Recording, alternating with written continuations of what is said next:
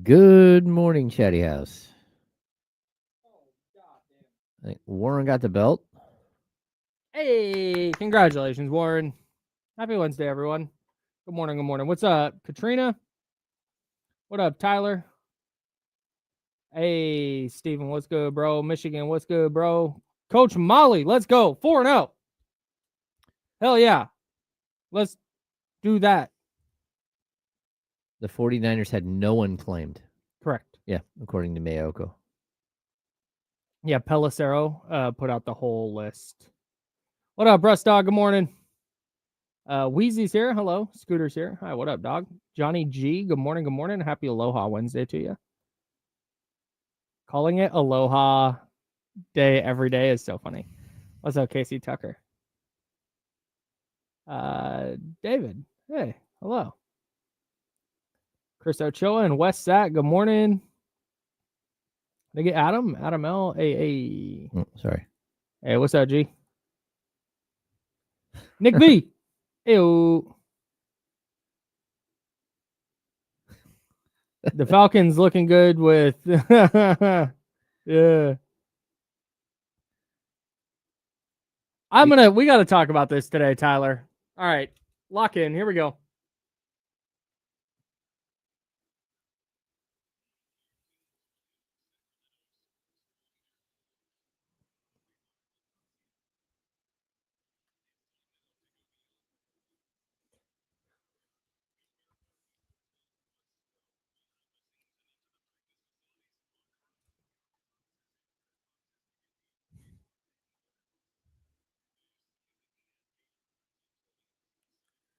All right, good morning, good morning, good morning. Hello, everybody. It's been a day. It's been a day. It's 10 o'clock on the dot, and it's been a day.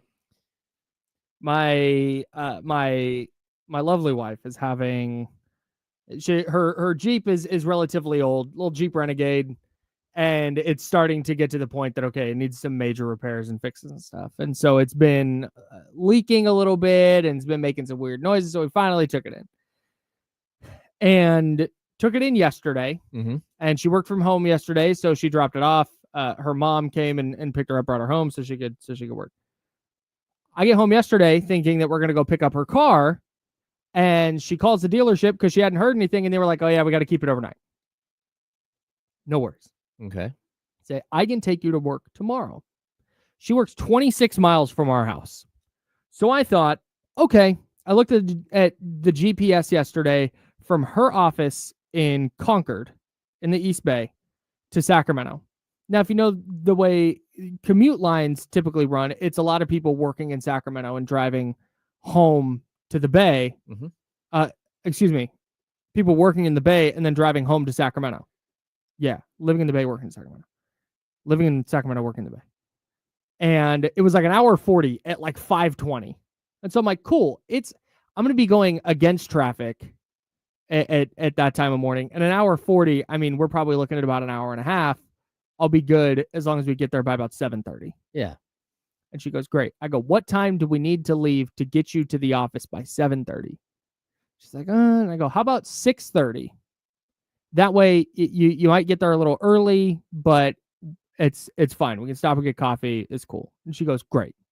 We leave our house at 6:30 on the dot, which is different for us.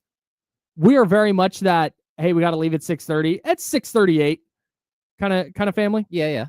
Left at 6:30 on the dot. Coffee was already ordered. Pull up to, I'm going to shout them out. Dutch Bros. Love Dutch Bros. Pull up to Dutch Bros. There's nobody in line. I go, hey, we had a mobile order. Girl goes, yep, bet, got you. Here it is. Bang, bang. We're out the door. We're cruising. We look at the thing. We look at our GPS. Says arrival time is like 7:20. And she goes, man, at this time of morning, that's crazy that it's going to take us 40-ish minutes to get there. Yeah. Like, yeah, no worries. An hour and 40 minutes later, we pull up to her office. It took us an hour and 40 minutes to go 26 miles. Brother, it takes me an hour and 40 minutes to do the 82 miles from my house to here. I do not miss Bay Area traffic even a little bit, because here's what happens. So if you're familiar with the Bay Area at all, I live in Oakley by Antioch, Pittsburgh. And the drive in toward Concord, you have to take Highway 4. Yep. Highway 4 is a mess. It's just there's off ramps and on ramps and there's junctions, and it gets backed up because people don't know what they're doing, and it's just a nightmare. But it's backed up even more than usual today. So the GPS says, hey, you're going to want to get off of the freeway and you're going to want to take some back roads. Well, it turns out the major back road that everybody takes, because the freeway is backed up, there was a major accident that shut that road down. Oh, no. So not only is getting to that road, it takes us forever. When we finally get to the light where we're going to turn on that road, it's like, oh no, we need to go a different way. So we have spent all this time navigating around the traffic to have to go back toward the freeway. But because this has now happened, everybody else who's on GPS is now going the same one back road that you can take to get where we need to go. Ugh. It took an hour and 40 minutes to move 26 miles, bro. I thought an hour was like, oof, all right, there'll be traffic. An hour, that gives us a little wiggle room. Do you know how long it took me? It's 88 miles from her office to our parking lot. You know how long it took me? Hour and 20? Hour 30. Hour 30. Almost on the dot. Less time. Less time to go 62 more miles. I was upset because I missed a light at the lake getting out onto Comby Road this morning. Yeah. So I had to wait for the next An light. extra 4 minutes to that commute. It wasn't even 4 minutes. It's more like a minute and a half. But when you're commuting, dude, there's nothing worse than when, even if, because you don't have to rush in here, really. I mean, we have preparation to do and a studio to set up, but realistically, I pulled up at 9:45 today. Yeah. By the time I walked in the door, and we're good. Like, we can start the show. But when you're commuting, when you hit that red light, when you don't make that light, it feels like every minute is 10. Oh yeah, especially worst. They keep doing work on 49. For some reason they've decided to add roundabouts in. I mean, I get it. There's a lot of deaths on the freeway on the highway right next to my house. Mm-hmm. A ton of people, perish unfortunately on Highway 49. Sure. There's no center divide. People are going 75, 80 all the time. And it just ends up being a nightmare. People pull out in front of people. All kinds of bad things happen. So they're adding in these roundabouts, which I don't want to speak ill of the people around me, but I'm not sure that everyone understands a roundabout.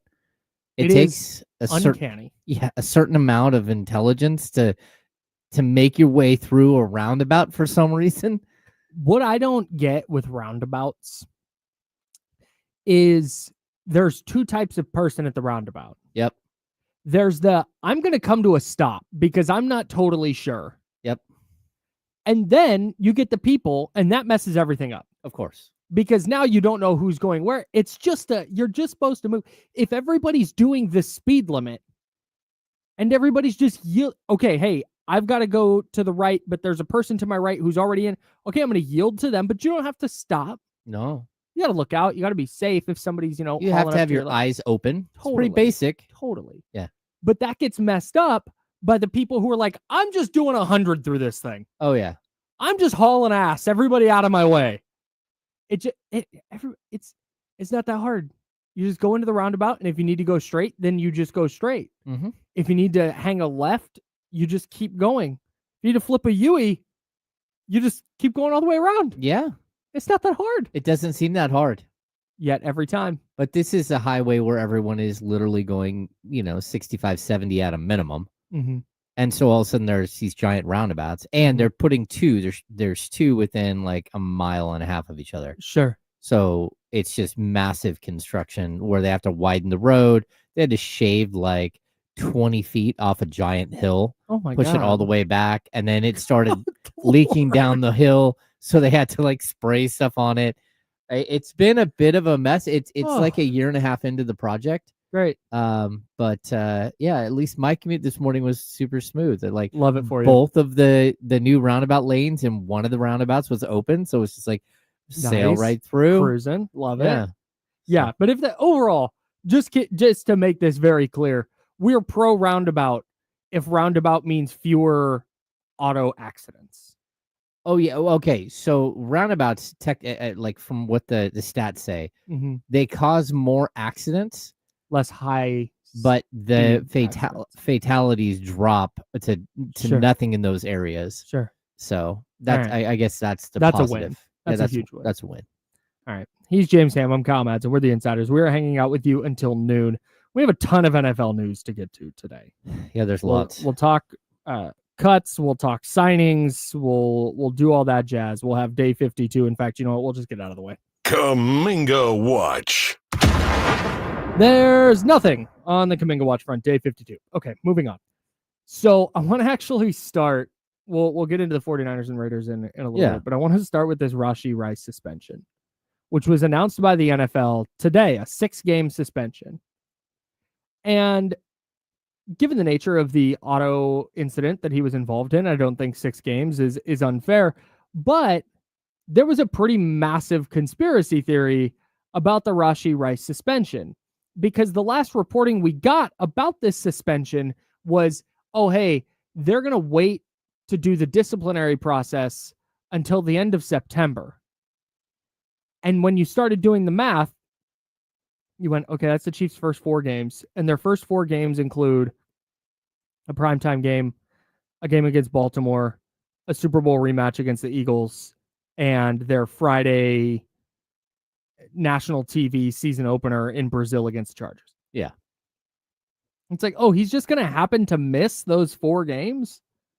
Or excuse me, be available for those 4 games, and then you'll figure out the punishment process?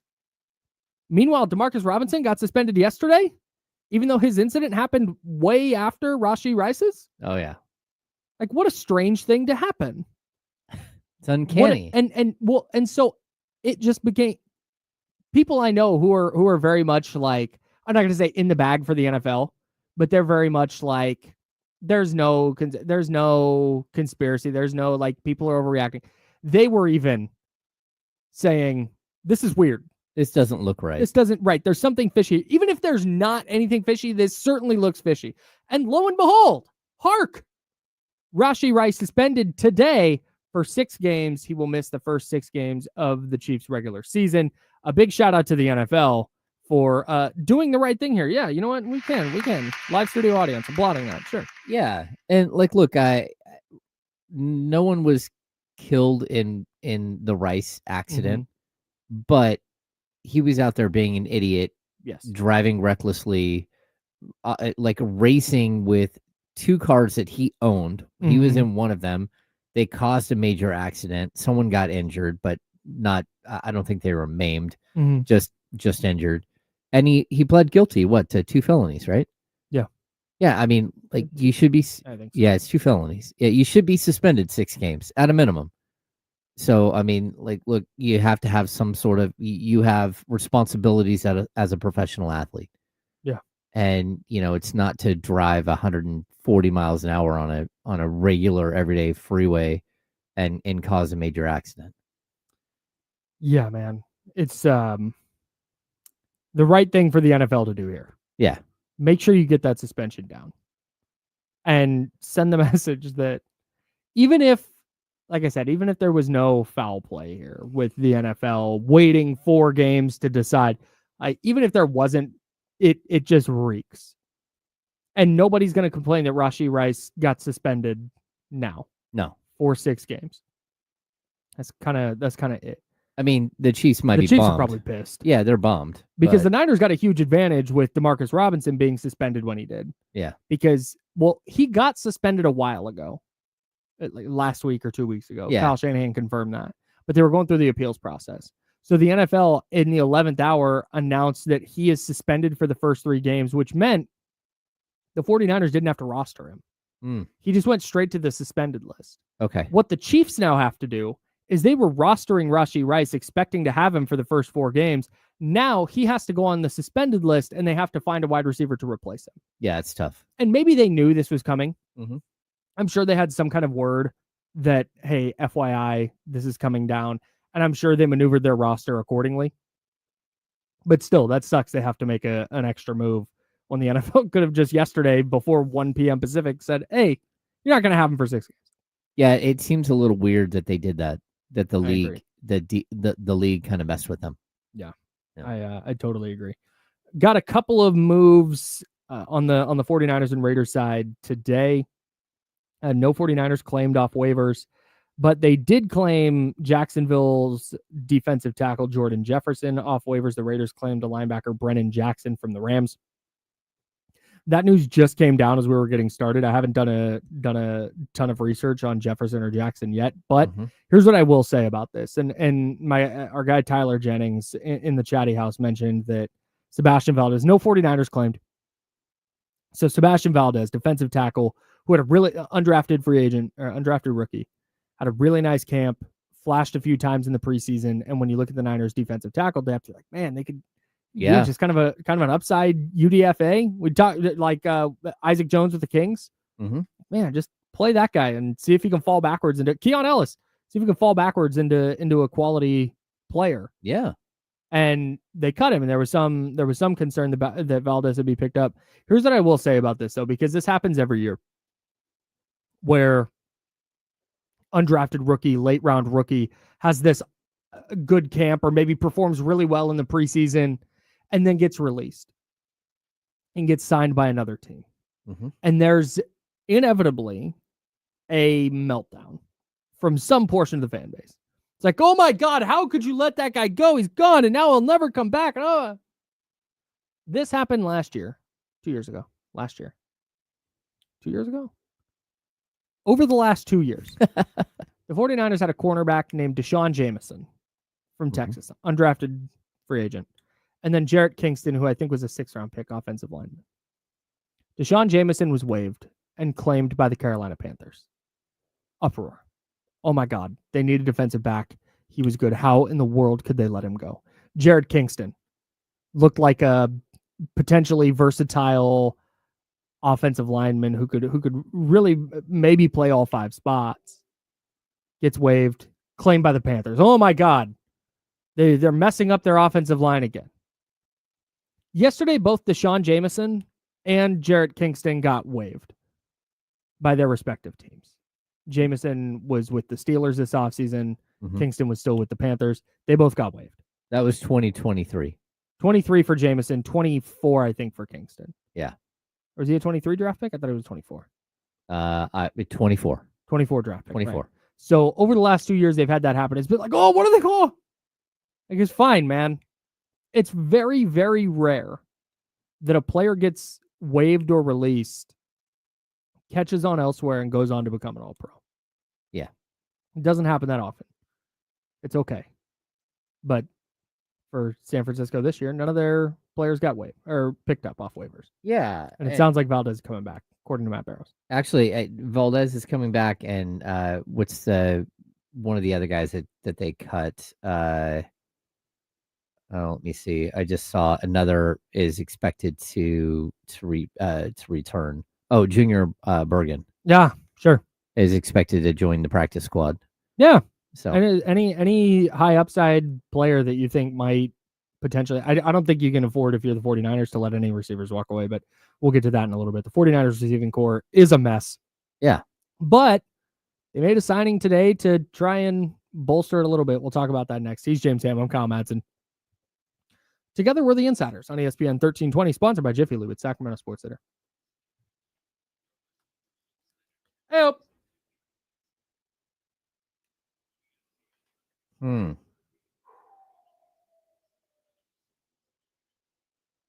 Yeah, I wasn't looking at the clock. I wasn't either until I looked up and saw it was 17. I was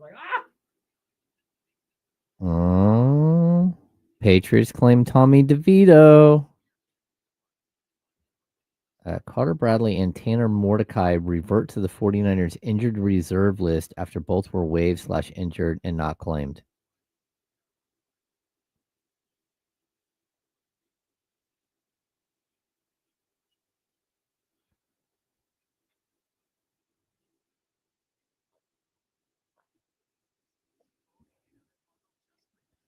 It's another potential signing, according to our friend Matt Barrow.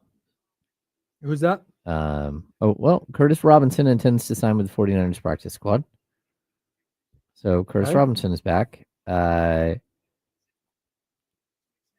Barrow said that there is interest in Kendrick Bourne, former 49er, who was waived by the Patriots this morning to sign Right. DeVito. Not a huge shock there.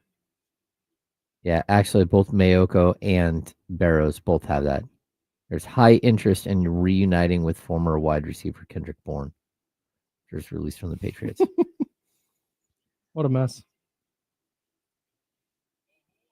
Robbie Chosen out there like, man, life comes at you fast. Yeah, I just don't think he's an effective player anymore. Yeah.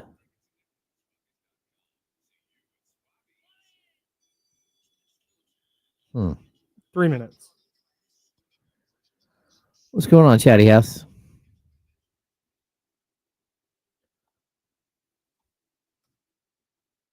We absolutely did not call them the Natomas Kings.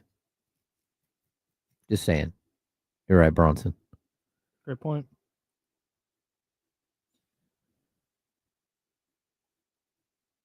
Or the North Natomas Kings.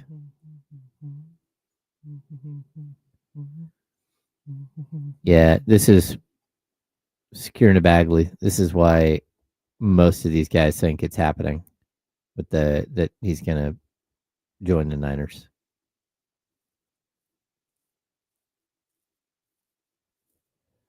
Ooh. Michigan. I got to be honest with you. This sounds crazy, but I'm going Dak. I like their receiving core. Yeah, I think they're going to throw the hell out of the ball. I think they are too.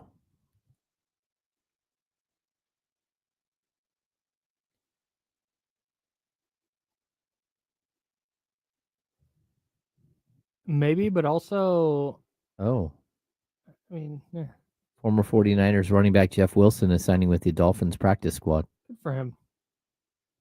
Very nice. Probably a quicker path to playing there. Man, this is such a good question, Norm. Name a player that improved after changing their name. Oh man. Chad Ochocinco did not. Kareem, well, I think he was great either way. Sure. Yeah. That's a good one, though. It's probably the best pull.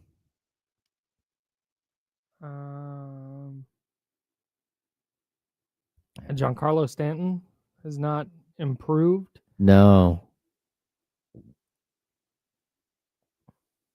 And that was just John Stanton, right? Mike. Mike. Oh, no. I knew that. Mike Stanton. Mike Ron Stanton Artest. changing his name. Oh, to what? Giancarlo.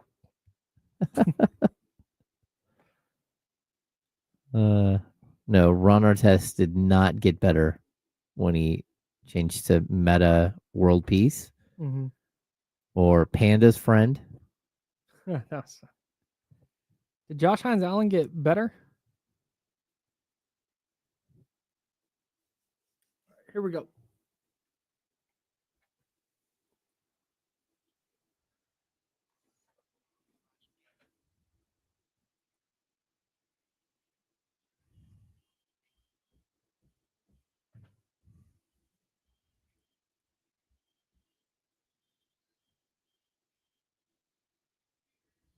Now, back to the Insiders with James Ham and Kyle Madsen, brought to you by Jiffy Lube on ESPN 1320. It's an interesting question.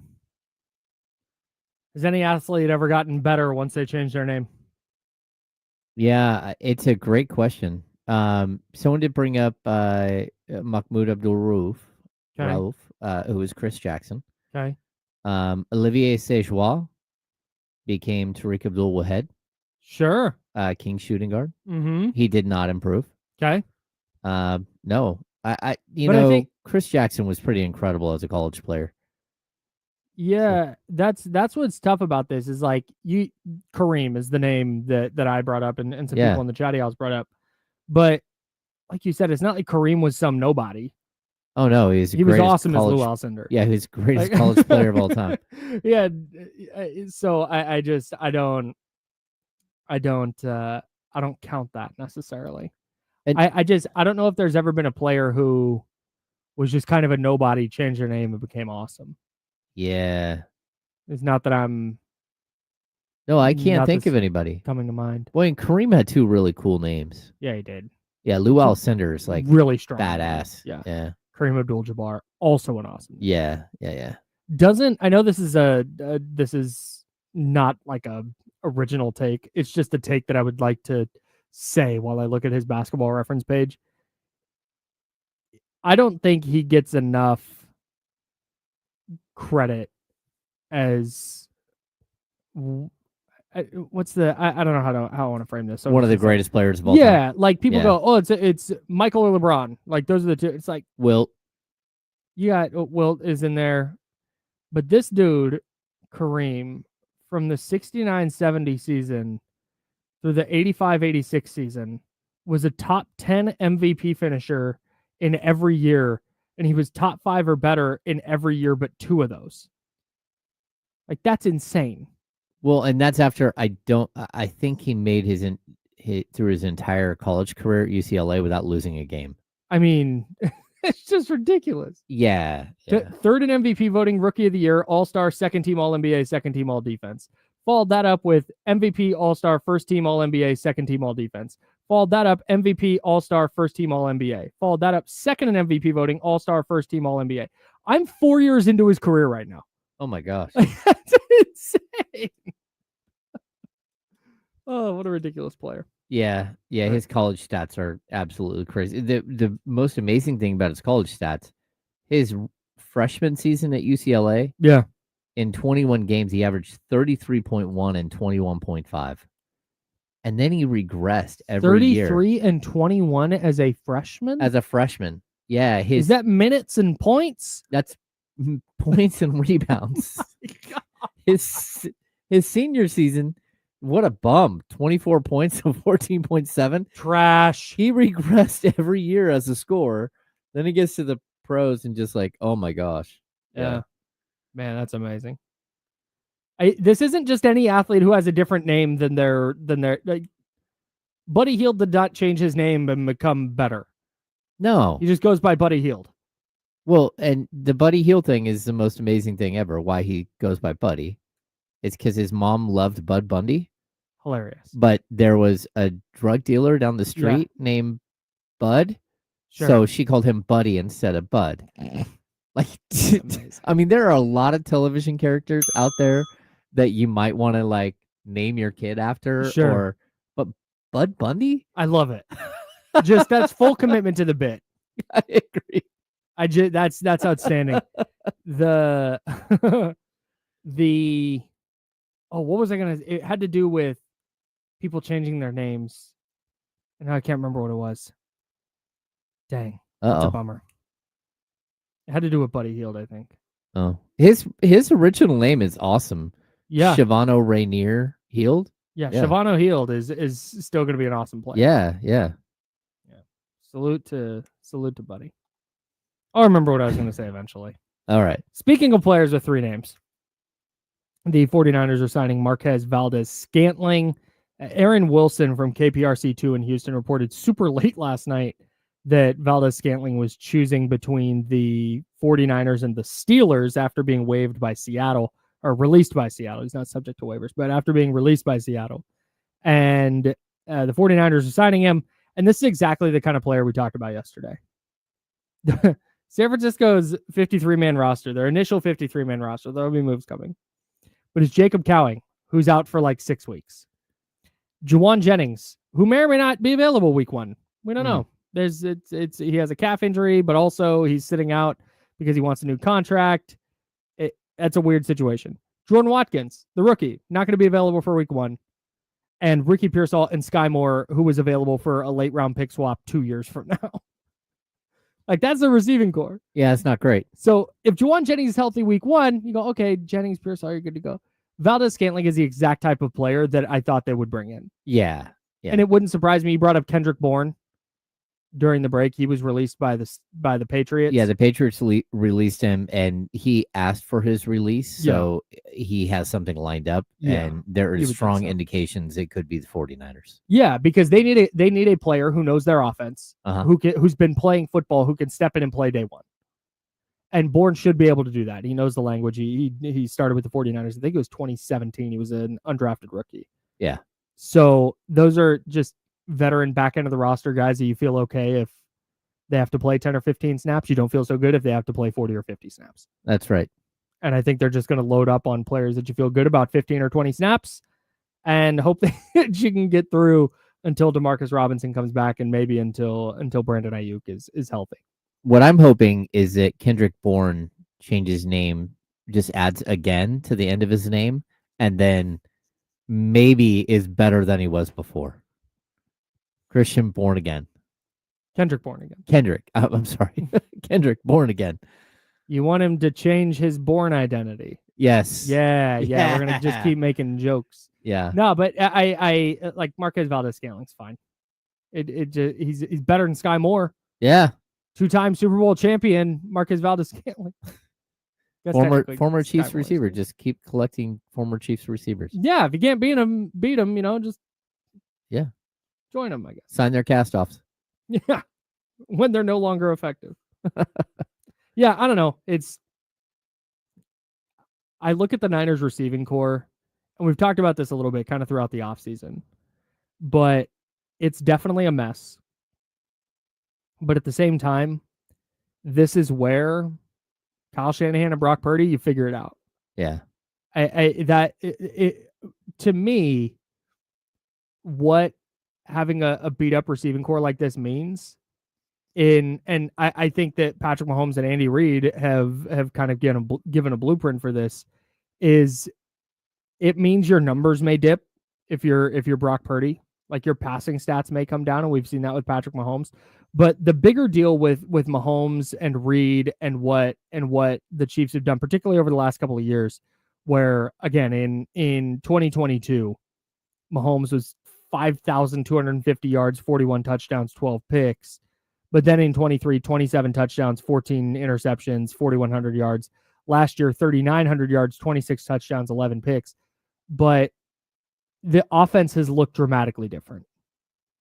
And that's what's so impressive while the Chiefs have been maneuvering and navigating their way through wide receiver issues, whether it's talent level or availability or trying to integrate a rookie like not Hollywood Brown, but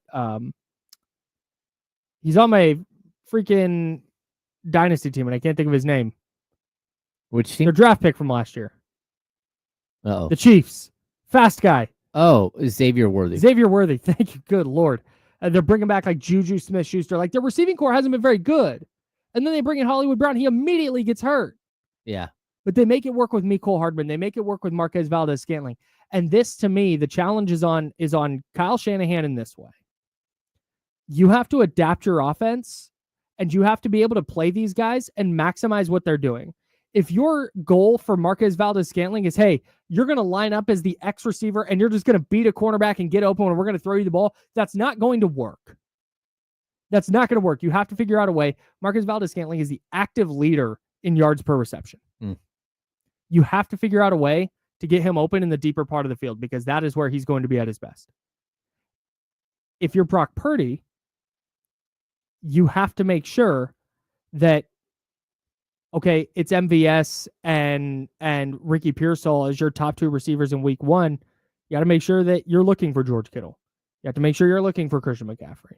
You have to make sure you're taking the easy throws and not trying to go, hero ball on every drop back because you don't have the receivers. And so you think you need to take the onus on yourself. Like, no, what Patrick Mahomes has done, Patrick Mahomes, it. Yeah. Patrick Mahomes over the last couple of years has not been air it out. We're going to throw deep balls and we're going to go crazy offense. It's been a lot of short and intermediate throws, a lot of throws behind the line of scrimmage. Yeah, a ton of short throws to Rashee Rice. Taking the easy throws, taking the easy yards. And that's where it's on Kyle Shanahan to put the receivers in position and call the plays accordingly to put those receivers in position to be successful. But then it's also on Brock Purdy to dude, take what they're giving you. Not every play is going to be explosive. Mm-hmm. You have to take what's available to you. And that to me, we can talk about the front office, we can talk about injuries, we can do all that. But the fact of the matter is, if you're a good quarterback, if you're a quality quarterback and a quality coach, and I think Purdy and Shanahan are, you figure out a way to piece it together, even if it doesn't look as explosive as you might like. And that to me is what this comes down to. Yeah, and I think what the 49ers have done, they've done a couple of sneaky moves here. Number one, they brought in Brian Robinson to free up McCaffrey to be more of a receiver, and that to me is a good thing. They also brought in, like, their main free agent signing this year was Luke Farrell, and I have a feeling that means we're going to see George Kittle in the route more often. Yeah, we're going to see him out, doing Kittle things on the field. And so if you can get those guys to supplement, even if it's just Pearsall and Jennings and a ragtag group around them until you get Ayuk back. And even when you get Ayuk back, who knows what Brandon Ayuk looks like in the first, 4 weeks that he's back on the field. So I think that there's a way in which you can sort of buffer the expectations of what you need from a receiving core. Totally. And by using the other pieces that you have. So the receiving room is soft, it's weak, right? But the rest of the specialty players, they're also really, really good wide receivers. Sure. So I mean, you're going to have to rely on that. Yeah. I'm right there with you. And John Lynch mentioned early in the offseason that one of the reasons they brought in Luke Farrell was for that. Yeah. So they can, man, you know what? Colton McKivitz needs help on the right side.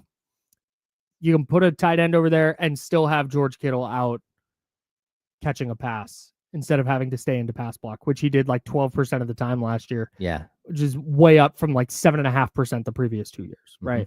So I very much think that that's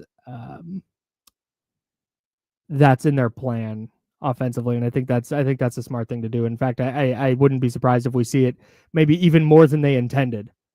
Now that we see what their receiving core looks like. Yeah, man, I don't know. It feels like the entire 49ers roster, when you start going position by position, is very much like a house of cards. Oh, I totally agree. If everything, and I've said this before on this station, if everything goes perfect, if everything goes exactly right, then I think they can be very, very good and very, very competitive. Yeah. But it's like, we'll go through the positions later, but you start to go, all right, well, what if this guy's missing? Who's next up? And it gets really, really dicey, right? Oh, yeah. You were talking about expectations, though, with the receivers. I think it's important with Brandon Ayuk to start expectation setting now, because it can't be, and I don't think the 49ers are necessarily doing this. It can't be, just survive until week 6 or 7 when Ayuk comes back, then everything will be fine. Yeah. The goal has to be, when Brandon Ayuk comes back, he's wide receiver 3. Because he's going to be, 80% of himself? Maybe? You hope? 80-ish%? It's like 80% of Brandon Ayuk is a perfectly fine third wide receiver. But if they're sitting there in let's say week 7, and they're 3-3 through their first 6 games, and their passing offense just looks abysmal. It's not, hey, here comes number 11. He's going to save the day. It's fine. Like, that's not a thing that's going to happen. If they're really lucky, Brandon Ayuk will contribute and then be a little bit closer to maybe 90% of himself by the time the postseason rolls around, if they make it. That's if they're lucky. Yeah, it kind of feels like you need to look at Ayuk as almost like the Emmanuel Sanders ad a few years back, where you're hoping that at mid-season you might get a guy who can help you. Yeah. And he's not going to walk in the door and be your wide receiver number 1, but he's got to be able to help you. Yeah. And do what he does. I think that's the one thing that, like, it always stands out, that Brock Purdy and Brandon Ayuk have this really, really good bond on the field in this, like, intermediate, like, long passing game. Like, the long drag routes, the outs, whatever it is. They don't play in that short field. They play in a much deeper field. And I think that that's where the 49ers are probably going to struggle a little early in the season.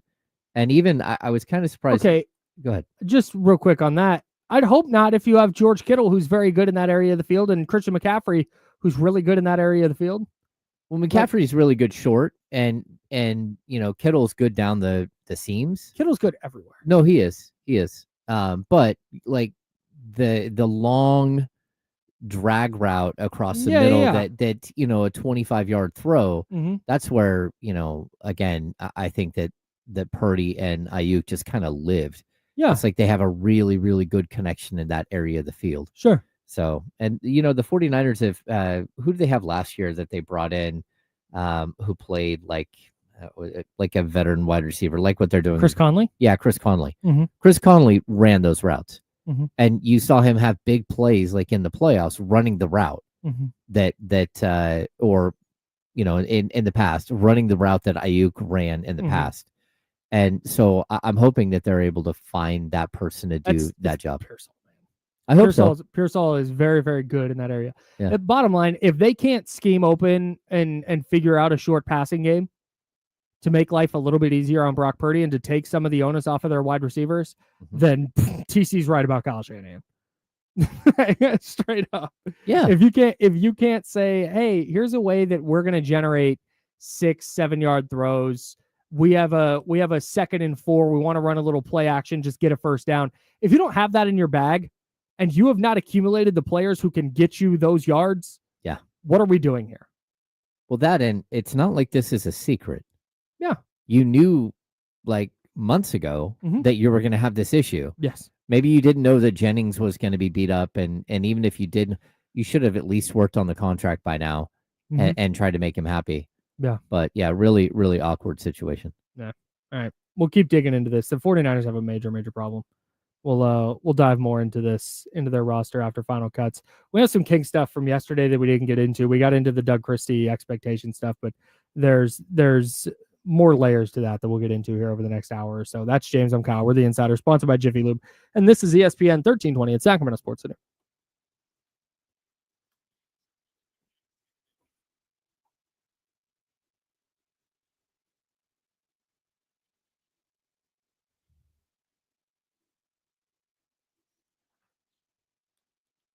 Oh yeah.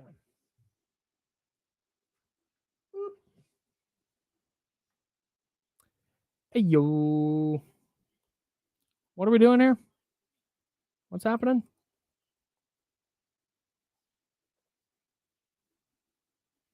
What in the world is happening here?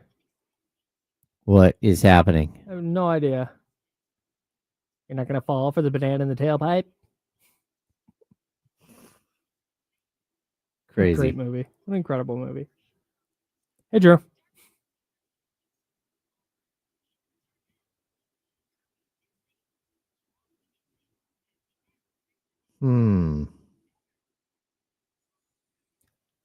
What do you do, Scooter?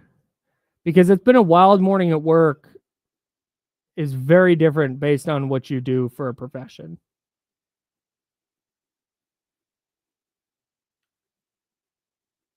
I have some friends with jobs who, when they're like, yo, I got some stuff to tell you about work, I'm like, yes! Tell me all the drama. Roto There was scooter. nothing worse than going, when I lived in Arizona, than going to the cigar bar with my buddy who's a teacher and all his teacher friends and hearing them just drag their students for 2.5 hours. Ah! Yeah.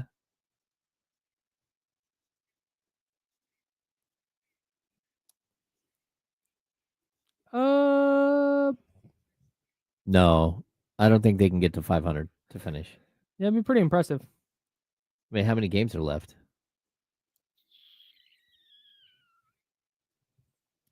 They're rolling though. Yeah, they're. It's an effective baseball 62 team. and 72. So what do we got? 28 games? 34, yeah. So they got to go 19 and 9. Oh. 19 and 9, and they play. Here's a question: will they finish with a better record than the Giants? Yeah, that's 19 and 9. They got the Tigers, 3 against the Rangers. Oh, the Rangers are decimated. At the Cardinals, at the Angels, home Red Sox, home Reds, at Red Sox, at Pirates, 3 versus the Astros, 3 versus. Yeah. They have an outside shot. I wouldn't bet on it. Kansas City's not bad. Houston's good. Boston's freaking rolling.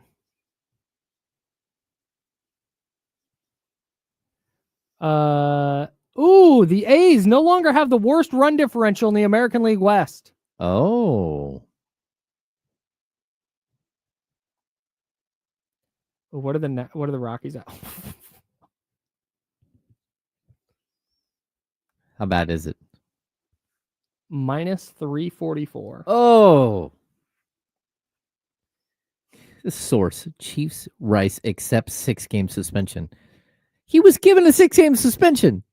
Well, he's not going to appeal. Yeah, I get that that's what they're saying, but all right, I'll take my 6-game suspension. Hey, do you want to know? I'm looking at the Rockies stats here. They're 38-94. Oof. They've played 66 games against teams above 500. You want to take a whack at their record against teams over 500? 66, 6-60? No, not quite. 9-57. Oh my gosh. They're just not good. 344. 9-57. Ah!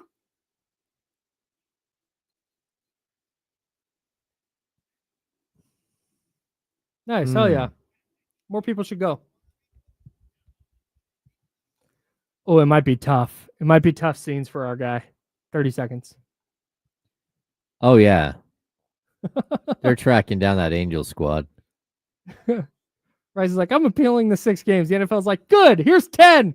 We don't like the way that you answered your questions. You get more games. Okay, relax. This is crazy. Relax.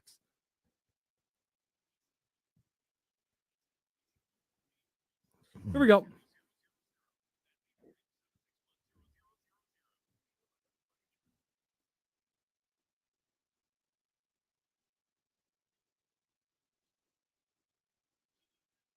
Now, back to the Insiders with James Ham and Kyle Madsen, brought to you by Jiffy Lube on ESPN 1320. This few minutes of baseball with maybe some football talk sprinkled in is on ESPN 1320 is presented by Paramount Plus. You can't count on much these days, but you can always count on Sundays with the NFL on CBS and Paramount Plus. Watch your local NFL game live every Sunday on CBS and Paramount Plus all season long. Visit ParamountPlus.com/NFL to get started today. Also want to remind you, I'm just going to do a little bit more housekeeping here before we dive into our baseball conversation. We've got Coach's Corner live from 32 Burr Street at Sky River Casino with Coach Brennan Marion and our own Kenny Caraway, 32 Burr Street at Sky River Casino. Come out and join the fun. Must be 21. That starts at 6 p.m. That's going to be a really good time. Make sure to head out there and support Sac State football, support Coach Marion, support Kenny, and have a good time out at Sky River. I've never had a bad time at 32 Burr Street. Also, you can win a one-night stay. Speaking of Sac State football, you can win a one-night stay in a suite and 2 tickets to the Sac State Nevada football game on Saturday, September 6th, courtesy of the J Resort Hotel and Casino in Reno.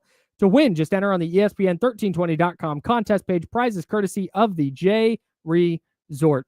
Our guy Russ Dog asked if his West Sacramento Athletics would be finishing the season at 500. I'm going to say no. I'm leaning no. I think there's That's a my firm chance. answer. There's definitely a chance, but if I'm picking one or the other, I'm going to say no. They'd have to go 19-9. Okay. And they've been cruising lately, to be sure. But I'm not ready to say they're going to get there just yet. Okay. I think that they will get there. I think they can pass the Angels. Let's see. 1, 2, 3, 4, 5, 6, 7, 8. 2 series 9, against Boston, a home and home. You still got the Astros. You got Kansas City, who's not bad. They're 11-5 over their last 16. Mm-hmm. Yeah, I don't know. They're playing really well, man. Like, you know what? They're fun to watch, and yeah, like the game last night. If you even go back to the game before, because we didn't really talk about their win on Monday night when Tarek Skubal is just like that lights was out. cinema, dog. It that was amazing. So good. It was. So if you missed it, Shea Langoliers in the first inning tattoos one down the left field line. Yeah. Stadium Ops jumps the gun and hits the light show. Oh no. Oh yes. Hits the light show as the ball sails foul. Oh. So the lights, the LED lights are flashing on and off. You know, like they do as the players running the bases. Yeah. That happens. Screwball's pissed. Oh. He eventually strikes out Langoliers. And as he's walking off the mound, he like points at the lights and does a motion like, give me a light show now. Yeah. Incredible. And then in the seventh inning, with the A's trailing 3-2, Langoliers steps to the plate again. He's already struck out twice, including the dramatic strikeout in the first inning. And tattoos a grand slam to give the A's a 6-3 lead in a game they went on to win 8-3. Tattoos that grand slam off of Tarek Skubal. Unbelievable. Yeah, like it was so much fun to watch. So good. Yeah, and then Nick Kurtz stepped up later in that game and just pinch hit Jimmy Jack flips the ball over the left field wall for a home run. So last night I'm watching it again, and first of all, Detroit looked like little leaguers out there fielding in the infield. I mean, they dropped, I think, 2 balls, one that could have been called an infield fly rule and wasn't, and one that was called an infield fly rule. They dropped them both, and they were just like horrific in the field. They even had a pop up late where Brent Rooker ended up like basically with a double. Yeah, like he made it all the way to second. The A's and Tigers are playing like their roles are reversed. Oh yeah. The A's should just be playing out the string, and they're playing like a team fighting for first place. Yep. And the Tigers where are the Tigers now? The Tigers, I mean, they're 9.5 games up in the American League Central. They're one of the best teams in the sport. But you don't want to be playing bad baseball. They've now lost 3 in a row. You don't want to be playing bad baseball going into September and October. No, and you don't want to end up in a wild card or something because you stumbled. They're 9.5 on the Royals. But to your point, if you lose 7, 8, 9 in a row, all of a sudden that 9.5 becomes 5 or 6. Yeah. And now you're battling down the stretch. So they had the crazy situation early in the game. The A's went up 3-0 in the first inning. And then they had a monstrous grand slam. I mean, at 471 feet, went over the batter's eye. Just a bomb, dude. Yeah. Like one of those pitches that there's sometimes when from the center field angle when you're watching baseball, a guy will hit one and you're like, oh, he caught it. And then he didn't really. Yeah. Or he'll get it, or he'll swing. You're like, oh, did he get that? That was one of those ones that off the bat, you were like, oh no. That's way out. They didn't even have a camera to catch it. It was above the camera. You're like, what in the world just happened? Like they never had an angle. They never showed an angle of the ball going over the fence. You just look at Lawrence Butler like looking up. It didn't even move. Gave it the courtesy stuff and was like, oh my God. Well, the funny thing is too, like Beto has a bunch of movement on his pitches. Like he's got he can throw heat, but the movement of his pitches seems to just like move to the bat. So do you remember Trevor Cahill? Of course. I think Trevor Cahill had this same problem where his sinker moved too much. Yeah. And he had a really hard time throwing it for a strike. So in order to get it over the plate, he kind of had to groove it. Yeah. There's not a lot of like nibbling. It's just, hey, I'm either going to throw a ball or I'm throwing it at the fat part of the bat. Yeah. I think Beto has the same problem. Yeah, it's just like it has this weird like late movement and it's just like, oh no, I'm going right toward it. Where's the bat? I'm going to find it. So, and of course the A's win in a walk-off walk. Hernandez got the walk with the bases juiced. Yeah, it's just so absolutely super fun to watch, man. Like every single night they're bringing excitement. I really feel like the players are doing their best now to represent and to give Sacramento an opportunity to enjoy baseball. Absolutely. And I think a little bit of it too is like Severino's like on the DL and we're not hearing from him anymore. Yeah. So he's not sitting there like chirping about how bad everything is. But I think it was like we're seeing players go out there and embrace what's happening, and it's just fun. It's fun to watch a team grow and become something that could be very special in the next year or two. Yeah, I was wrong last year. I thought last year was the 2017 season. Yeah. This is the 2017 season, Mm-hmm. where you don't even really have to squint to see the outline of a good team. It's just like, no, the A's are good. Oh yeah. Their record is a product of going 3-24 through May and June, where they were 21 games under 500. But outside of that, they're 11 games over for the rest of the year now. Yeah. That's a good ass team, dude. And you're watching a couple of players who aren't having that breakout season. In Butler, who had such a huge finish last year and is really kind of scuffling. And then they brought up Zach Geloff, but if they can get Geloff and Butler right at the end of the season, man, just like the talent level at every position outside of third base is just extremely high. And you're like this team has a really good opportunity. They feel like those Cleveland Indian teams in the 90s that just like every young player at every position, you're like, oh my gosh, this team has got it. Yeah. Yeah. I'm interested to see, because I think you said they're fun to watch. And I think that, winning is going to matter, but I very much think that for them, that's kind of the priority a little bit right now. Yeah. Is, hey, can we just be interesting going into Las Vegas and give Las Vegas fans something to be excited about? And give, I shouldn't say Las Vegas fans, A's fans, if you're going to stay an A's fan, something to be excited about as they go to Las Vegas. But at the same time, I think that they've been good enough this year that this offseason, if you're David Force, their GM, I think you have to consider, okay, is there one of these young players we can part with? Whether it's Soderstrom or Langoliers or Butler or whoever. Is there somebody that we can part with for like a high level starting pitcher or a couple of high level bullpen arms? Yeah. Where you're solidifying, and I know they made the Mason Miller trade, and they've brought in, they drafted a lefty, and they're trying to kind of build their pitching staff through the farm system, which is good. That's solid. But I think they could be really damn competitive next year if they add a top flight arm to their rotation. And I wonder how much they're going to weigh, hey, we're just going to let this group play it out, and we'll be cool with being fun, even if our pitching staff leaves us a little bit short in the end. Or do they go, man, this is a really good team that's really, really close. We're going to make this dramatic move to try and get over the hump next year. Yeah, you're really hoping that they are going to make that move. And like, look, they have some young pitchers that have come up lately and are really starting to find themselves. Yep. I think the Jacob Lopez injury is just a huge bummer, because we're not going to get to see him. He might make it back before the end of the season, but Jack Perkins looks tough.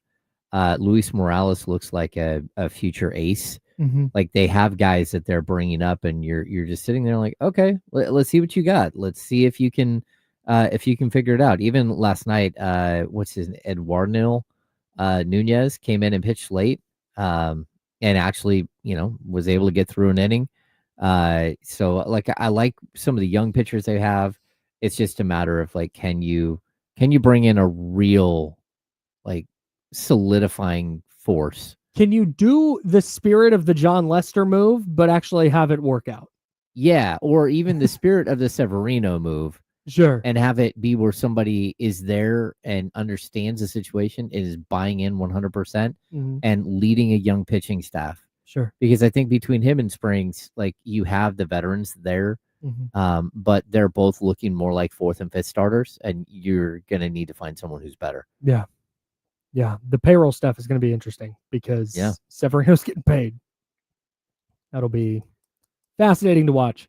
Hey, there's a thing we didn't talk about that the 49ers did yesterday that leaves them without a key portion of their roster. Weird. We'll talk about it next. That's James. I'm Kyle. We're the Insider, sponsored by Jiffy Lube. Second hour coming up on ESPN 1320, Sacramento Sports Center.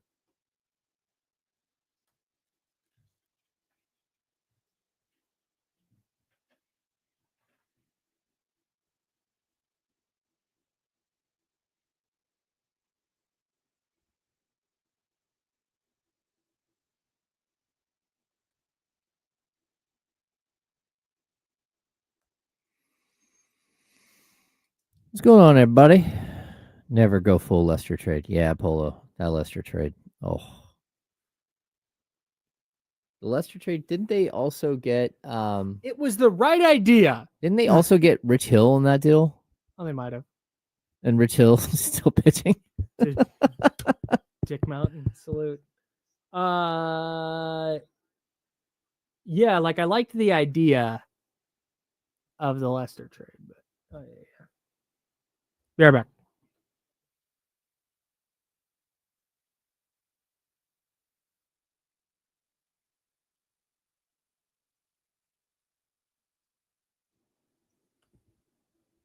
I just don't think right now the A's have anybody who is as singularly impactful as Cespedes was that they would trade.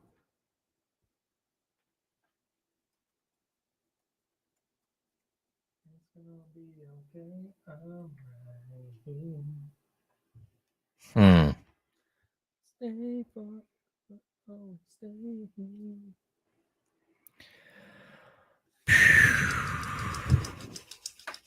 Yeah, there are a bunch of aggressive people. Huh? In the chat today. The chat is pretty aggressive to quite aggressive. Love that for them. Yeah.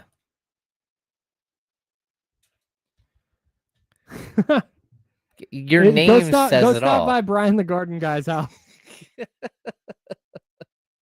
Even your avatar is spectacular. That's so good. Yeah.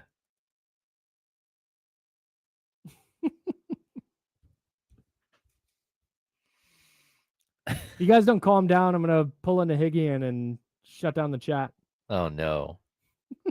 Shout out to Matt.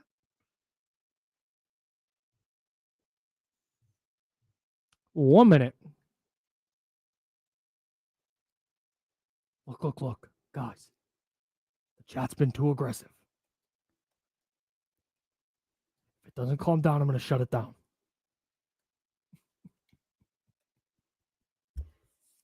Hey, let's go. Our Falcons gonna get a dub today. Let's go, coach.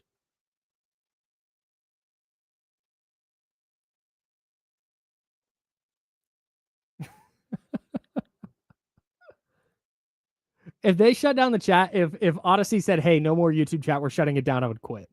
Mm. You guys want the chat? I'm out. You guys want the text line? I'm in. I will turn this car around right now. Right now.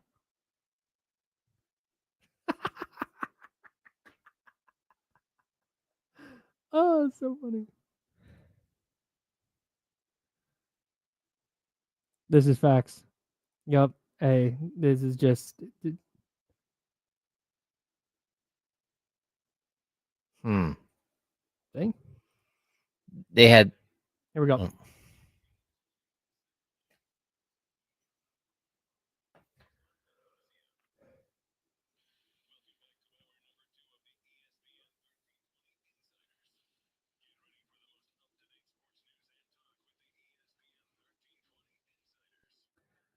Hour number 2. That's James Ham. I'm Kyle Madsen. Jesse Tapia now on the ones and twos. We're the insiders hanging out with you until noon. And then we'll hand it off to D-Lo and KC. Somebody said, where would I say Kuminga watch if the chat went down? Yeah, no, good question. Made a joke about shutting the chat down. Oh, yeah. Didn't go over great. No. We're here because of the chat, not vice versa. They shut the chat down. Our show's gone. Oh, yeah, maybe. It's like sometimes when we're talking about stuff, the chat's not even paying attention. They're just here talking about whatever they got going on. Yeah, no, we're very much the second attraction. Oh, yeah. Kuminga Watch.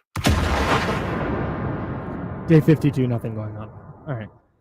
I tried to look just to make sure there's nothing going on. Uh-huh. Man, just the same people regurgitating the same exact stuff. Right.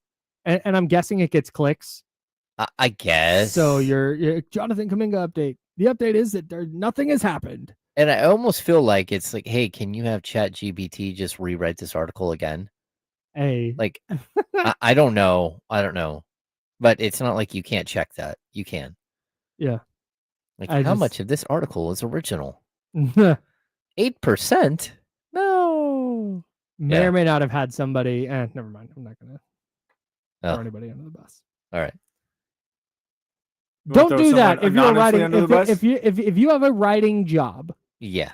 blogging, certainly being a journalist, but even if you're blogging, aggregating, whatever, don't use ChatGPT to do your job. No. That's all. Google works if you have questions about something. Yeah. And if you're so lazy that you can't knock out a 250-word article about Marquez Valdez-Scantling, maybe find a different job. I don't know. I don't know. Wonder where this is coming from.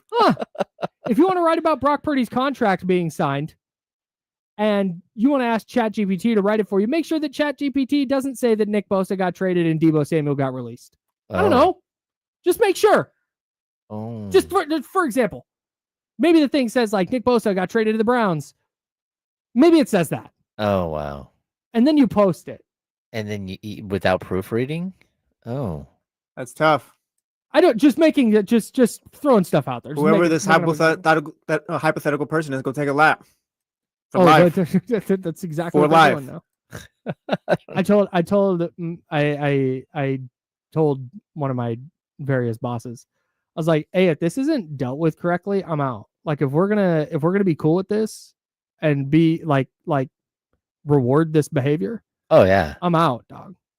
Like chat, that's super not okay. No, and you shouldn't get clicks because you wrote something incorrect and people are like going to find it. Like, I mean, and I like, again, teachers, like they can just copy the whole article and drop it into Chat GPT and it will tell you how much of it is written by someone else. Man, that's wild. All right. What were we talking about? Oh, we're going to talk about the fact that the 49ers cut a specific position. You're like, hey, so I always make the joke during when I'm doing like 53-man roster projections or whatever. If there's like Kyle Juszczyk's not getting cut. Yeah. So I'll make a little joke about, Kyle Juszczyk being on the team. The 49ers have 3 specialists, a long snapper, a kicker, and a punter. Every team needs those 3 positions. The Niners had 1 at each position. So it's just like, hey, lock this in.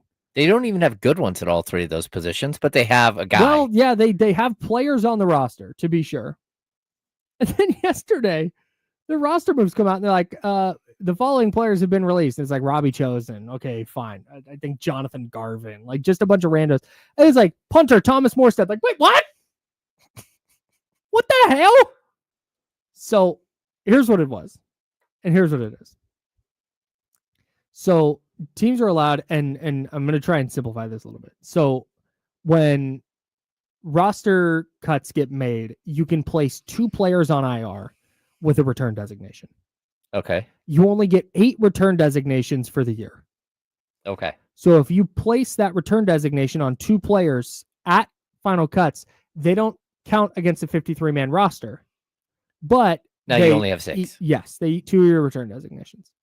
So what the Niners did is they put a return designation on Kevin Givens, the defensive lineman. Mm-hmm. But they didn't put one on a player like Jacob Cowing or Dominic Pooney, perhaps, or Jordan Watkins, the rookie receiver who has a high ankle sprain, or any of these other players who have nicks and bruises who might need to miss time. Cowing is going to be the example I use here. So the 49ers now can put Cowing on IR, and he does not have to be designated to return.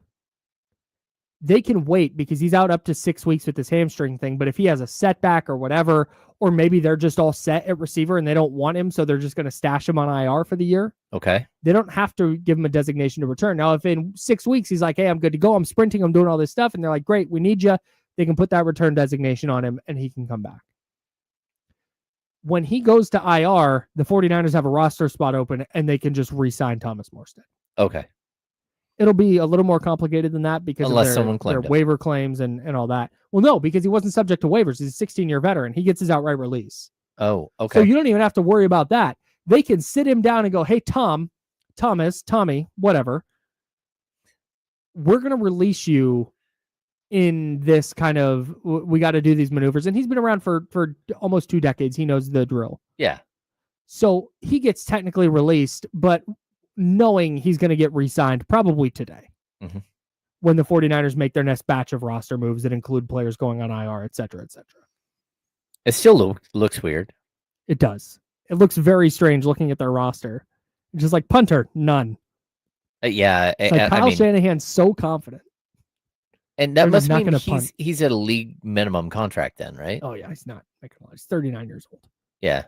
So Brent Boyer, their new special teams guy, just wanted his dudes in.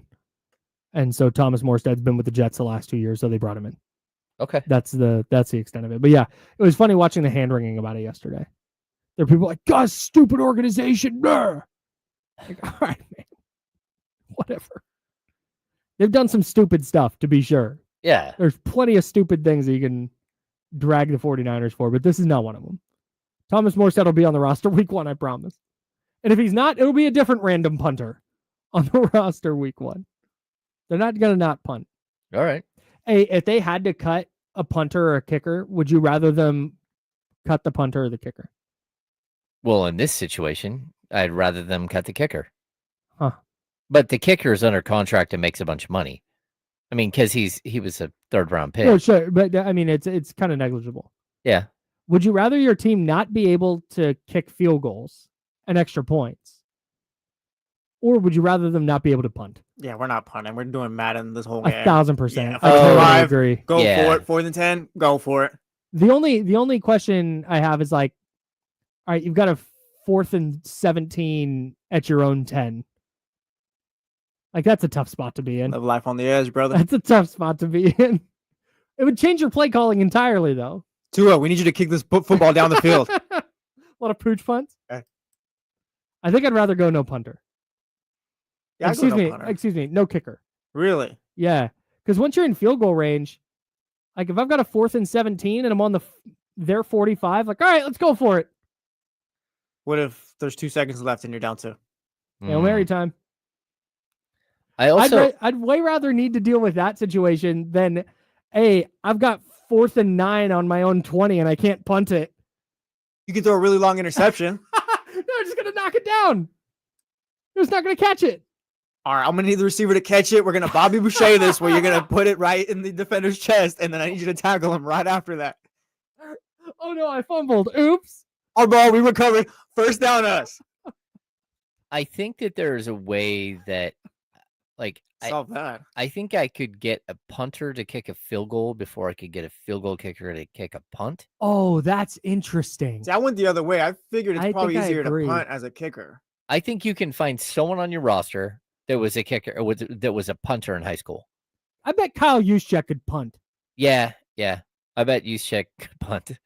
I also think there's someone else on that roster that you're like, oh yeah, he did everything at his high school. There's just I think there's a mechanic to kicking. Yeah. That is not there for punting. Like, I know there's mechanics to punting. It's not a super easy thing. You have to catch the snap. You have to take the steps. You got to kick it. But with a punt, you're just trying to kind of get it out there. Yeah, it's got to be quick too. Yeah, even if it rolls a little bit, like just get it off your foot and go. And if you shank it a little bit, like you're sacrificing field Can you at position. least just get this 35 yards down the field? We'll handle the rest, but at least do that. Yeah, exactly. With I mean, it's not great, but with the kicker, I think it's. But then who is the cat for the Texans? Daria Gumbawale, Oh yeah. sure. who kicked field goals for them? Yeah, I think he kicked one the other day. Justin Reed All right, the Justin Reed Chiefs has done that. kicked one. Mm. I think I'd rather go no kicker. Okay. See, but those guys kick it from like 20 yards out or whatever. Plus, I Yeah, think it's fine. a punter can do the kickoff. Yep. Yeah, I don't think that's going to be Oh, a no, problem. we're only doing onside on this team, Jay. You can't now.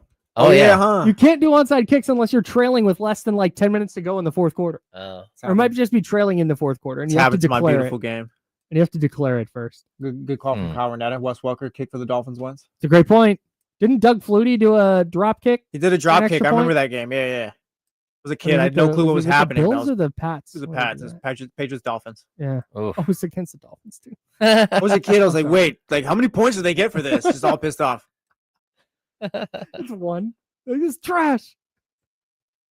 Yeah, man. There's no anger like young child anger at sports anger. It's all extreme. It's either the happiest moment of your life or you're crying. Dude, I used to do picks with my dad every week.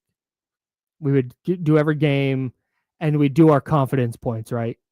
You 1 through 16 or 15 or 14, however many games there are, right?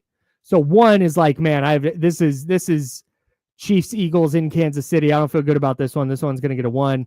But maybe it's Ravens, who's bad this year. Ravens Saints in Baltimore. I might give that a 15 or 14 or whatever the high number is, right? I remember one year, Corey Dillon, was it against it might have been against the Oilers. We might be pre-Titans here. Oh, wow. And I had picked the Oilers or whatever team. And Corey Dillon just went off. I think it was the game he set the single game rushing record. And just destroyed I think Oilers. And I was pissed. I remember screaming. I was like, I want to take his helmet off and punch him in the face and da-da-da. Just livid, crying, turning the TV off. I was 10 years old and I went through a 1-15 season. How'd that go for you? Oh, it was miserable. I think after that I was like, okay, like Sports are the worst. Yeah. That's fair. It's like they went 1-15. I can't get much worse than this. I had that with the A's during all their Game 5 losses in the divisional round. Just every single year. Like, whoop. I hate this. 10 years old, 11 years old, 12 years old. Yeah. I think I can beat both of you guys with this because Real quick. Now I'm 16. They finally go to the ALCS, but I get my wisdom teeth pulled. I can't go to any of the games, even though my parents went, and then they get swept by the Tigers. Anyways, go on. Sports are pain. I was at one of those games. Oof. Yeah, I covered a 24-win team in my first year, a 22-win team in my second year, back-to-back 28-win teams. See, but did this pain you though? Because you covered a team. I'm gonna say, dude, you choose to do this. Yeah. You could just quit. Yeah. You can just say, I don't want to do this job anymore, and you can do something else. How many times were you on the verge of tears after those seasons, huh? Yeah, dude. How many times did you throw something at the TV? I'm just telling you, like, you try writing 58 losing game recaps in a season. No, hell no. Go take a lap. Yeah, no. 54, 54, 53, 50, 55. You do not have it worse. You could have just quit.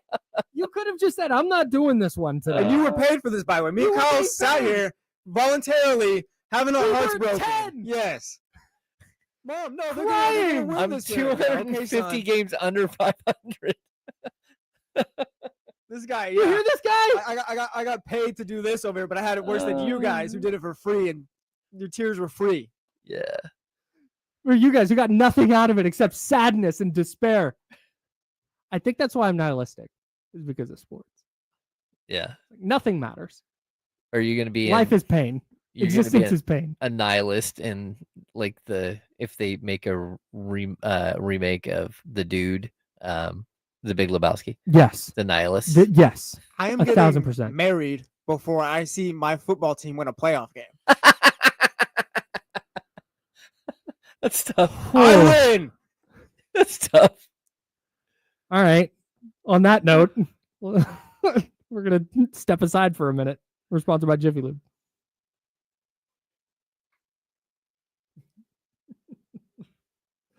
Not even win a Super Bowl. Win playoff game. Playoff game. Hey, the worst I don't say this tauntingly. I say this in what's the word I'm looking for? Like in sympathy. Yeah. The worst part about all of that is 2 times recently that the Dolphins have been to the playoffs. They've not even been able to give it a real shot because they had to start Matt Moore and Skylar Thompson. Yeah. Like, it's not even like, damn, you know what? Ryan Tannehill having the season of his life. Oh my gosh, his leg just blew up. Oh god. Tua And then concussed didn't Matt Moore get lit up in that playoff game? Yes, Bud Dupree decapitated Matt Moore. Yeah. And then he came back. The next play. It's like, what chance? And then the time they do get Tua, oh yeah, you're playing in a snow globe. You have to go to Kansas City against the defending champs, and it's going to be negative 14 degrees. And then there was one year, 2008, they get to the playoffs and they're going to 11-5, won the division. Oh, Chad Pennington, you get to play Ed Reed and Ray Lewis. You're going to throw 3 interceptions that day. Oh.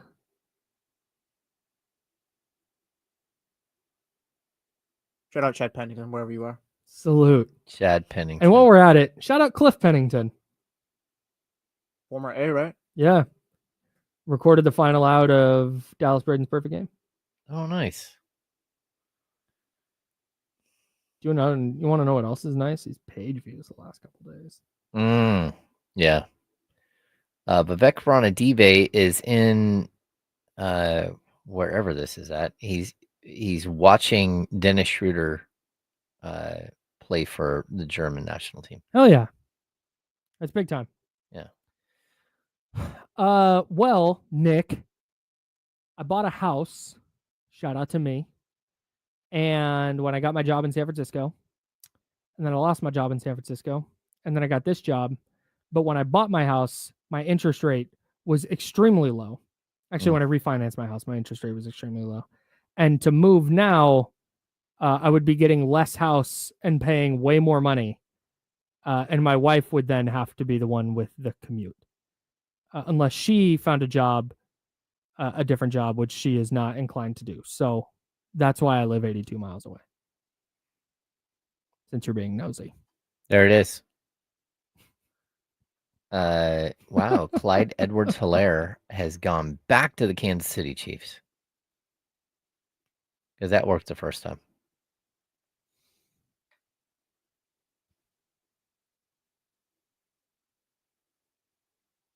Wait, who just walked by and shook the floor?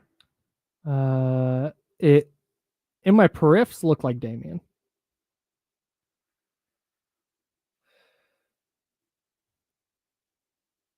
Oh, where is this?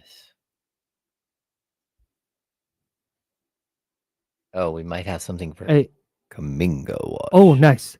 Funny thing about this is my commute is shorter now from a time perspective than it was when I worked in San Francisco. That's disgusting. Insane. 2 hours door to door if I took BART. Longer if I tried to drive.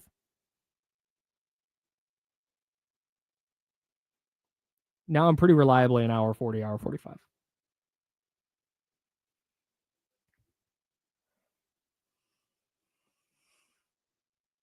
Now, back to the Insiders with James Ham and Kyle Madsen, brought to you by Jiffy Lube on ESPN 1320. That's James. I'm Kyle. If you'd like to know all my personal business, check us out on YouTube at youtube.com/ESPN 1320. Subscribe while you're there and hit the thumbs up button. We would appreciate that immensely. There you go. We're a little bit of a curveball here from you at the break, James. Oh. Because it's day 52 and we've had nothing, but you say, hey, it's not nothing. There's actually a little something. Day 52. Kuminga watch. James Ham. Yeah, I mean, there's no movement on anything, but Monty Poole, our friend at NBC Sports Bay Area, who is awesome. I love Monty Poole. Great guy. He went out and got some unnamed executives to talk about the Kuminga situation, and he compared this unnamed front office NBA executive. He said one guy that was put in a similar situation as Paul George when he got to Indiana. When he got there, they were right on the cusp. Danny Granger was playing in front of him, and Lance Stevenson was there. And eventually, he was able to play with that David West group. They were competing for championships.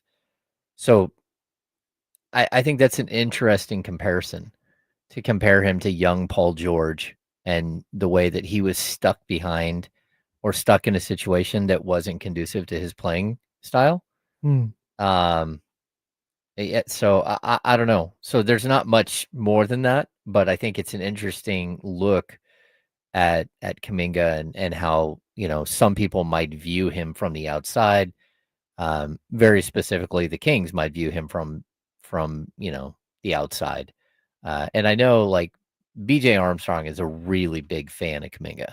And one of the driving forces behind the Kuminga chase in Sacramento, but that doesn't mean the Kings are going to ever land him. This is one of those things where you've got to do your due diligence and kick tires where you can. And if something comes up where you can maybe get an underappreciated asset, I just had never thought of comparing Kuminga to young Paul George. Here's my problem with that. Is Golden State has given him an opportunity. He's had chances. and he's not done what the team has asked him to do. They need him to be good. The Warriors have needed Jonathan Kuminga. Yeah. They're not, it's not like he's playing 6 minutes a game. Like, no, he would get to play for these stretches. He wouldn't play the way they needed him to play within their system because he wanted to be the guy that he wants to be. He wants to dribble the air out of the ball and average 25 a night. And the Warriors were like, hey, how about you average 19 or 20 a night and 7 or 8 rebounds and 4 or 5 assists and play awesome defense? If he had done that, he'd be paid by now. Yeah. But Paul George, by year 3, was the 8th in Defensive Player of the Year voting. He was the most improved player in the league. He was an all-star, 3rd-team All-NBA, 2nd-team All-Defense. By year 4, he was averaging 22 points a night, 7 rebounds, 3.5 assists. He was 9th in MVP voting, 7th in Defensive Player of the Year voting, an all-star, 3rd-team All-NBA, and 1st-team All-Defense. Yeah, I think I don't buy that. The biggest difference I'll bring up between these two is that the numbers that Paul George put up as a rookie, his second-year player, third-year player, was 20, 21, and 22 years old, as opposed to 18, 19, 20. Sure. And so that's where I think Kuminga being so young that sometimes it's difficult to figure out where you fit in the world when you're 21 years old and 22 years old. So sure. I'd also point out that when you join a winning team, it kind of puts you in a different situation as well. Sure. So yeah, I don't know. I just also, think Paul George, way better shooter. Yeah. I don't. Well, way better shooter, way better defender. So yeah, I just think it's interesting that an outside exec though kind of looks at it in that light.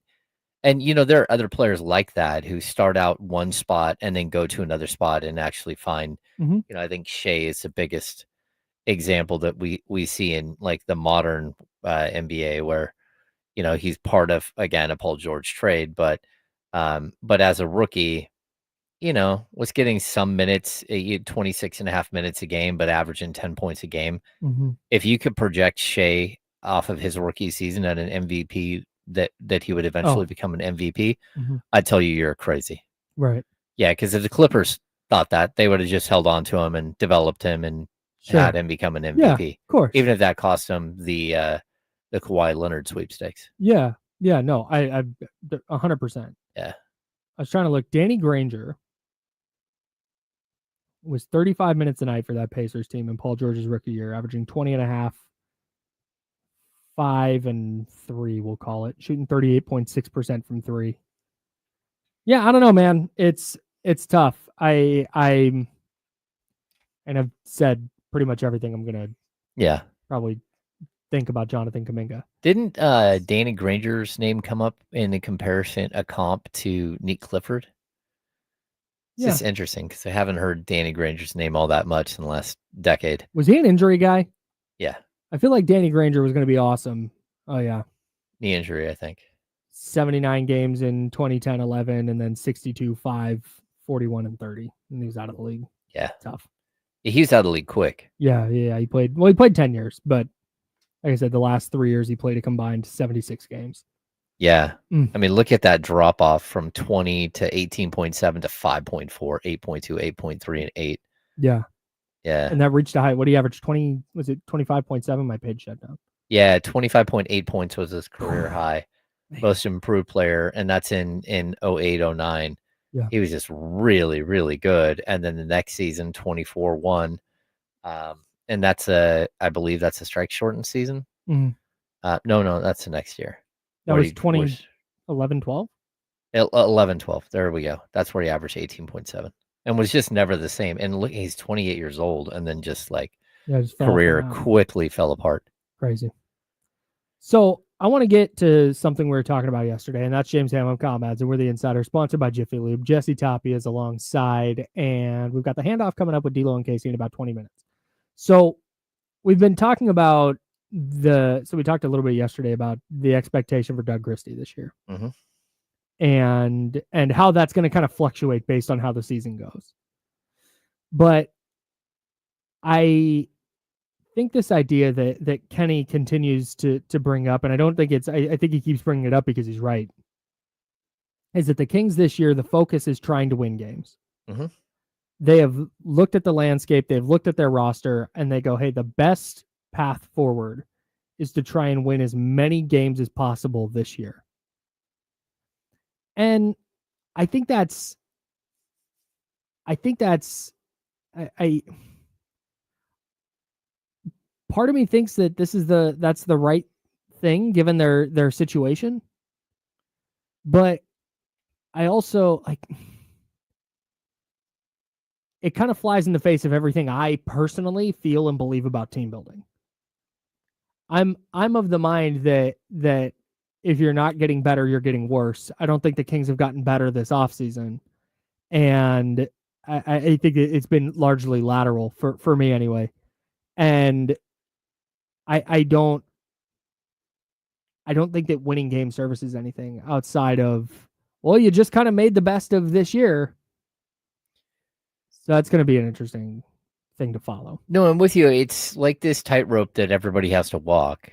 Like, how do you not completely go in the tank, but how do you build a team while not completely going in the tank? How do you keep a job? Mm-hmm. How does Scott Perry keep his job? How does Doug Christie keep his job? Mm-hmm. I mean, they're paid to go out and win games. And I get like Kenny's, like his conversation on this. Like, yeah, we can't lose sight of the goal should be to win games, but the goal should be to win games until that isn't really a viable option. And then you have to play for draft picks. Mm-hmm. Because I mean, like realistically, the way out of this for the Kings, if you look at the way you team build in the NBA, it's, through the draft, through free agency, and through trades. Mm-hmm. The Kings don't really have an option on free agency. They still don't. That's just like the way it is. Yep. So they're going to have to build this thing out through trades and through the draft. And the best way to build through the draft is to have the highest pick possible. Yep. And so I think this schedule, very specifically this year's schedule, just feels really unfair because the first 19 games of the season are so difficult.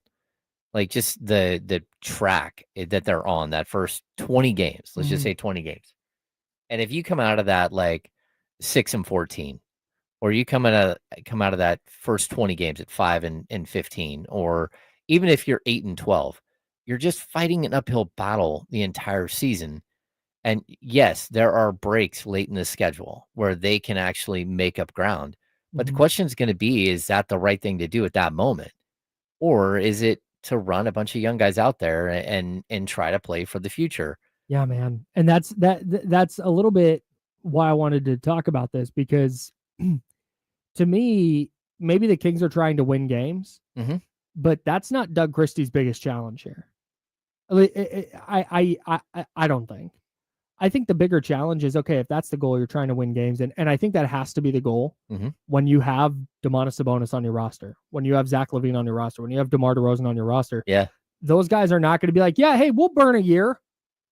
Play Neek. Especially DeMar. Play Maxime. Play Isaac Jones. Yeah, cool. We're chilling. Yeah, whatever you guys need. That's not how this works. So I understand why they would be like, hey, we're going to try and win as many games as possible for if nothing else, the sake of these guys. And the sake of the vibes and the sake of making sure that this doesn't completely crumble and collapse. But on the other hand, you have to be you have to be, I understand looking at this year, but there has to be at least half an eye toward, hey, what is Keegan Murray doing for us in 2027 and beyond? Yeah. What is Keon Ellis doing for us in 2027 and beyond? The two rookies that we mentioned, Isaac Jones, pick a young player.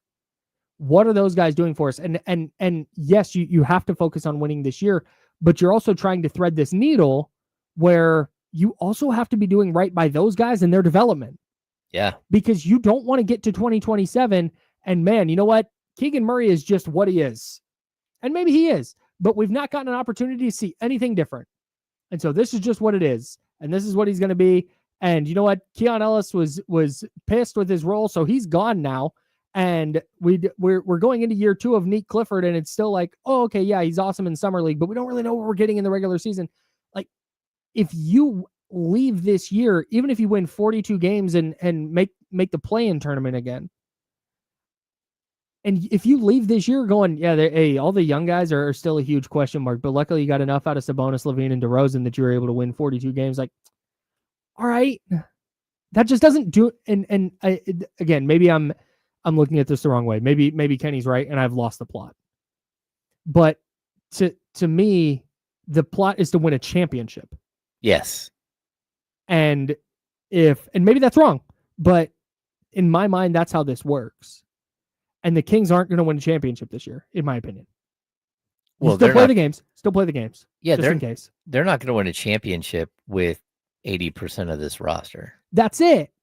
And so it's that when if you're Doug Christie, I think that, and this is not a Doug specific problem. This would be a problem if Eric freaking Spoelstra was our head coach. Mm-hmm.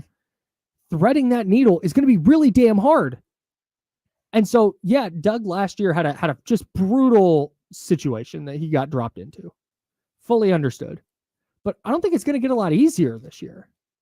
As a first-time head coach, now he's surrounded, he's got a good coaching staff and an experienced coaching staff and all that. Like, man, those are decisions that I do not want to have to make from him. Well, that, and I think I'll bring up a team that I think last year we saw play well above their heads early in the season, and that was the Brooklyn Nets. Mm-hmm. You know, I think Jordy Fernandez stepped in and instantly started to create a culture. Mm-hmm. And management said, whoa, this is not what we're here to do. Mm-hmm. And so they started trading off players. That's literally they were too good. They were too good early, and that's not what they wanted. Yeah. Right. So like that is possible for this Kings team, that they can be better than what we're saying. 1,000%. And they can be that way by playing a really, really tough brand of basketball and you know, coming out and playing 48 minutes every night. And if they're doing that, yep, then the draft pick stuff goes by the wayside for the moment. Oh, I totally agree. If this becomes okay, coming into this season, it's about culture. It's about building a culture, the Doug Christie culture, the Scott Perry culture, right? But we've said this a bunch of times. It's like very difficult to build a culture with a bunch of people that aren't going to be there when the actual finished product is there. That doesn't mean that you just give up and you don't try. You have to actually go through the process. And if, again, this first 20 games, if somehow the Kings come out 12-8, if somehow they come out like 13-7, they're in line to potentially make the playoffs.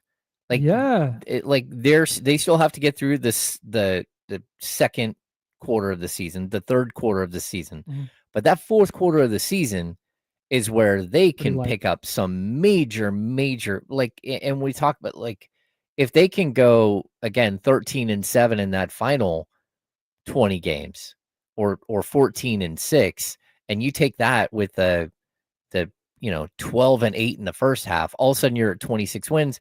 And then you still have the other months of the season. Like, how did you do in those? So I think that there is a way that they can do this. But I also look at this and go, hey, if it's not sustainable, what they're doing is not sustainable 25, 30 games into the season, Scott Perry has a job to do. And that job is to reset this roster as fast as he can. And so if you have players who are playing well, but aren't part of the long-term future of this team, as a general manager, it is your responsibility to go get value for them. Yeah. And I think that's what they'll do. That's interesting. And, that is a wrinkle I had not considered. Where they get to the deadline and they look like, okay, like they're, what do you want to say? Like 8 seed? Yeah. With a couple games back of the 6? 3-4 games back of the 6? Yeah. But I'm gonna don't worry about the mechanics of this. I'm just saying a team. But Orlando calls and says, hey, we'll give you a player and a first for Zach LaVine. Yep. It's like Zach LaVine's leading the team in scoring. He's averaging 26 a night, shooting 43% from 3. None of that. Great. It doesn't matter. Playing every night. Yeah, it doesn't matter. Like, it's tough. I agree. I agree with you. Because if you're able to, again, talking about trying to build a championship winner, if you're getting a player and a first round pick, I'm just a rotation player. I don't know. I picked the Magic. Don't try and come up with a player on the Magic. Yeah. Team A calls and says, hey, we'll give you rotation player and first round pick for Zach LaVine because you really need the scoring. You're doing that. And I say the tough part about that is that's going to be a really, really hard sell. Once you've reached that point, it's easy right now. There are a ton of we see them in the Chatty House. Salute to the Chatty House, our favorite group of Kings fans. But we hear it at Golden One Center. We see it on Twitter. We see it on Instagram. We see it on in the chat. We see it on other Kings media stuff. That people are like, yeah, tank, start the tank now. Yeah. But if you get to the point where it's a trade deadline, you're the 8 seed, you're a couple games out of the 6, and they're like, all right, hey, salute, we're gonna do it. Our leading scorer is out of here. That'd be a really, really tough sell. I'm like, hey, but we're doing the tank thing. Like, that would be tough. That would be really, really difficult. Well, let's go back to like 2016. The Kings, the Kings were the 8 seed coming into the All-Star weekend, and they traded DeMarcus Cousins. They traded Omri Caspi. They waived Matt Barnes. Sure. And they went young at the end. They were the 8 seed, and that's pre. Right. That's pre-playing. They were a playoff team. Yeah. But I don't think that using the 2016 Kings is a great way to sell this idea. Like I said, I'm not even disagreeing with you. Yeah, I'm just saying it's the right thing to do. I'm just saying the reset hit right then. Like, they went into that next season with just a ton of young players. Would you be Kings fans? Let me ask you. Then we got to step aside for a second. 916-909-1320. We'll just take calls during the handoff. 916-909-1320. If the Kings did that, if they sold at the deadline, even though they were the 8 seed, would you be a thumbs up or thumbs down? I know it's hard to fathom right now. Yeah. But I would be a thumbs up. I could be a difficult sell, but we'll talk about it more with D'Lo and Casey coming up on the handoff next. We're sponsored by Jiffy Lube. We're the Insiders on ESPN 1320, Sacramento Sports Center. Yeah, we are.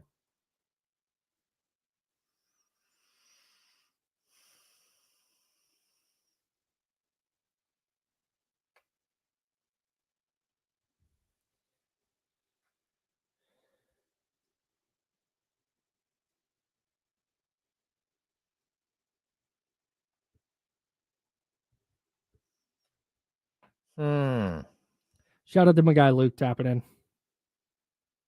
Luke, watching my show is not going to make me trade with you in Dynasty. Sorry. Although we appreciate it.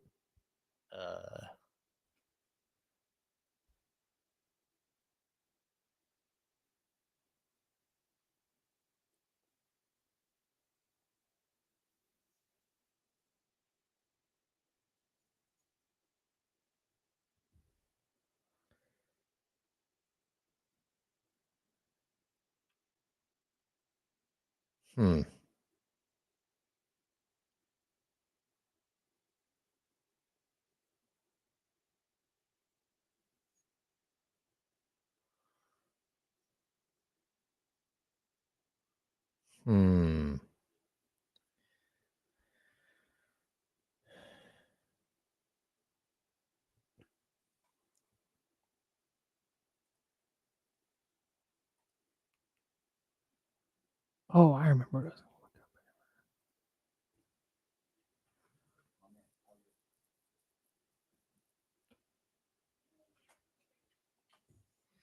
Mic's off.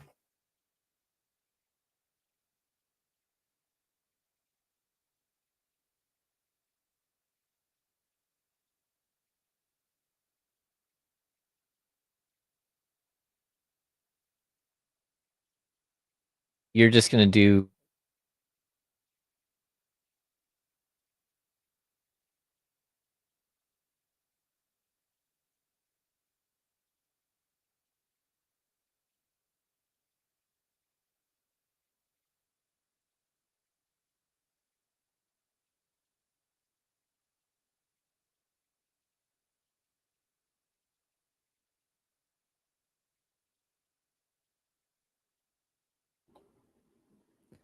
Damian Barling's here, everybody. Hello. He's right there. I did that. I have to do that. The cookie dough is just okay. I like that brand though because it's super low sugar. Okay, thanks. What was wrong with it? It's milk based. I thought it was plant based. Oh, No. sorry. No, Just a real piece of S over here.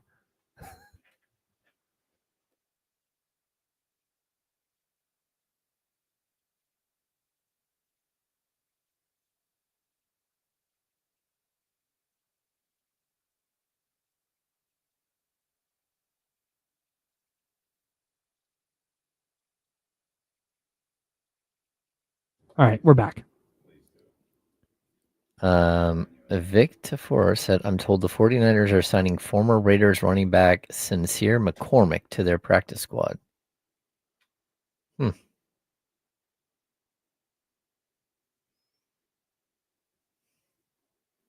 Reminds me of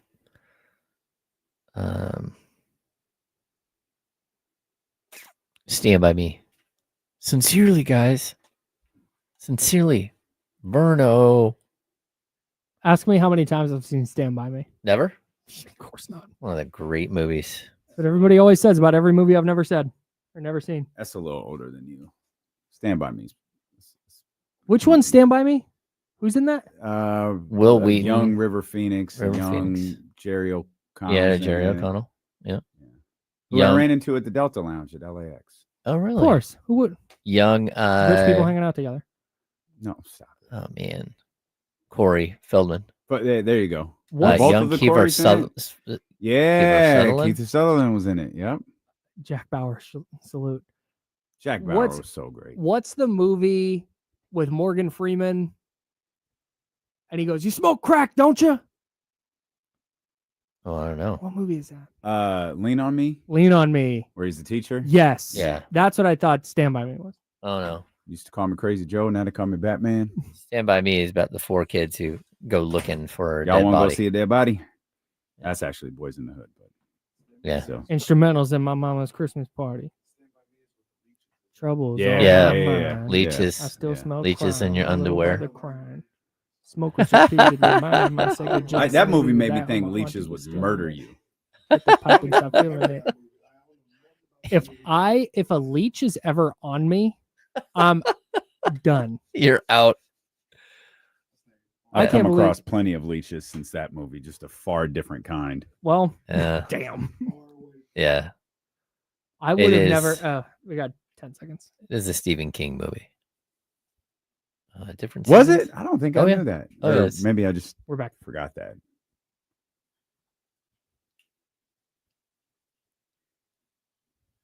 Now, back to the Insiders with James Ham and Kyle Madsen, brought to you by Jiffy Lube on ESPN 1320. Yeah, it sure is. And it's a handoff. D'Lo and KC in the building. They are coming up at noon. Well, noon-ish. Yeah, Noon-ish. D'Lo and KC right here on ESPN 1320. There's Kenny Carway. All right. We're on YouTube, of course, youtube.com/ESPN 1320, twitch.tv/ESPN 1320. I would have never survived just picking up the conversation, but I would have never survived in the pre-modern medicine age. Like you hear these stories about. There's a good chance I none of us would have. well, I just do. I don't do like blood. I don't do like any of that. The idea of getting leeched on purpose. Okay. Like I have a headache. They're like, hey, throw Yeah. some leeches on it. No Yeah. chance. That's I'll that's just actually deal with my dumb. malaria or whatever it is. Or you hear these stories in the So Civil for those War. just tuning in, we were discussing the movie Stand By Me during the commercial Yes. break. Oh, sorry. Leeches aren't a regular part of our conversation. It just so happened to be today because Kenny said, "Oh, that's the Leeches movie," Yes, and that's the perfect way to remember it. and we're live Which here on is ESPN why- Sacramento. Go ahead. Leeches are on the forefront of Kyle Madsen's mind. Yes, ESPN 1320 Sacramento Sports Leecher. Oh, see, you worked. No, see, if on. I had more Come on. points to take from you, I would. That's terrible.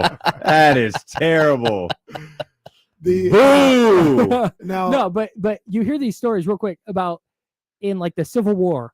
You get shot in the leg. They're like, hey, here's some whiskey. Bite this towel. We're gonna saw your leg off while you're awake. I'm Yeah. done. Just put a bullet through me. I don't need. I'm done. Yeah, I don't even need my leg off. Just let it be like this, bro. Yeah, I'll just take the It's gangrene whatever. and deal with it. Yeah, it's Yep. whatever. And the leeches thing, that's got to be a guess. That's got to be. You got a headache. Put a leech on your forehead. Nah, that's a guess, bro. No, thank you. If we just extract the bad blood, That's the good blood will take over. That's what Taylor Swift said. Exactly. Right? Taylor and Kendrick too. If you Mhm. listen to the Bad blood was a great song. remix. Really good song. I've started when I get a headache, because I get headaches regularly, that like it's just like I can't keep taking aspirin. Like I can't keep taking medicine. I've just started dipping my entire head in the cold plunge. And it got checked out, man. It is terrific. It seems to be so effective. I don't know if that's good. It makes me feel like my brain is swollen or something, and the cold water is I taking think- the swelling down. I think you're just frying your nerve endings. I don't think you're actually helping the headache. I don't know what it is. James, our 14th headache of the day. Time to hit the cold plunge. Man, bro, I wish that statement from Jesse was less accurate. I really do. Are you all right? I really do. Who knows? All right. Like, It's who not knows? a tumor. Yeah. Not a Kindergarten tumor. cop. Nice. That's Maybe right. It's a tumor. It is not a tumor. I've been telling It's not a doctors since tumor. I was like 10, like, I think there's something wrong. Like, I get really bad headaches. Yeah, you're fine. Once again, Now it's you work a lot. Now it's your caffeine intake. Monitor that. Oh, monitor your diet. All right, man. They tell you to monitor your diet? Yeah. Damn. That's tough. That's all right. And nah, I was about to say something, but I do believe in like a good diet and eating well. Like I think that matters. Sure. But there's people that some of it is genetic, some of it is just your metabolism. Because I didn't know Chad Ochocinco don't eat well. Dude. Just at He don't McDonald's eat well. 4 times a day. Yeah, It's insane. and he had an 8-pack.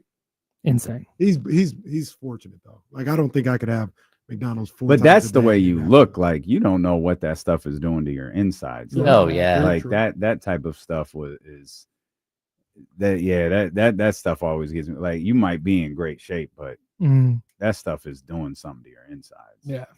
Yeah. That's why some plant-based food is difficult, because it's like, man, this isn't actually food. Yeah. This is Like, I mean, you feel like, whether it's right or wrong or however you feel, like chicken is like, okay, like it. Yeah, I know what that is. Mhm. I don't know what this tofu burger Sure. I don't know what this Yeah. like. In when you talk about being healthy and you're talking about terms like whole foods, that's not a whole food. That's a built It's product. something. Yeah. That is something created in a lab Yeah. to get plant-based people protein. Yeah. And it's like, that's why I've had to start like, I don't think that's good for me.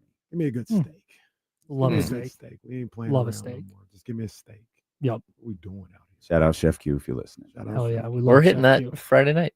Are you? Oh, Hey, let's go. Hey. That's a good look, man. We're doing the experience. Yes. Yeah. We did that last Friday night. Yeah. Yeah, it is absolutely spectacular. Where's this? Q1227. Very good. Yep. Check it out sometime. Yeah, got to. They're taking our firstborn. Yeah. So, Oh. but that's Damn. okay. Yeah. That's part of the experience. There were sacrifices in the Bible. Too, Hey. so Hey, but when I tell you Part of the it is game. worth it, Yeah. it is worth it. I told Kenny, I think I said this on the show.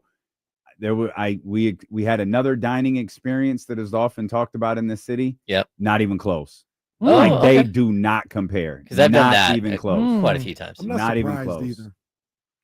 Well, I'm just not surprised. it's amazing. Luis will pair the wine for you. Oh, All it's right. terrific. Yeah. Getting a wine pairing at a Mhm. dinner is Mhm. just a little bit different. Yeah. Then when they brought out the dessert wine to go with the mousse. Oh, that's me. Oh, that was Oh, yeah. I'm a that big was dessert wine next guy. because you taste it and you're like, oh, I don't think I really like this. But then you take Nah. a little bite of the mousse, some of the wine. It's like, hey now. I was shocked. So we did on our honeymoon, we went to DC and we went to a like Michelin star type restaurant. Mhm. And we've never been to a place like that before. And so we identified the McDonald's down the street from where we were staying. We're like, all right, hey, when we get done with these little plates of food, we'll go get some real food, right? I was stunned at how Yep. much having real food, like cooked and paired properly, matters. Mhm. it was like a 9-course meal, but they gave us a couple extras and they paired wine with each course, even the extra ones. By the time we were 6 hours deep into this dinner. Oh, that's a long time. And by hour 5, it's like, can you stop bringing stuff, man? Or just bring it directly in the to-go box. Like, we're stuffed. It's amazing. Really good spot. Katie was smart enough to ask for the to-go boxes, like, as we were going along. Brilliant. I was like, I'm not doing that because I think it's offensive to Chef Q. I'm going to eat this all. Yeah. And then we got to the final. I was like, all right, man, Q. Tap it out. Like, Q. Bruh. Chef Q's back there like, he's still eating. God damn it. Give him another one. He's going to stop at some point, damn it. I don't know why Chef Q sounds like one. Vince McMahon, but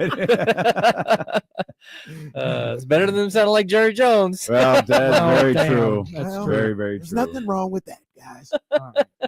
Are you going to bust out the Jerry Jones impression at Coach's Corner Live tonight at 32 Bruce Street? I might say, Coach, Jaden Rashad is your quarterback. Nah, man. He's not as good as Dak, though. No, I don't know, man. It might take a little while to get. He ain't never heard the impression, so I don't want to. Well, Just get a blank stare from the Sac State head coach. That's a tough inaugural episode right there. Bad look. Yeah, so no, I don't know. It's just gonna be Kenny Caraway. Hey, Open up guys, with the Jerry impression. What's Jason Ross doing right now? Is he? Okay. ESPN 1320 is Jason Ross. Yeah, of That's what he course, is. of course. Absolutely. Absolutely. Shout out You'll Jason hear Ross him- season about to get You'll hear him underway. this Saturday. Can't wait. On ESPN 1320. That's right. Yeah. You're trying to listen to Jason Ross, listen to ESPN 1320 this Saturday. Hell yeah. Can't wait. Check him out. Fired up for Sac State football, baby. All right. So James and I were discussing a little bit before you guys came on this the Kings trying to win games thing. Mhm. Because I don't think you're wrong. Like when I asked the Russell Westbrook question and you guys were like, because they're trying to win, they think he'd improve the roster. Mhm. I think that's I don't disagree. I think that's I think you're right. I think you're 100% right. The question I have in the scenario James brought up, because you're right, the goal is to win games, but to me the goal is to win a championship. Like that's what you're trying to build toward. And James brought up the scenario, and I want to run it by you guys, where you're what did we say, the 8th seed? Yeah. So you're the 8th seed. We'll say 3 games out of the 6 at the deadline. But Team A calls and says, hey, we will give you a rotation player and first-round pick for Zach LaVine, who has played every game. He's leading your team in scoring, and he's as efficient as he was last year. Are you pulling the trigger on that deal? Yeah. If you're getting a let's say unprotected first-round pick from Team X. Can I put a caveat on that question? And I would think because they're Perhaps. asking for Zach LaVine, he's playing really well. Yeah, Like that's what I said. Yeah, he's Okay, as efficient okay. as he was last year. Yeah. Let's say averaging 26 a night, Mhm. leading your team in scoring. You're the 8th seed. You're 3 or 4 games out of the 6. But man, you know what? This team's going to give you a first-round pick, unprotected, and a rotation player Mhm. for Zach LaVine. I Do you do that? don't think I'm doing it. I'm also projecting and looking at that team maybe being a playoff team, playoff caliber team. Mhm. So not that all first picks are cool to get. Like I'm not, sneezing at any Sure. of them, but it's going to be late in the first round. Mhm. It's not a lottery pick. Probably. And if he's playing that well, like I understand the money, Mhm. but I also look at it like if Zach LaVine is playing really good basketball, I think that's a good thing for your franchise. Like, I don't think it's the worst thing in the world. Obviously, I don't want to sign him to $50 million again if I don't have to, but it's not the worst thing in the world for Zach LaVine to be good and you keep him around here on a new deal. All right. Like, I don't think that's the worst thing in the world. If you got, here's my whole point. If you got a guy, James has talked about it a couple different times, where you could get him at, would you say maybe like 3 years, $100 million, something like $35 million a year, and he's averaging 25 points a game. Like, you're going to be like, nah, I don't want him, and be looking for a guy to average 25 points per game. Mm-hmm. So if he's playing well, Mhm. if that's the kind of caveat there, if he's playing really good basketball, I think he should be part of what you're doing in the future.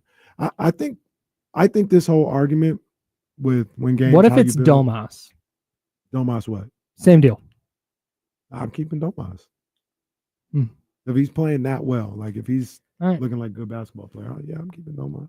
All right. Yeah, I think it's interesting right now that the Kings are just saying, hey, like so far they've said we're not going to have any discussions about Zach LaVine extensions.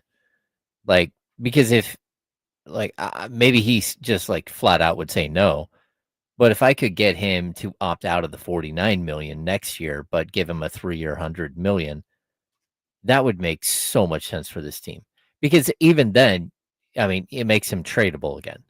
I if I was them, I wouldn't want to have no discussions about Zach LaVine right now either way. Like, or maybe you're open to trading him, but I would say let's see. You don't want to have any discussions about an extension. Exactly, and that's I want to keep my options open in that way right now with Zach LaVine, where say he has an injury plague, say you had a discussions with him for an extension this summer and you sign him. Well, then he has an injury plague season. Then his production goes down. And you're like, man, even though it's a better contract, like this isn't the guy that I wanted to be here.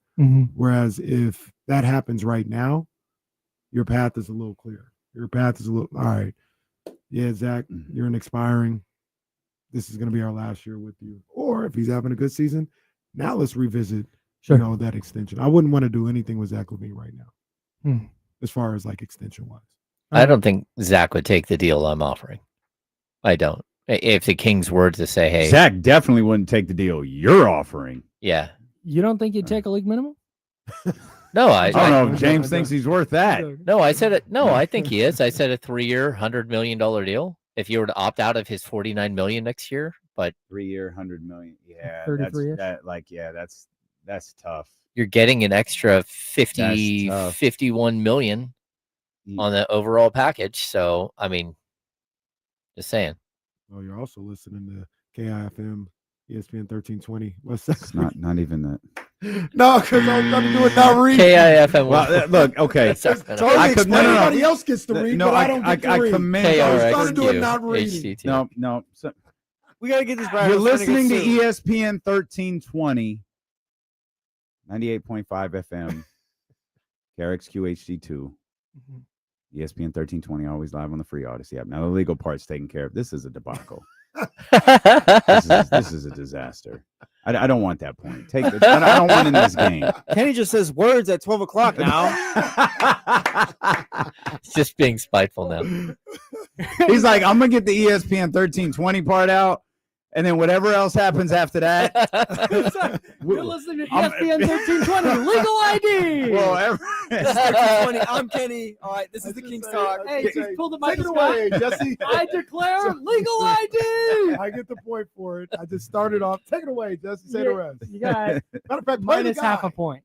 Play the guy. Play the guy. Oh, the FCC hates us. Yeah, they do. But what is the FCC? No, never mind. No, go ahead. No, we don't ask those questions. Yeah, maybe not. I look at this situation with the Kings as, I think the Kings may look at it this way too. Scott Perry, Doug Christie. And I know you guys have said this before, but there's more than one way to be a championship team. Yeah, like you can build a culture. You can have good players on your team. You can be an AFC to start and then kind of build off that with different trades, with hitting on your draft, no matter where you're picking at, and turn into a championship squad that way. I think a lot of people assume that it's easier to do it one way, but there's different ways that you can become a championship team. There's not one set way that you have to do it. And I think the Kings may look at it like, in part because of our circumstances, like contracts and stuff like that. Just figure out if we can become a championship team through this path, given the cards that we were dealt. Realistically, how many players on the current Kings roster do you think would be part of a championship team? Oh, I think DeMar could. I think Domas could. Like while they're on the Kings? Oh, while they're on the Kings. I don't mean like could be on a roster. Yeah. Sorry if I worded that wrong. Okay. How many, if the Kings are going to win a championship, how many players on the current roster would be on that roster? I think Domas could be. Yeah, Domas. I say Keegan. Domas, I think Keegan Okay. probably I could. s- I say Zach. James said it with more confidence than I would. I think he could. I'm still not sure. Domas, What Keegan, Keegan is. Zach, Keon. God, that's a lot of players. That's a lot. I would, I think I could say Keon's name with more confidence than Keegan, just because Oh, that's Keon. interesting. Well, no, but there's a reason. Like Keon is more of like a, at least as it stands right now, he's like a he's like a defining role player, right? Like you, we need someone to lock the. Hey, Keon, come on, man.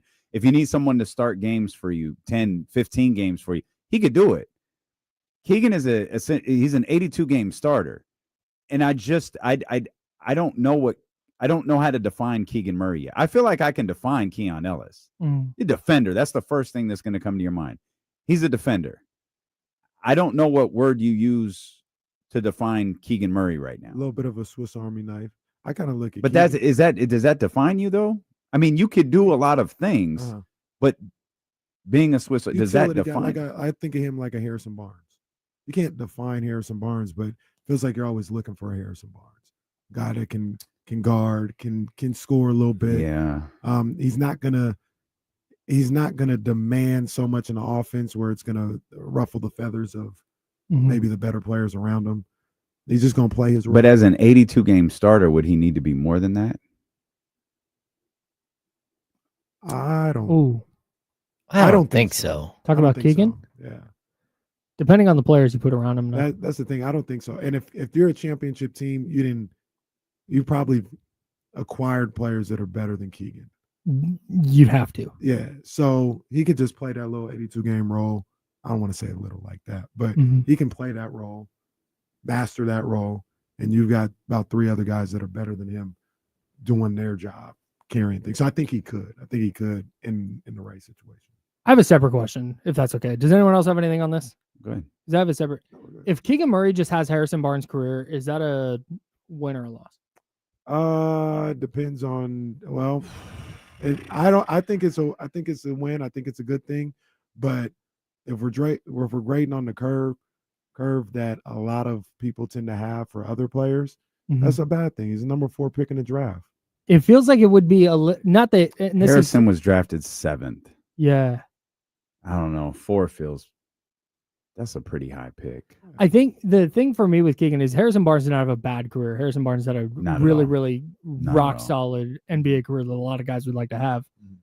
But it feels like Keegan set such a high bar in year 1.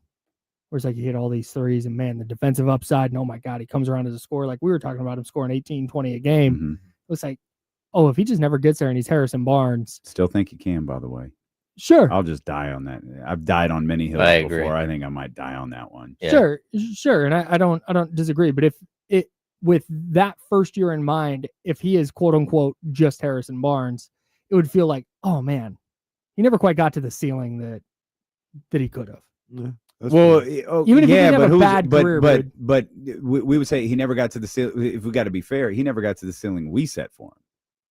Well, that would have been us that set that performance. ceiling. Like he had that first year, and it's like maybe that was as good as it got.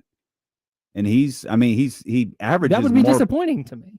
But he averages more points per game than he did his rookie year now, doesn't he? I think it's about Like maybe the by same. 2, I think 1. they're both 15. I think. Oh, are they? Okay. I think he might have upped it by 1 or 2, but they might be about the same. Is the Keegan barometer Murray that he's not the same as he was his rookie year, or is the barometer that he's not better? He's worse. He averaged 12.2 on 41% shooting from 3 as a rookie. He was 12.4 on 34.3% from 3 last year. What was the year in the middle? 15. 15.2 on 35.8%. So we're measuring this by percentage of threes made. Given his Like if role, he averaged kinda, 13, okay. I maybe unfairly, I'm measuring it by you're the number 4 pick in the draft. Number 4 pick in the draft, you got to find a franchise guy. Well, yeah, but Josh Jackson was the number 4 pick in the draft. And he ain't no good. No, I'm saying that that's there a are all miss. kinds of players there's a spectrum that are of busts. of falling short. Right. Yeah. And I'm not saying Keegan is a bum. I'm saying if you're the Kings and you have the number 4 pick in the draft, I gotta find me a Here's- franchise if- guy. Do you guys think If- he's met the Kings' expectations so far? No. Nah, I don't No. think so.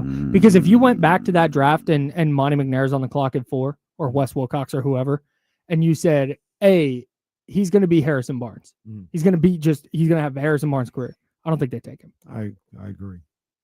I don't know if you take him, maybe you trade at that point or whatever. No. But at 4, you got to be. I think you got. It's a wide spectrum, though. Yeah, I know. It's like Russ was taking it 4, Bosch was taking it 4, Chris Paul, Kristaps Porzingis, Josh Jackson, Jaren Jackson was taking it 4, DeAndre Hunter, Patrick Williams, Jalen Suggs was taking it 4. Like, that's kind of a pretty wide An NBA range starter is what you're hoping for, like a high level NBA starter. So okay. I'm hoping for So- one of the first 3 I named. I'm looking for Russ, Bosch, or Paul. So Chris Bosh. let me flip this a little bit. People want the Kings to be sorry, to be a bottom 5 team for an NBA starter. Like, that'd be acceptable. No, they want them to stink so you can get Correct. in that top 5 Right. and get a franchise altering player. With the potential I agree. of a franchise altering player. I mean, you never know in the top. I mean, what was it Johnny Flynn and Ricky Rubio were Oof. 5 were and they? 6 behind Tyreek Evans at number 4? And ahead of Steph. Yeah. Ugh, Yeah. it's a And bad beat. isn't DeMar in that draft? Yeah, Or what is is he, DeMar 10? next year? 9. Well, there's a lot of like Giannis was what? 16, I think. 16? 15. Yeah. How many players do you think at we'll go 13 to 18 could have been Giannis, but didn't land in the right situation? Like, Giannis Oh. landed in a situation where he was able to develop. He Mm. was able to kind of find his legs as an NBA player. He Mhm. was able to essentially he was able to become a grown man Yeah. in Milwaukee. Yeah. How many teams, especially drafting in that position, go, we have the chance to get Harrison Barnes, so we're going to package Yeah. this pick and move him. And the guy could have been Giannis, could have been Jokic, those guys in the second round, or the Draymond, those high end guys every day, but they never got that opportunity to do it. Yeah. Like my NFL thing is always, I feel like more franchises kill quarterbacks than quarterbacks kill franchises. That's facts. And I mean, we don't look at it the same in the NBA draft, but Mhm. how many guys just landed in the wrong spot? I mean, there are some Totally players that agree. were just bad. Josh Jackson was Yep. bad. Yep. Just not a Like, good it just ball didn't player. work. Yeah. Keegan, I don't know what Keaton is. No one blinked an eye about Jaden Ivey until like last year, the end of the year prior. Mhm. It was like, oh man, he's showing something. He's a good ball player. Now this team is playing well and he's killing it. Now all of a sudden it's like, oh, look at Jaden Ivey. His situation changed. The situation around Detroit changed.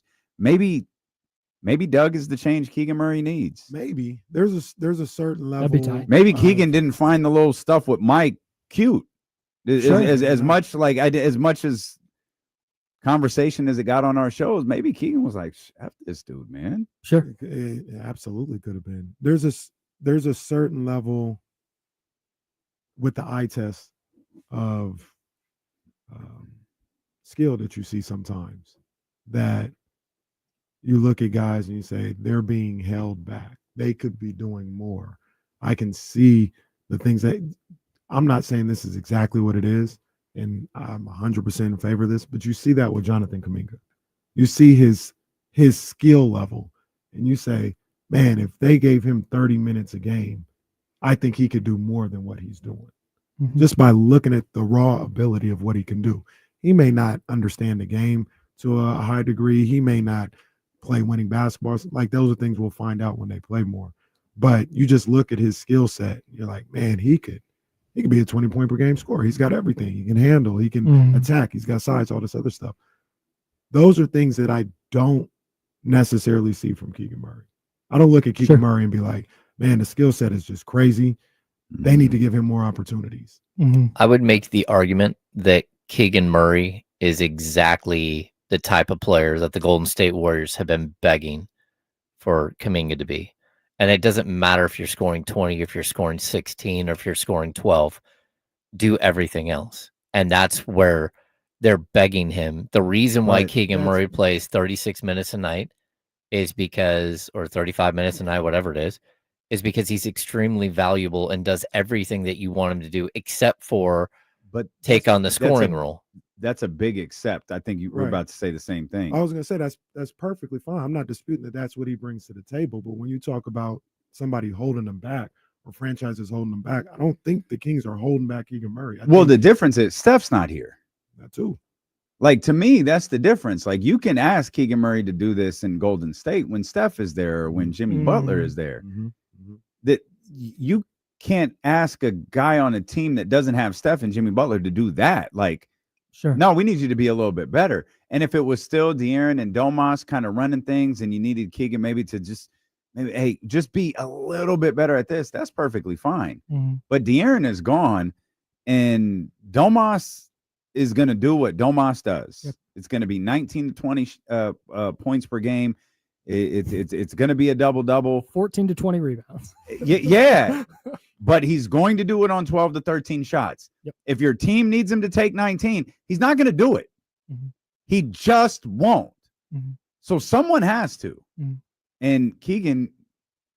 Yeah, but you're missing the fact that DeMar DeRozan is there and is going to get his 17 shots per game, and that either you can just interchange them. Either De'Aaron Fox or Zach LaVine are there, and they're going to get their certain amount of shots. And Malik Monk is got the ball in his hands, and he's going to get his 13 shots per game. And so, it's one thing if you're, like Kuminga this last season, he's on a team that literally has Jimmy Butler and Steph Curry and nothing else as far as scores. I mean, you can say Buddy Hield, but it gets pretty bare. I mean, the Kings have 3 guys ahead of him that are averaging either 19, 22, or 24 points per game. Like, that's a lot. That's a lot of scoring. And so the fact that he does all the other stuff, to me, I think it's there is an incredible amount of value. Like, and I look at the teams at the top of the standings. Would he start over Lou Dort in OKC? I doubt it. 10 points per game, great defender, but 6'4". That would be close. Coin flip, right? Let's go to Cleveland. He's a starting small forward on the Cleveland Cavaliers. No question. Yeah. Okay. Let's go to Boston. No, he's not starting for Boston. Houston, last season, yeah, he's starting over Dylan Brooks. He is. He's just a more complete player. He doesn't cause the problems. Brooks shot it better last year, though. Completely different type of player. Yeah, but you go to the Knicks. No, he's not starting at the Knicks. They've got OG Anunoby. They got Mikal Bridges. Is he starting on the Lakers? Hell yeah, he's starting on the Lakers. The Denver Nuggets last season, probably not. Michael Porter Jr. is probably starting over him. Indiana, yeah, he's starting over what's his name? Are we fluctuating between the 3 and the 4? Because who's he? Okay. Of course. Thank you. All right. Because he can play both. I was like, wait a minute. No, yeah. I mean, he plays both positions, so yeah, that's fair. No, it's perfect. It's fine. I just wanted to make sure. What are we? What's my point? Would he start over Aaron Nesmith? Yeah, probably. Yeah. So my point is, yeah, could he start on a championship team? Yeah, he would actually be a starter on a lot of the championship caliber teams in the NBA. So that's my point. It's like, but I also don't think that was ever up for discussion. I think we all look at Keegan Murray and we say he is a bona fide starter on any team in this league. Well, I think that was the question. I think it was the question. That's what Kyle asked. That's what started this whole thing. Kyle asked who on this team would be part of a championship. If the and I was the one who said, I feel like I know what Keon is right now today. Keegan, I'm not as sure about. But more like you said, Keegan definitively. I didn't. I said Keon a little more definitively. Oh, that's interesting. I would say Keegan definitively because I watched Harrison Barnes win a championship. Like he can do that. I think the question for me is what role does Keegan play? And it's probably like, man, Keegan would probably have to be like your 4th or 5th best guy. Right. And I think that's where the discrepancy comes from people like myself and Scooter in the chatty house, where I continue to say this. I look at Keegan Murray. I look at the production that he has. he's perfectly fine to me. Like, he's fine. Yeah. I like it. I don't really expect much more, but I'm good with it. I want that on my team. Where others are like, no, he's being held back. He can do so much more. And I'm like, no, I don't think he can. Maybe like, a little, but yeah. Like, I think he could do more. I don't think he's being held back. Yeah. Oh, that's interesting. If we did that same exercise and said Kuminga instead of Keegan, would you feel the same way? Any of those positions? Any of those teams? I don't feel like I know who Jonathan Kuminga is as a basketball. I feel like I know a lot more about Keegan Murray than I do Jonathan Kuminga. Yeah, for sure. And I watch far more Warriors games than I'm comfortable with. Kuminga. Normally he's right by Steve. My man. I think Jonathan Kuminga would start on a lot of those teams.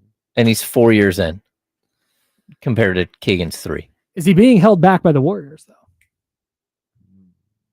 Yes. Oh yeah. Yeah, like It's you possible. Can, yeah, It's you possible. can absolutely ask you can pose questions and you can run all of the Steph Curry film and the Draymond doing this and doing that. Like, you could do that to death. But the fact is, like, yes, like, definitively, you have a head coach. That's what makes this situation so funny. You have a head coach. You're fighting to keep pay a player $20-something million for a year that your coach hates Openly. and does not is not secretive about it. Just does not like him. Yeah. And you want us, oh no, we want this pick. We want this pick. Oh, we want, man, sit your stupid ass down. What are you talking about? Yeah. Get to the minute the deadline, the qualifying offer needs to be signed. Yeah. No trade on the table? Cool. Sign it. Keep it moving. Yeah. By the way, my back hurts. Can I get an MRI? Broke my back. Yeah. It's the first thing I'd say. Final. Man. It's You tough. told It's a Juwan tough Jennings that your calf situation. hurts. It's a tough situation for all of them, and it's why I Yeah. don't blame. It's why I don't blame Kuminga for not signing that, because you're going to sign up for 2 more years of this, because you're going to go through it with the Golden State Warriors this year. They're going to do everything they can to use that $21 million to trade you. Then you're just going to wind up on another team that you've got something to figure out over the course of the next couple of months. And your career now, 6 years in, I guess it'd be 5 at that time, is just like, it's just halted. Yeah. Then you're 4, it's like, I'll give it a rookie deal, get a chance to see what it is. You start getting to 6, it's like, especially as an 18-year-old coming in, you're like, okay, I'll give him the 4 with a couple more, with a little bit of leeway, but we need to see who he is this year and next season. He's not going to get that opportunity. he's not, and it's why he has to just ride this out. I'm so sorry to this. I wish he had just fired his agent. Yeah. Just fire your agent and get this dealt with immediately. Mhm. I don't even know what the protocols for something like this are, but I feel like he can. You should be There's able no to. deal in place. There's nothing in place. Fire your agent. Get someone who will get this done and move on. Otherwise, you're stuck. It feels like, based on what he posts on social media, that his agent just gasses him up constantly, and that's what Jonathan wants. I shouldn't call Well, him and Jonathan. it- I don't well, know the so guy Kuminga wants. If then that's a whole other issue. Like, if that's legit the case, that's a whole other problem Mhm. that I would ask about if I was a franchise. Like, how is this going between Turner and Kuminga? Mhm. And if I got an answer like that, it's like, oh, I'm good. It also could I don't be, care what type of player he is. I can't do Sure. that. It also could be a situation where that's my guy. We're gonna write this thing out. Like, as an agent. Like, we're Well, gonna write this thing all out. right. Like, Well, you could I'm do not that. Even, I'm not even saying it's the right thing, but sometimes people value loyalty. And No like- doubt. And like, this is Salute. how we gonna do it. Sometimes you may- can't value loyalty in a contract. Yeah, That's yeah. You got to pick and choose. And you're like, Mhm. I'm gonna stick to my word. Yeah. I said we were gonna do this together. We're gonna do this together. It may cost me some millions, but Some million. Let somebody come to me and say, "Hey, look, you got $100 million here, but you got to break up with Kenny." Casey, we got to go to lunch, man. We got to talk. Lunch is on me, by the way. I understand that. Some people aren't like that though. Some people, you can't put a price on their loyalty. Maybe not. I would tell you, hey, dump my ass. Take that and Facts. throw my ass out like Jazz on That's how Fresh Prince loyal of I am. Bel-Air. That's how loyal Yeah. I am. Get me outta here. I'm not saying you're wrong. I'm just saying some people have different values. You got Some 100 people million have on the different table? values. They're like, regardless if it's 100 million or 50 million, I'm gonna be a millionaire. I'm gonna be all right. Sure. Like, I want this bond, this relationship that I have with you, Aaron Turner, like that matters to me. That matters to me. That is something that matters. And Man. that could be the case. I don't know if it is or not, but that could be the case. Mm. And that's fine. And that's fine. Just know. In a situation like this, it could be costly. Yeah. It could be costly. That would be my guess about what's going on here. Because to Damien's point, like at this point, you got to see like there is a reason why they're trying to play the long game with you, and like the guy has no leverage. He's got no juice in this situation. Mhm. You got to see that if Kuminga, and if you're trying to get something done, that may be the uncomfortable situation that you have to do. Is you have to move on from this guy that you've, grown with or whatever. Mhm. But that's what you got to do. And Mhm. the fact that he hasn't done that, to me, it speaks more to he probably feels a level of loyalty and bond with the guy. I guess. Beyond it business. could be a combination of that and what Kyle said. Getting gassed up. Like Yeah, he might be on the phone take that qualifying offer. We'll go You get. need a hype man. Yeah. Yeah. And when you don't have those connections around the league, man, you might not know what the pulse is Mhm. for him as a player. And, I don't know who he is or what agency he's with, but I know agents. You can get calls from other agents like, hey, man, I don't think this is the move for your guy. Mhm. Like that stuff happens. Like I don't think the market is what you think it is when you have some of these Chris Gaston with was it Family First? I can't remember. Yeah, the name Family of it. First. That when you have smaller agencies like that, you kind of need someone to, Rich had CAA and Leon Rose. Like Clutch wasn't formed out of nowhere. Like he had the biggest mentors in the game on his side to do this, and that's how he's wound up with the client list and the pool that he has. It's hard to just take the test, do all of this stuff. Like, hey, college says I can do this, and then try to go get clients. Like that is just not the game. Knowing contracts, understanding law, negotiation. That's just not the entire game that you're playing. Man. Yeah, and it's tough. It's hard. DeMarcus had an agent when he first came in the league, and he was like spectacular for DeMarcus. Like kept him in line, was an overseer. I can't remember what his name was. A big, tall, white guy. And eventually, though, it was like, hey, you don't have the pool around the league. And so, like a year and a half, 2 years in, he switched and went up. And that's a lot of the way that this happens. You can't go into the league now with your... Is it Jaron? Jaron Akana of Dynasty Sports? No, that's his second agent. And Jaron was... How many agents has he had? Jaron was under... I was going to be shook if it was a tall white guy named Jaron. The big power agent that passed away. Jaron worked for him. Okay. Yeah, that's who DeMarcus switched to. His first agent, I want to say it was John something. Big John Stud. Yeah, like look, you gotta have some pull, and but although we talk about this is not a conversation that we're hearing everywhere else when it comes to Kuminga about how his agent has not been able to fulfill this promise or whatever. It's not out there nearly enough, because I think it's a big part of why this thing is stalled out, because they don't have any leverage. Well, that's because not everybody is as intellectual as we are. There it is. We're on top We're of the game. the smartest people in every room. Also, we could be. We started this conversation talking about leaches, and here we are. 45 minutes later. We could be the agent. Aaron This Turner situation is leeching off simple. of Jonathan Kuminga. This situation is simple. Like Kuminga, if I'm your agent, I don't need to be accredited. You're not taking that 2-year deal. No, but we can't be, because that's the problem that he's in right now. That's what the Warriors are holding over him. I don't ever have to deal with this guy again. So if I just do, if I just hold, if I make you sign the qualifying offer, if I just do this to that, what is it? Was it Aaron Turner? What's he going to do? Nothing. But I know it's in your worst interest to put him on the qualifying. No, you know what's in my worst interest is pissing off Rich Paul or Jeff Swartz or Bill Duffy. That's in my worst interest. For sure. Stringing this along as long as I have, when they have clients that I want to sign and they're down to 2, 3, 4 teams and I'm one of them, that's my biggest nightmare. Yep. Not this qualifying offer. Yep. All right, we'll sign. We'll play on the qualifying offer. Fine.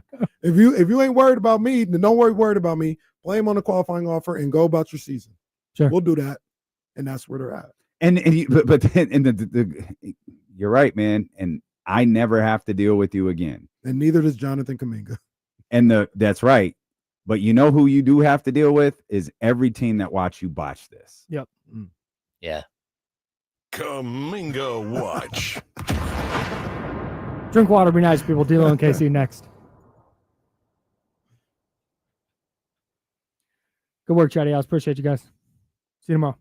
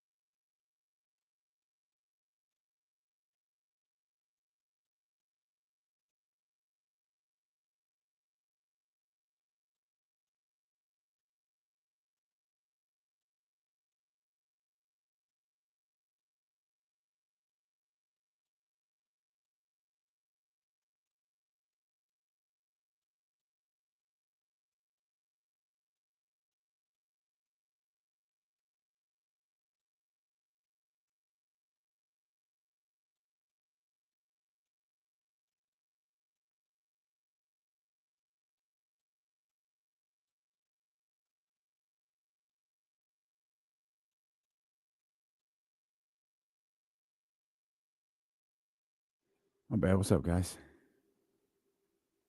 Guys and girls, what's good? What's good?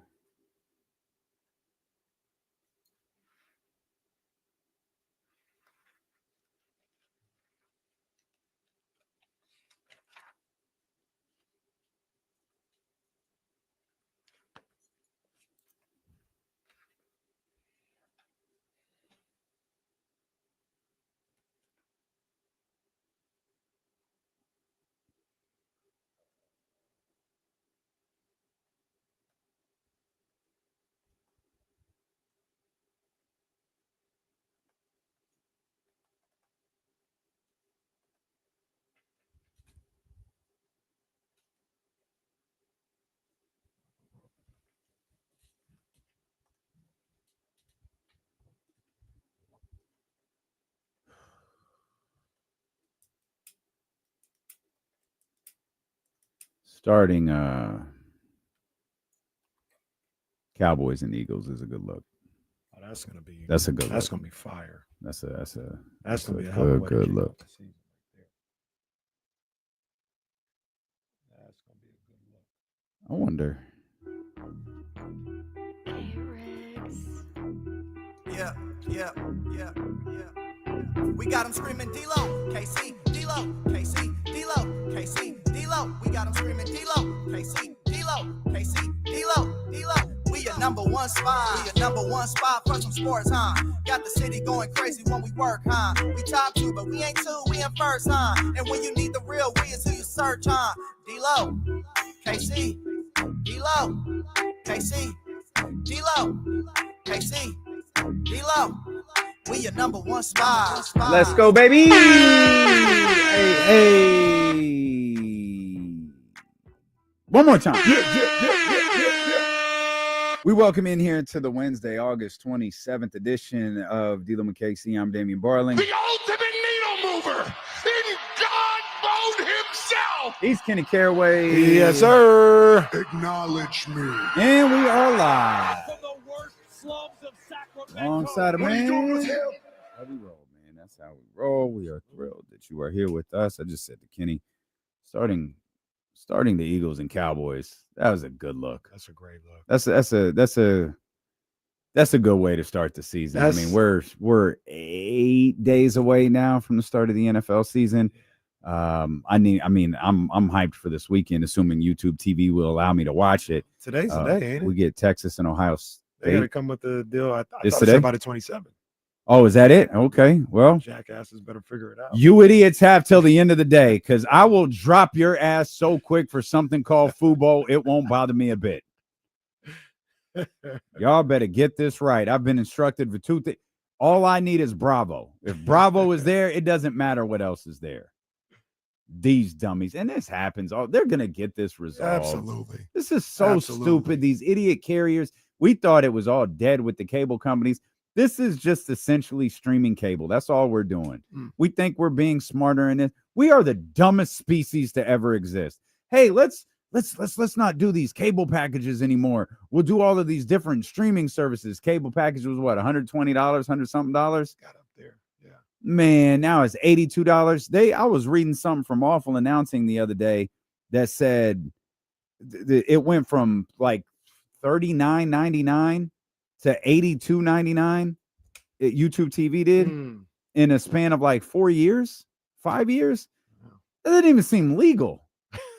Like, how's that? So I'm like, all right, bitch, let's go to Hulu TV. You already are not getting me my WWE, which I'm not watching, but still I want the option to watch it. Go to Hulu TV, $82.99. All right.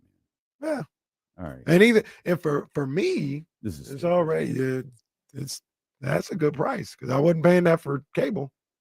Yeah, you're right, because you had cable plus all the other. You had cable in all of the streaming Stars, packages. Showtime, all that stuff. It get to like 160. I need 50 to just say it's over. Because the second he does, I will save $10 a month on Stars. I'm not doing it until 50 says it's over. And that's not happening for a while. Kanan's got to come back. Origins is happening. You've been, and I asked you this the other day. You've been doing your Peloton? Not the bike. So Alex Toussaint, he loves 2 things: Jeezy and 50. He loves 50 so much, he plays records I've never heard. Yeah, that sounds about right here in New York, guys. So He like, hey, let's drop this AO technology. Like, No, hey, AT. no, we ain't going. Like, I'm all for Jeezy Monday, but what is this? He played a song this morning. It was last night's ride, but I was doing it this morning. Like, what the hell is this? But 50 got it. Getting in there playing How to Rob. He got them. Oh my God. Well, that'd be all right though. That How to Rob was kind of fire. Yeah, that'd be all right. But yeah, like all of these streaming platforms, and then YouTube TV having the nerve to say, well, if you don't get it, you could just go subscribe to Fox Plus or whatever it is. All right, man. The thing that is cute, and I don't know, All maybe Hulu TV does this. I believe I'm assuming they do. The thing that keeps YouTube TV above water for me is really, now that I think about it, the NBC Sports Bay Area's California's Yeah, I think Hulu does that. YouTube TV. They better get it taken care of. I think that's all kind of the basic stuff. The only one that I've ever seen that was like strangely off was Fubo. Fubo doesn't have the Turner channels. So there's no TNT, there's no TBS, and there's no CNN. What makes that more uncomfortable is I can watch Newsmax anytime I want to with Fubo, but I can't watch CNN. But I think someone in the chat told us CNN. I know that not CNN, Fubo is merging. I think it's with Hulu, but not till sometime next year. And so I think that was part of some antitrust thing. Hulu going for the gusto. Hulu is going for the gusto. They trying to get YouTube TV out of here. I was trying to do the Kenny math last night when I was looking because I was really frustrated with this YouTube thing. Because my plan, I want to wake up, take Sprout for her nice long Saturday quiet walk, get home, be about 8:30, hop in the shower, grab some food, sit down, and watch that game uninterrupted. Yeah. And now YouTube TV telling me I can't watch it. So I started trying to do the Kenny math when I was looking at Hulu TV, Disney, ESPN, and I'm trying to figure out, is he right? Is this how it works? Well, this one doesn't have TV. How the hell do I add TV? Where's the live TV? And I just wound up staring at the screen, closing the computer, and walking away. And see, now I'm looking at this situation, and see, this is what they do. Like I said, we talking about this. They're all in cahoots. They're all sitting back laughing at the situation. When I used to work at this basketball facility in LA, it was at one point in time, it was supposed to be, there was like this competition to see what shoe company would come to that facility and like kind of take it over. At one point, it was going to be like, it would turn into Hacks, Nike facility at Hacks. Then Adidas got in there, and then Jordan. Then they all did that. And I remember one time somebody was like, because there was a non-sponsored pickup game there, and all the shoe company reps were there.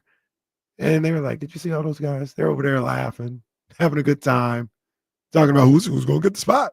Who's going to get the spot? No, I think I'm going to get the spot, big dog. No. Look. When you see this turns into the Nike facility at Hacks, I want you to call me and be like, you was right, big dog. They was laughing. There was nothing competitive going on. There was nothing crazy going on. And that's what's going on with these TV companies. Because I'm at Hulu TV. And if I have this right, somebody can tell me if I'm wrong, but I'm looking at live sports. And they have the networks that you have. They have CBS Sports Network. They have ESPN. They have FS1. They have NFL Network. And they have MLB Network. Who isn't there? NBA TV. Yes, but you know where I can get NBA TV? On YouTube TV. Well, you know where else I think you can get NBA TV? Where's that? With the upgraded Hulu package. With the sports package. Who are they with? Hulu? Yeah. What do you mean? What do you mean, who are they with? Because I hope you're right, because that would help Hulu out a lot. But they have it right now is they don't have NBA TV. Oh, okay. But you know who does has NBA TV is YouTube TV. Right. You know what they don't have? MLB Network. Well, you know what they don't have? Fox. Well, Howard appearances, they don't have Fox. Man, maybe that's why I got maybe that's why I got rid of Hulu, was because they didn't have NBA TV. They all just messing around, man. They all Hulu and YouTube are like talking on the phone right now, like, hey, well, look, I'm gonna get him to come over here. Bro, you don't have NBA TV? Watch me. When I get NBA TV, I want you to call me and be like, why does that person sound kind of like Dick Vitale? No, that don't sound like Dickie V. Dickie V would be on the phone like this. Look, I've got YouTube TV. I've got the NFL package. You got to come over here, diaper dandies. They got News Nation and Newsmax, but no NBA TV. Hulu? Yeah. Oh my gosh, bro. They're playing. How does that even happen? How does that happen? How do you just not have one station? Ooh, I don't know, man. They playing, man. We all taking L's. They playing. This is why you have to have 50 streaming services just to get the channels that you got with cable. Now, what you do, which is very inconvenient, is if you say I went with Hulu TV and I got the NBA League Pass. With Mhm. NBA League Yep. Pass, you get NBA TV, but you Yep. got to go into the NBA app, watch That's it right. from there, and all this other stuff. Because that's what I do with Major League Baseball. I don't have MLB Network, but I have extra innings, so I can watch MLB Network on the MLB app. This crazy with the sports add-on, you get Red Zone, but still no NBA TV. Bro, they playing. How do you even do that? This says you get Hulu Live TV with Disney and ESPN, the premium package, You got like a premium Peacock, like that for $95.99. and still no NBA TV. Still no NBA. Come TV. on, guys. Still no NBA TV. The You streaming know- stuff was cool when like only one company was doing, like YouTube TV. It's like, oh yeah, YouTube TV is doing the streaming stuff, whatever. Now that everyone's doing it, it's like, all right, this You is know trash. you know who has it all? Cable. Yeah, just throw the Sunday ticket back on DirecTV. We'll all Oh, go don't back. do that. You know who has it all? Don't do that. Cable. You get all those channels with cable. Might have to pay a little extra, but yeah, I don't think I'm going back to cable though. I don't think I'm going back. But they got it all. You got all your sports networks on there. DVR doesn't really matter. Like YouTube TV was like, oh, you got an unlimited DVR on here. That's great, but You I do stream not have everything. NBA TV. I stream everything. I got the app, so I can just go to the channel and watch on demand anytime I want to. I don't need an unlimited DVR. I can't remember the last time I watched something on DVR. Actually, I take that back. I do watch sports games on DVR. Yeah, because you do weird stuff like that. Well, the NBA. You watch sports well- games from 3 years ago. Well, no, look, the NBA, I'll say it, those jackasses. I can't go watch the Kings game on the NBA app for 3 days.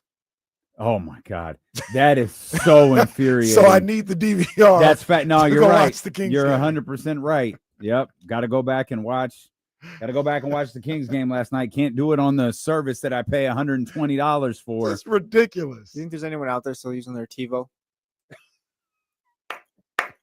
a good Hey, how question. much is TiVo right now, man? They still They sell is- them? That should be discontinued, no?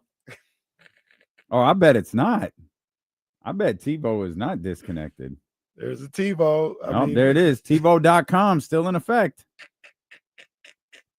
Hey, step your game With up. TiVo, the choice is yours.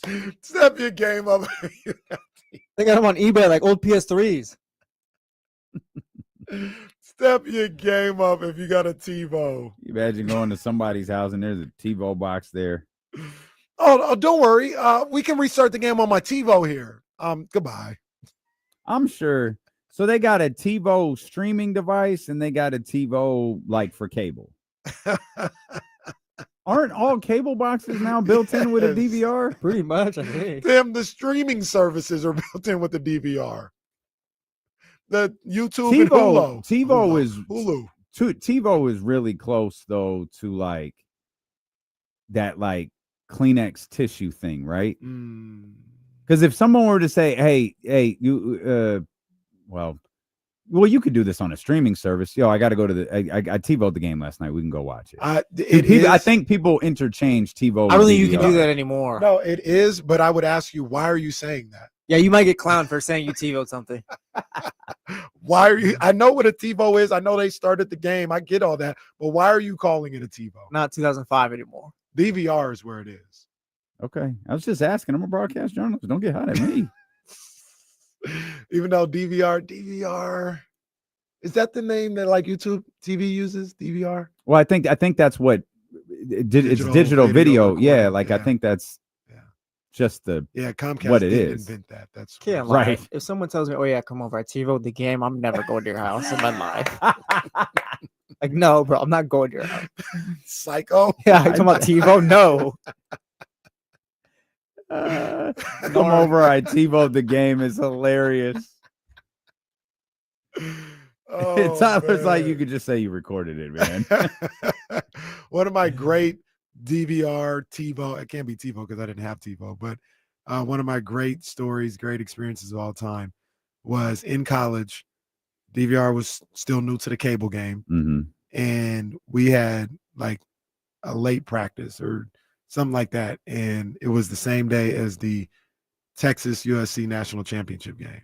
So practice was over about an hour into the game. So me and a couple of the other homies, they're like, no, come over to the crib. We can watch it from the start. I got it on the DVR. We'll be good.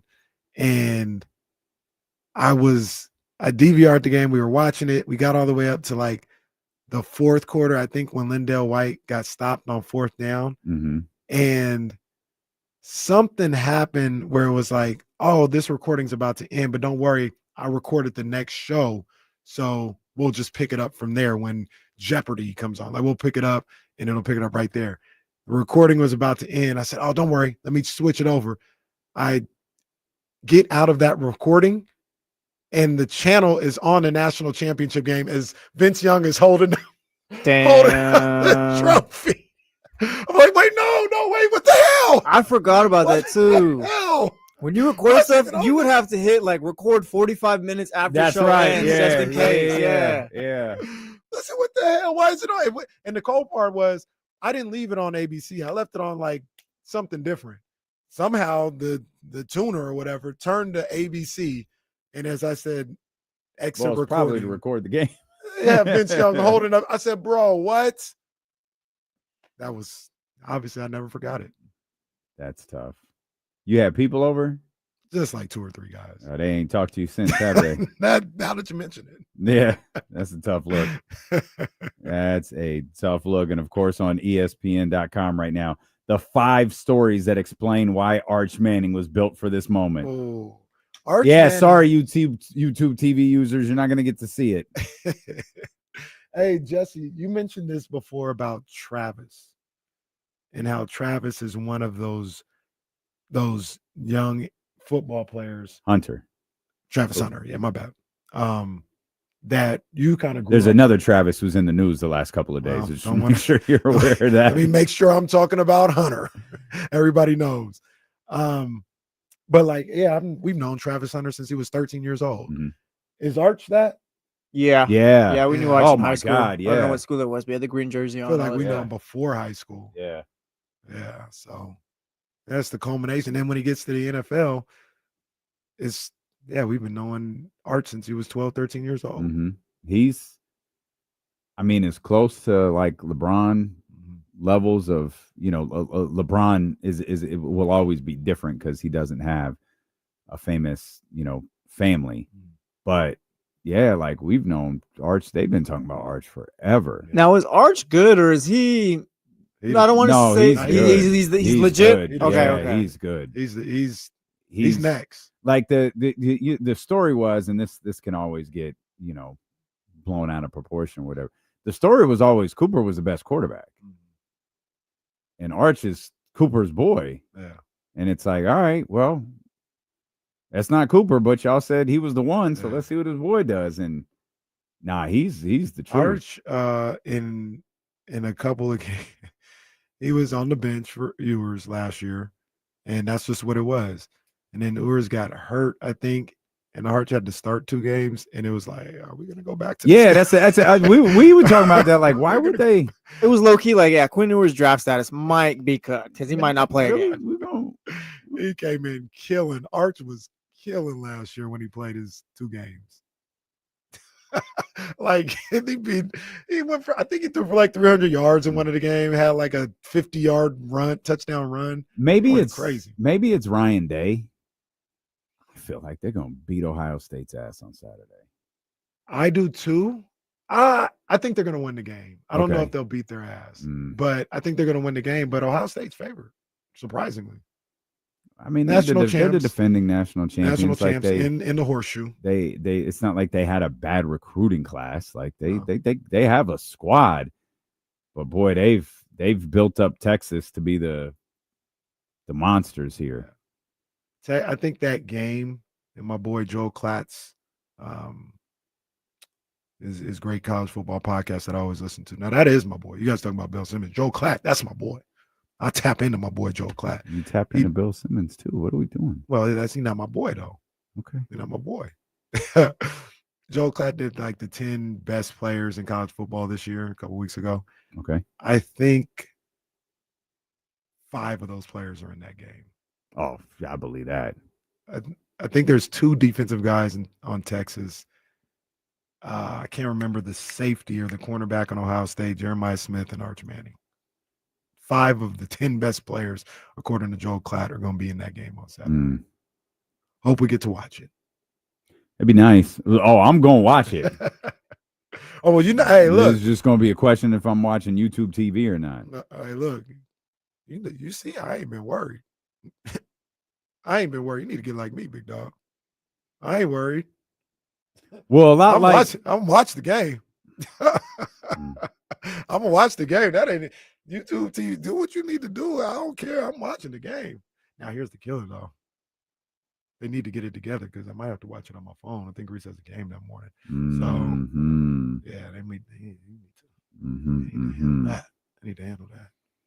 Yeah, this is an exciting weekend heading into an exciting week. This all started because right before the show started, like our portion of this show started, was just, man, I think that it was a smart move by the NFL to set up Eagles Cowboys for night one, because that's a big matchup always. That's box office. Yeah, that's a big matchup always. The Cowboys got to watch the Eagles get their rings, all of the things that come with winning the Super Bowl the year before, and it's just kind of a great start to everything. And then you've got that monster, it kind of led to the conversation about that monster, Saturday morning, 9:00, Ohio State and Texas kicking off what's normally, and this week's no exception, with a really, really good week 1 of college football. Don't worry about what week 2 looks like.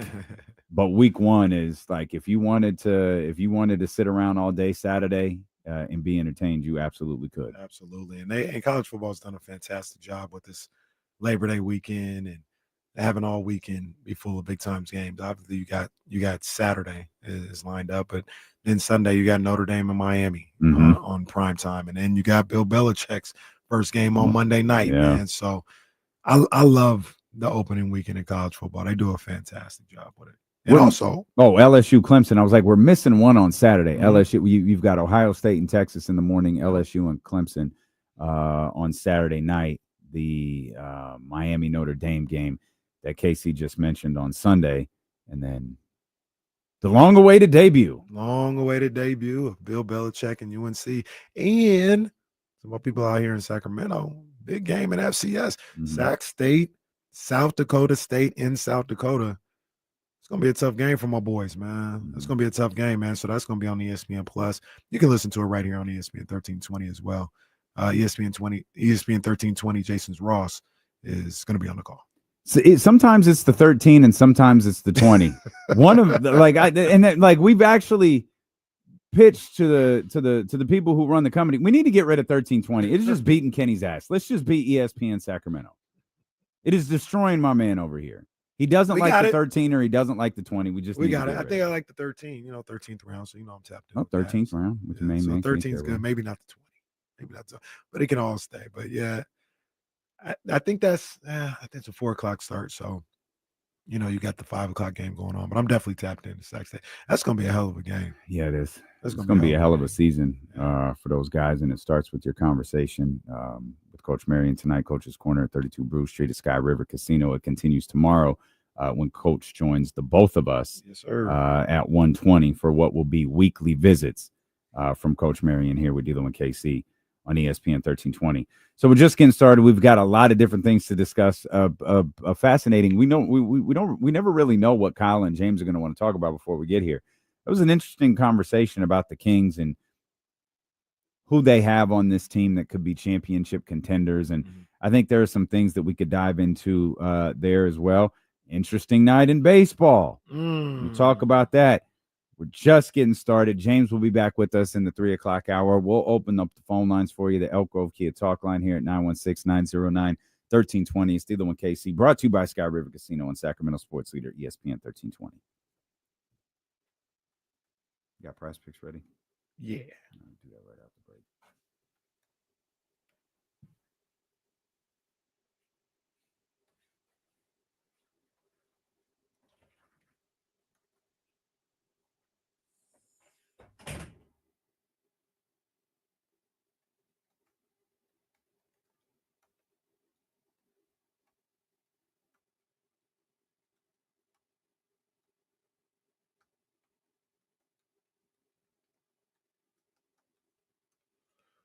Somebody asked the question. I think it was Norm. I can't remember. I should have started, but the Pick'em leagues are up.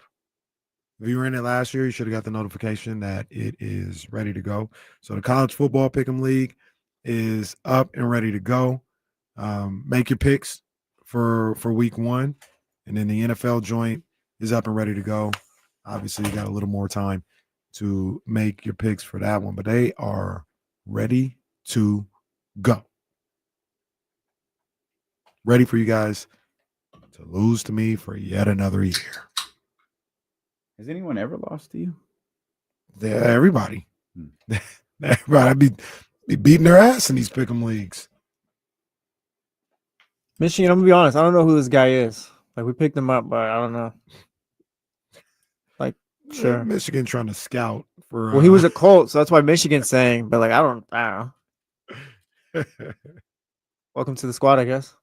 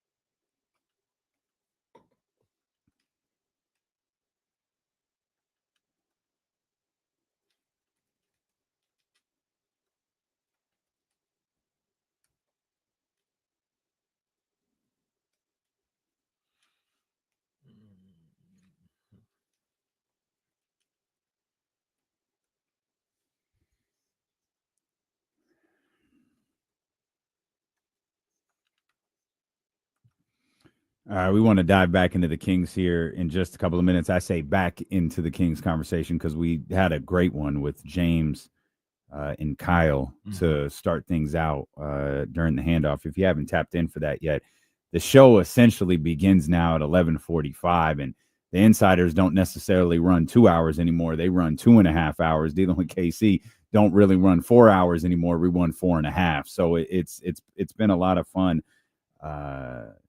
to kind of have that, crossover with them. And it's created some really good conversations. So I want to get back into some of the things that we talked about and, pose some questions that we were talking about amongst ourselves before the show started. Before we get there, though, the A's continue to play good baseball. Yeah, they're cooking. They are cooking. That offense is. I don't want to exaggerate it. That's why I want to pause just a little bit. You know what would be a great reason to pause? What's that? Is because you have to tell people about Prize Picks. And I literally said that right before the commercial break. Every once in a while, I direct traffic and I lead Kenny right in front of a car.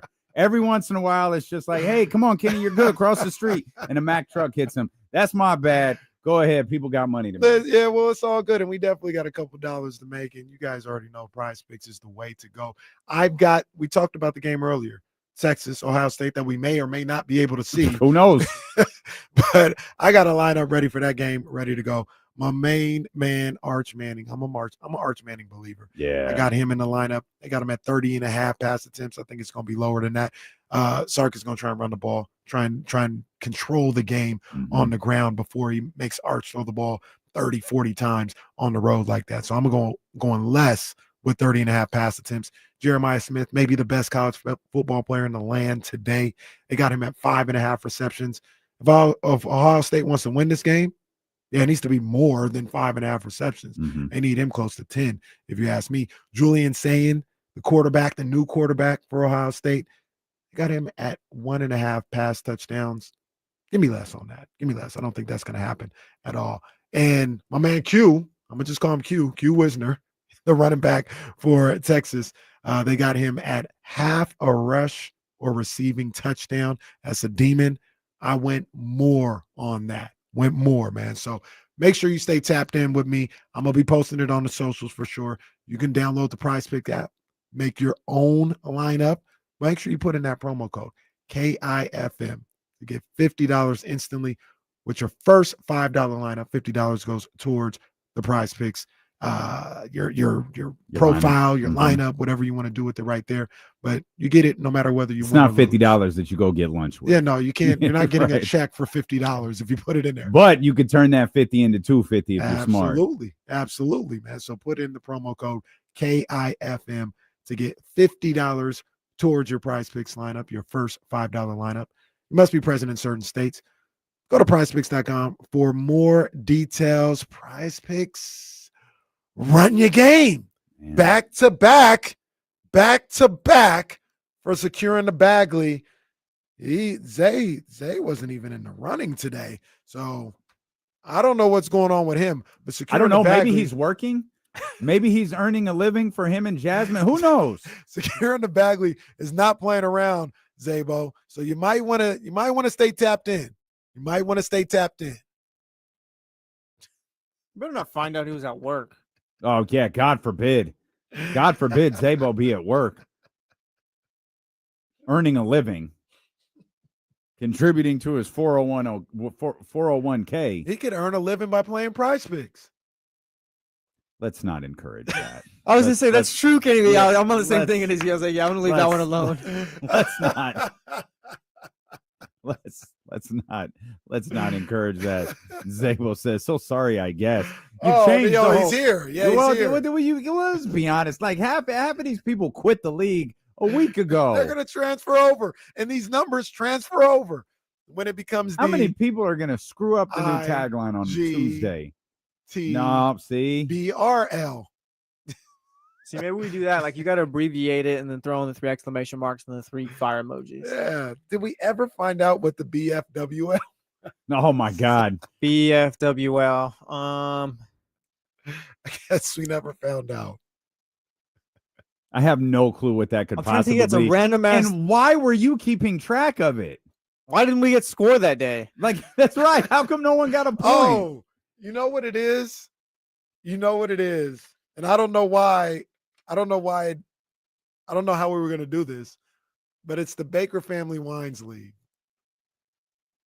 I just thought about it. It just dawned on me. How did we not remember that? Baker Family Wines, BFWL League. But what the hell is the league? When you started to read or I started to read, they'd have to get in there just like the Run Your Game League. And do what? Say Baker Family Wines or something. I don't know. Let me ask you, but was this some nonsense that you created? No, I think you were here for this. No, yeah. I didn't have my notepad on. I actually must have been gone for this day, I think. This must have been a Madsen producer day. It just hit me right now. That's what that was for. Who knows? Might still be around. Well, we were just supposed to. All right. So the A's got to win last night. Yeah, we got 6 minutes to kill now. Hey, Kyle and James, the insiders, they asked the question, or somebody asked them the question, and they talked Bake your wine? Like, what is the... That's a point for Johnny G. Right there down. Give him a point. There we go. Drink your wine? I like bake your wine. I like it. All right. Johnny G, even though that wasn't an official read, we'll give it to him anyway. Norm says, sip your red. Like, doesn't even have a slogan. Does now. Bake your wine. Bake your wine. Good time. Johnny G's on the scoreboard. Shout out Good Johnny time. Good G. time to remind everybody. We'll be at Baker Family Wines in West Sacramento coming up September 14th. We'll be there watching 49ers football and unveiling their new wines. It's a big wine release day. It's going to be an awesome Sunday afternoon out there. Baker Family Wines in West Sacramento. Make your plans to be with us. If you've never had the opportunity to sip some of these incredible wines that Dusty Baker and his team have put together, and I've been told he'll be there. I was told straight up, Dusty gonna be there. Let's go. Normally they don't tell us until the days prior. Yeah. Every once in a while they'll tell me an hour prior. Hey, can you let everybody know Dusty gonna be there? I was told flat out last week Dusty Baker gonna be there. Come on now. Come on. Let's kick it. So Let's pull kick up it. on us. Oh, my man, Dusty Baker. Maybe the slogan could be it's good to drink wine. Maybe that's It's good to it's good to drink wine. Full circle, run your wine. Right. run your wine. Run your wine is hilarious. Maybe drink responsibly. should be the- Response. There you go. I'll Maybe take that should be the tagline. I'll take that one. But no, on the insiders, they were asking the question because the A's have been playing. So the A's won in a walk-off last night. They've been playing so well as of late. Somebody asked the question, do you think the A's could get to 500? And I think they'd have to be, I think Kyle said 19-9. They'd have to finish The rest of the way? 19-9. That's doable. Plus, yeah. With the way the way that they're playing. Yeah. Well, what? Yeah, okay. Yes. But like, what would that all be together? Like, because what are we at now? 17-9 in the last 26. I mean, that's a pretty impressive stretch of baseball if you tack on 19-9 to that. 36 and 18. Now, you guys said yesterday that this team could be really dangerous next year. Maybe no better way to kind of, prepare for that than to play good baseball in the final. God, you're approaching 50, 60 games. The final 60 games of the season, 50 games of the season. I'd say less than Once that, you probably. factor it all in. Yeah, Because 19 and what would you say? Kyle said 19-9. Yeah. That's 28 games, and I can't remember what I just said that they're doing. 17-9, I think you said before that. Yeah, so that's 50 something games right there. They- In every other league, that's a good stretch of the season. In baseball, it's just whatever. There's a chance they finish with a better record than the Giants. For sure. I think they're 4 back in the loss column right now. Yeah. They have their schedule. They've got Boston 6 times.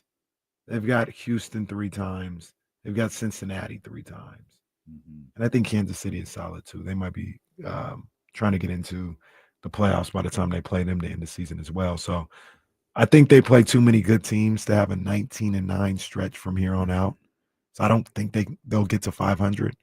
But the fact that we're even, I mean, Detroit's a pretty good baseball team, and they no, very true. We got them Very last true. night. Yeah. But the fact that we're even thinking about having this conversation is a testament to how they've been able to play. You mentioned it, 17-9 in this stretch of 26 games. They are laying the groundwork, in my opinion, for what could be next year. And when I mean what could be, I'm not saying they'll compete for a division, but I think they're laying the groundwork to compete for a playoff spot next year. Absolutely. This offense is loaded. It's incredible the adversity they've been able to overcome playing on quicksand, lava. I'm sure I'm missing other things. The mound, Luis Severino kept falling down. Yeah, remember when he fell down? Twice, I think. All right, man. All right, Luis Harden. Well, did you see the Riley? monster in the batter's box that eats up the ankles there? Carlos Correa. Yeah. There's no way I'm playing 2 games that. in my career, boys. What do you want? Meanwhile, people are hitting bombs left and right. Did you Doesn't see seem to bother Riley Green's home run? He hit it to here. The ball landed in our parking lot. Like, why is the ball? I'm telling you, one time a home run's going to knock someone down on those scooters. Oh, my God. I want to see what I think they had it at 471. Let me go back into these notes. I think it was 470. That seems outrageous. I want to see what It was 471. I want to see what the farthest, if that, you guys think that'll be the farthest home run that'll be hit? there? Because Because if it's not that, I want to see what that. What was the one, the 4th of July? There was one that was hit. I think it was over 4th of July weekend. What's his name hit a bomb? The center fielder, Denzel Clark. Denzel Clark. He hit a bomb. But I feel like that was 470 something too. Yeah, that was. Yeah. If we play this home run clip, will they hit us with a copyright? Who knows, man?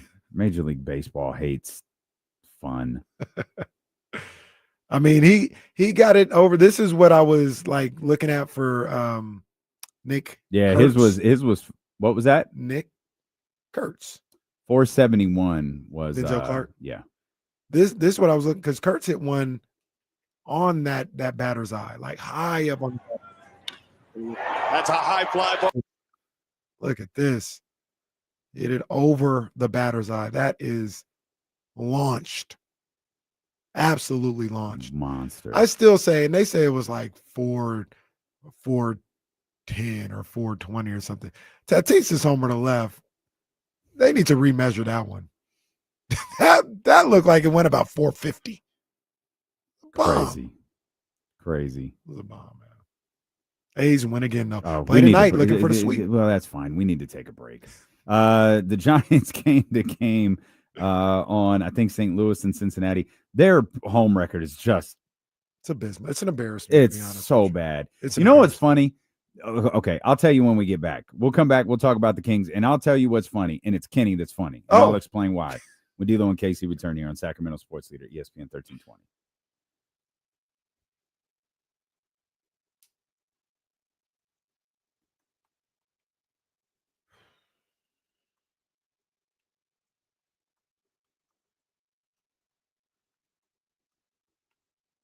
What's the best burger spot besides In-N-Out? Not sit down either, but just somebody you can go pick up. I mean, sit down is cool too, but not like a restaurant type. You brought up Smash Burger that one time. I really loved Smash Burger. That was some good stuff. That was some really good stuff. I used to like, and I guess they can be said because they're still technically in business, although nowhere around here. I used to love the Jack Daniel's burger at TGI Fridays. I thought that was I loved that burger. Throwing in the Habit in the chat. Habit's not bad. I like the Habit. I wasn't a fan. I wasn't a fan at all. It wasn't nasty, but it wasn't that good. I've never been to Five Guys just because the price jokes just entirely scared me off. Five Guys is good. I never had the food from Habit. I think this was the place I went to, but I went in there once because I was like craving a soft drink, and I was in a parking lot that had one.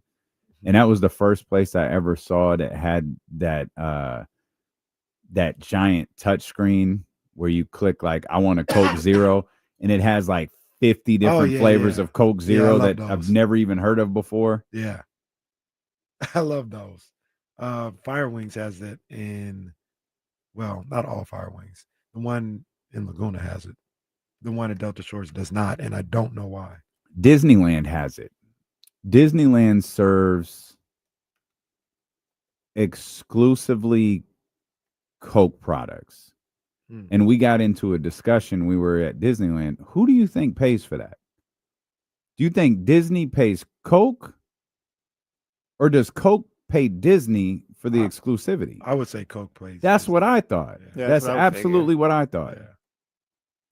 Yeah. I started researching it. I was like, Coke has to pay for this because I would think it doesn't benefit Disney to be exclusive. Yeah. It's the same thing like I said. Just do whatever. Like I'll get anybody's soda. They can make their own soda if they want. Probably could. Yeah, probably really good call by price. The drive up burger place is always pretty solid too. Whitey's Jolly what? What? I'm sorry. I don't know about Whitey's Jolly Cone, but shout out Knockout Burger. That sounds terrible for being. If we're being honest, that sounds plausible. Shout out Knockout Burger, but that's still. Who has the best fast food burger? Probably In-N-Out. In-N-Out, cool. Yeah, In-N-Out. I'm gonna take them off the table though, because they're In-N-Out. They're the goats. I might say Carl's Jr. Yeah, I was like Carl's Jr. too, but it's a little expensive. Very expensive. I can't go wrong with the Jumbo Jack. Is In-N-Out still inexpensive? For the It's times cool. that we're living in, yes. Okay. Family, well, Ryan didn't eat. Poor Ryan couldn't eat that day. But we went to In-N-Out yesterday, and it was only about $35 for the 3 of family. you? Yeah. We got the meal, all that. Once again, it was Ryan's turn not to eat, so that's what happened. Actually, she did eat. She got a hamburger. So yeah, we all ate as a family. You get the for peppers with the $35. burgers? I don't. The peppers are the rest fire. of the family does. Yeah, the peppers are fire. And that burger was delicious. I've had Veggie Grill, Audrey. It's fine little vegan fast food. It's pretty good stuff. Wheezy Nations is solid. Nations is good. Nations is. It's not the really best, but it's good. solid. You're not going to be pissed off after you eat or anything. It's good. Nation's good stuff. But I don't know. I'm Polo L. That Western bacon cheeseburger. That might be it, Jesse. That might Pound for pound, it might be, honestly. It just costs more than Damien's restaurants. When is the last time you had a Western bacon cheeseburger, Damien? Minimum 2 decades. Oh, Maybe we do that too, because like you've been on this tour where it's like, oh yeah, Damien takes Costco, Damien takes Target, like regular Hey. people's spots. So you know what? Maybe you know we do what? Damien takes Western bacon cheeseburger next. You know what happened over the weekend that I actually thought of you. I was like, Jesse will find this funny. Morgan, the 4-year-old, has taken a liking to Top Ramen. And she's in TK now. We've got to pack her little lunch. She just likes the noodles. It's not like she just wants the noodles. So yeah. True story. Over the weekend, I was like, I don't know. I don't remember. How do you make this? Like, I do not remember how to make this. So we make it. We do the whole thing. And it's like, I'm starving. So I just take like a bite. And I was like, God damn. Yeah, throw some tabardillo and mustard in there too. You'll be good. Like, yo, these noodles are fire. Oh, yeah, you hook it up with the right sauce, it goes crazy, Bruh.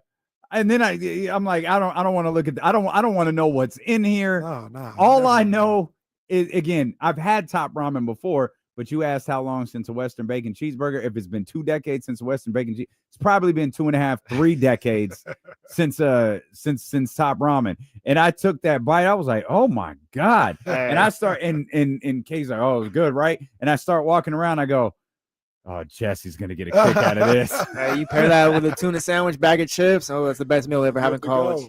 Good to go. They The most repeated line in our house is "Beat it, kid." That is glad I got influence. That's the Jesse Tapia special. Beat it, kid. I'm sorry. Go ahead. No, I was just gonna say that's what happens with these little meals for the kids. Oh my God. Ryan got some chicken nuggets. They're almost like pop. You know how they do like popcorn chicken nuggets. And it's like a Tyson brand. It's something you get from Costco. Freezer, put in the freezer, big bag of them, whatever. Those things are delicious. Like I make them for her. Mm-hmm. She maybe has like a 4 count. Mm-hmm. I always put 7 in the air fryer. Mm-hmm. I'm getting my 3. I'll probably shed a tear the day Damien comes in. He's like, you know what's not bad? And I can't believe it. Little Caesars. It's really hard and ready. I can't believe it. No. Look. You know what's not bad, actually? Chuck E. Cheese pizza. It's actually pretty good. All right, man. All right, I'm telling you, look, both of y'all. When both of y'all go to Chuck E. Cheese and have some pizza, Beat it, I need a time machine to go back to Chuck E. Cheese. No, you need a kid. Well, yeah, That's a what time you machine. need. Fine. I need to go forward You a need a couple kid, years. or you need nieces and nephews. Shout out. Everybody has their. Somebody that at some point will have their birthday party at Chuck E. Cheese. No, shout out to the Chuck E. Cheese in San Jose. I probably had like my first 5 birthday parties there. Chuck E. Cheese, they do. Little They do what they do. No, Little Caesars. Little Caesars, no, I'm mad at Little Caesars though. They up the price. So I'm like, Yeah, the hot and ready is pretty expensive. Yeah, having all these snacks around, like it's tough. Like my house used to be not that. This is just clean. You got snacks in the house? Nope. Sure don't. Now I've got snack compartments, multiple ones. The savory ones are over here. The sweet ones are where they can't reach and they can't see, so they don't know that. The worst thing is I had no idea. I just knew like I can't have this, so it's no big deal. Is that Nutella stuff? Yeah, I'm not a fan of that. Reese like That's just chocolate Not frosting, but whatever. It's a hazelnut butter that they mix with chocolate. And Audrey likes peanut butter and strawberry sandwiches with the. So the first time I was like, yeah, I got you. I made her one, and I cut a strawberry and was like, oh, some on the knife, and I put it on the strawberry, and I think I melted. I was like, hey, now there's like Nutella biscuits and like cookies, and it's just like, it's bad. And they don't even ask for it. I'll be at the store like, oh, look, I bet the kids will like this. You guys want this, don't you? Yeah. Is this fact right here? The Chuck E. Cheese in San Jose is the largest in the world? I can neither confirm Malcolm nor X deny. said it, so how could it be wrong? You going to tell Brother Malcolm that he wrong? I'm going to believe him because it's a big-ass Chuck E. Cheese. He's not wrong. I've never been to that Chuck E. Cheese. Oh, asked if it's the Chuck E. Cheese on Tully Road. Yes, that one. It's got three big old mascots, like just giant, more than life-size mascots just in the windows. That's in San Jose? Yeah. It's right when you get off the freeway, you'll see it. Yeah, never been to that one. Shout out to Katrina. Katrina says, oh, but have you tried cookie butter? Oh, sweetie. Yes. I make cookies with cookie butter. Have you had cookie butter before? I haven't had cookie It's butter. those cookies like that you get on the planes that it begins with a B. The Biscoff. That. It's that blended into like a butter, like a peanut butter type thing. Okay. Goes crazy. Child. Lord is my shepherd. Have to try it. Yeah, you're gonna have to do it. Gotta have to try it. Adam L. Radio listeners are so confused why the Malcolm X was talking about Chuck E. Cheese. Oh man! Shout out to everybody on 1320 AM, 98.5 FM, HD2. I was gonna say this. We were talking baseball for a second. We were talking about the A's. Giants got a win last night against the Cubs. Thank God Verlander was able to win a game at home. Yeah, big ups to him. His first win at Oracle Park. I had put some notes as we prepared for the show that the Giants look. The Giants won. That's all that matters. But they've only won 3 of their last 18 home games. Kenny, in his preparation for the show, wrote, that is embarrassing. But that's not all.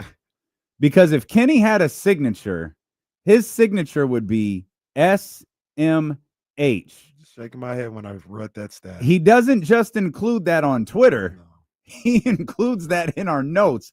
That's when I know Kenny's truly going to be fired up about something. I mean, that's just ridiculous. I read that stat. I said, are you serious? How we never did, and we still could. Real? How we haven't done a D'Lo and KC or a KC SMH shirt over on DeLoandKC.com is wild, which is still in existence, by the way. It is, man. I was thinking the other day I got to get some gear. You say that all of the time. Well, now it's a different time of year, so I need to get some crew necks. So I got to go over there and see what's popping. But that's ridiculous. That's embarrassing. Even I haven't been to that website in a while. Let me make sure it is in fact still there. DeLoandKC.com. Yep, still works. That's embarrassing. They should be embarrassed. Bob Melvin should be embarrassed. All those players should be embarrassed because if you I forgot we got a Club Malik shirt. Absolutely forgot that thing existed. Well, we can still use it. Thank God. Still here. Don't trade Malik. We are not putting Club Malik's onto the discount rack. It's still here. The part of that 18-3, winning 3 out of your last 18 at home, includes getting swept by the Pirates and losing 2 of 3 to the Washington Nationals and losing 2 or 3 to the Tampa Bay Rays, who aren't that bad, but still. That's egregious. That's egregious. Those guys absolutely. We talk about the Kings and being better at home. The Giants absolutely need to be better at home moving forward. You can't have that. And especially being better at home against teams that you would think you should be able to take care of no matter where you're playing, but definitely at home. No disrespect to the Pirates, but the Pirates fit that category. Mm-hmm. The Nationals fit that category. The Marlins fit that category. When you lost, got swept by them. That's just they gotta find a way to fix that. And the funny thing is, when you talk about the Giants, when you talk about the Kings and all this other stuff, I'm not sure how you fix that. I'm not really sure how you fix that. I don't think the Giants or the Kings are not playing as hard at home as they are on the road. I think they're giving effort. I think they're aware of it. They're trying to change it, but it just hasn't been successful. And especially in baseball, like I don't think they're just chilling at home. That's when you start to ask the question, is it too much pressure for some of these guys at home? The expectations of the home crowd and, when you have a really good crowd like at the Golden One Center or at Oracle Park, where they're living on dying in every game and every play. Is that too much for some of the guys on that roster? That'd be kind of tough if it was, because I don't imagine playing at Oracle Park is like playing at Yankee Stadium. But that's pressure. Playing at those places is pressure. I figured Oracle Park, Oracle Park pretty. But I don't think like they're not like I'm like the atmosphere is great, but I don't think like it's like they'll jump on you if you're not doing it right or anything like that. Like that fan base, I figure is just more behind you than anything. There's pressure playing at Yankee Stadium if you're playing there like twice or 3 times or 4 times or something like that. Is there really pressure if you're playing there 81 times? I think so, because those guys will be on your head. Yankee Stadium? You can't escape. Or any Yankee Stadium, Oracle, any home home stadium. Like you're there 81 times. But it's the game, the actual game, and it's everything surrounding the game. Like if you're not playing well at Yankee Stadium or Fenway Park, you're gonna hear it on the field, from the people in the stands. Sure. And then when you go to a restaurant, they're gonna look at you some type of way. Yo, bum. Right. And I think that isn't for everybody. Sometimes you want to go to a place like St. Louis or Miami where it's not as intense at home during a game in July. I feel like St. Louis, that's a big baseball town. It is, but they kinder. have the reputation of being very friendly. Yeah. Like they don't boo the home team, none of that other stuff. I think Ramos mentioned something about a week ago when he was talking about, and he said it got taken out of context, but he was talking about how, of course it did, how, all these, he hears it, whether it's in the stands or whether it's on sports radio when he goes out to eat or something like that. He's like, yeah, all these fans, they were cheering us when we're doing good. But now, it's different energy. Like he's hearing something at some time. Yeah, that's normally how it works. And it affected him. So I think didn't Shohei acknowledge he heard a heckler the other day? The day he hit. Yeah, didn't he dap him up? Yeah, he dapped him up after he hit the homer. Yeah, he hit. It was the day he hit 45. Yeah, dapped him up. What a legend. KC, your thoughts? Who's a legend? Shohei. He is. Yeah, what? Yeah, what was that reaction for? Shohei's that dude. I wasn't talking about the fan. He's that dude.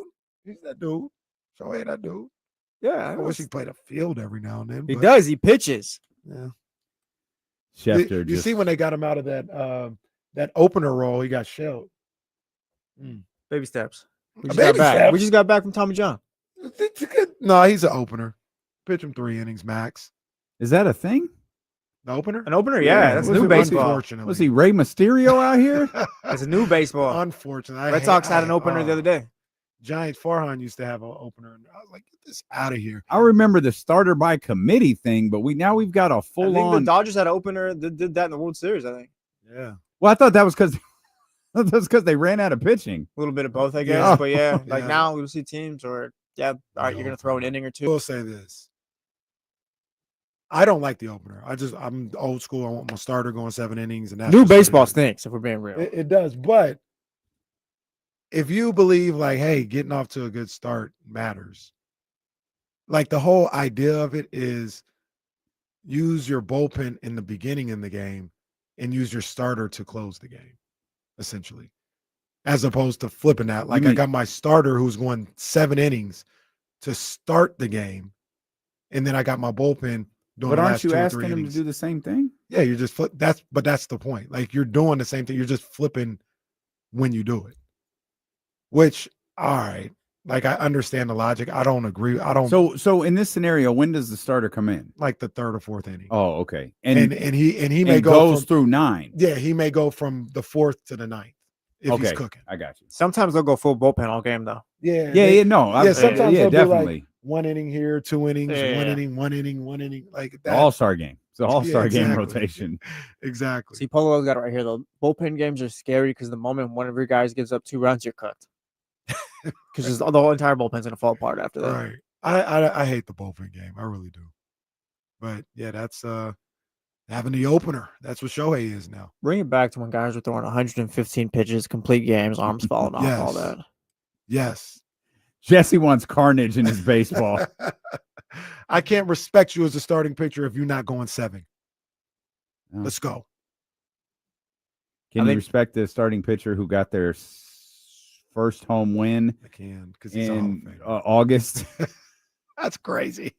That's insane. That is crazy. That is absolutely and it's only insane. a month after he got his first win.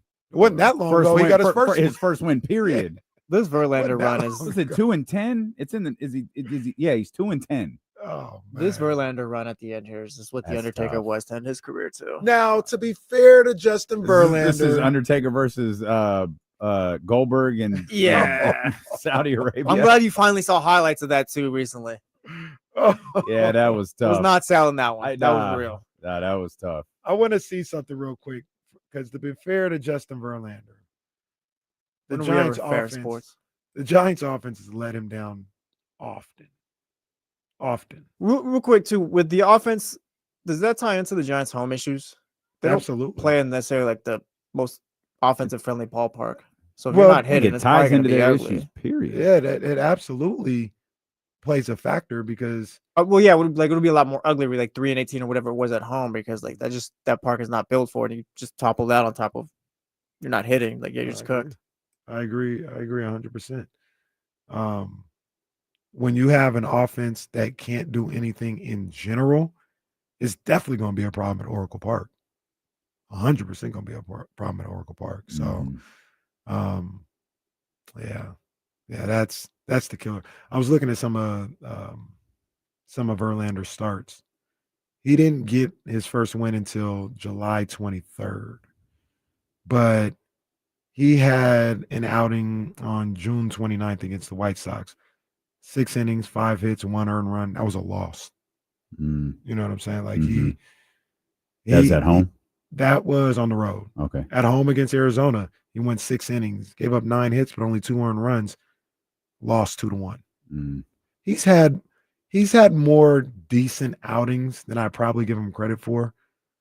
It's just the offense has been awful a lot of the times in his starts and just in general. Good for him to get that win at home. Well, maybe the Giants can build some momentum at Oracle Park here before this season ends.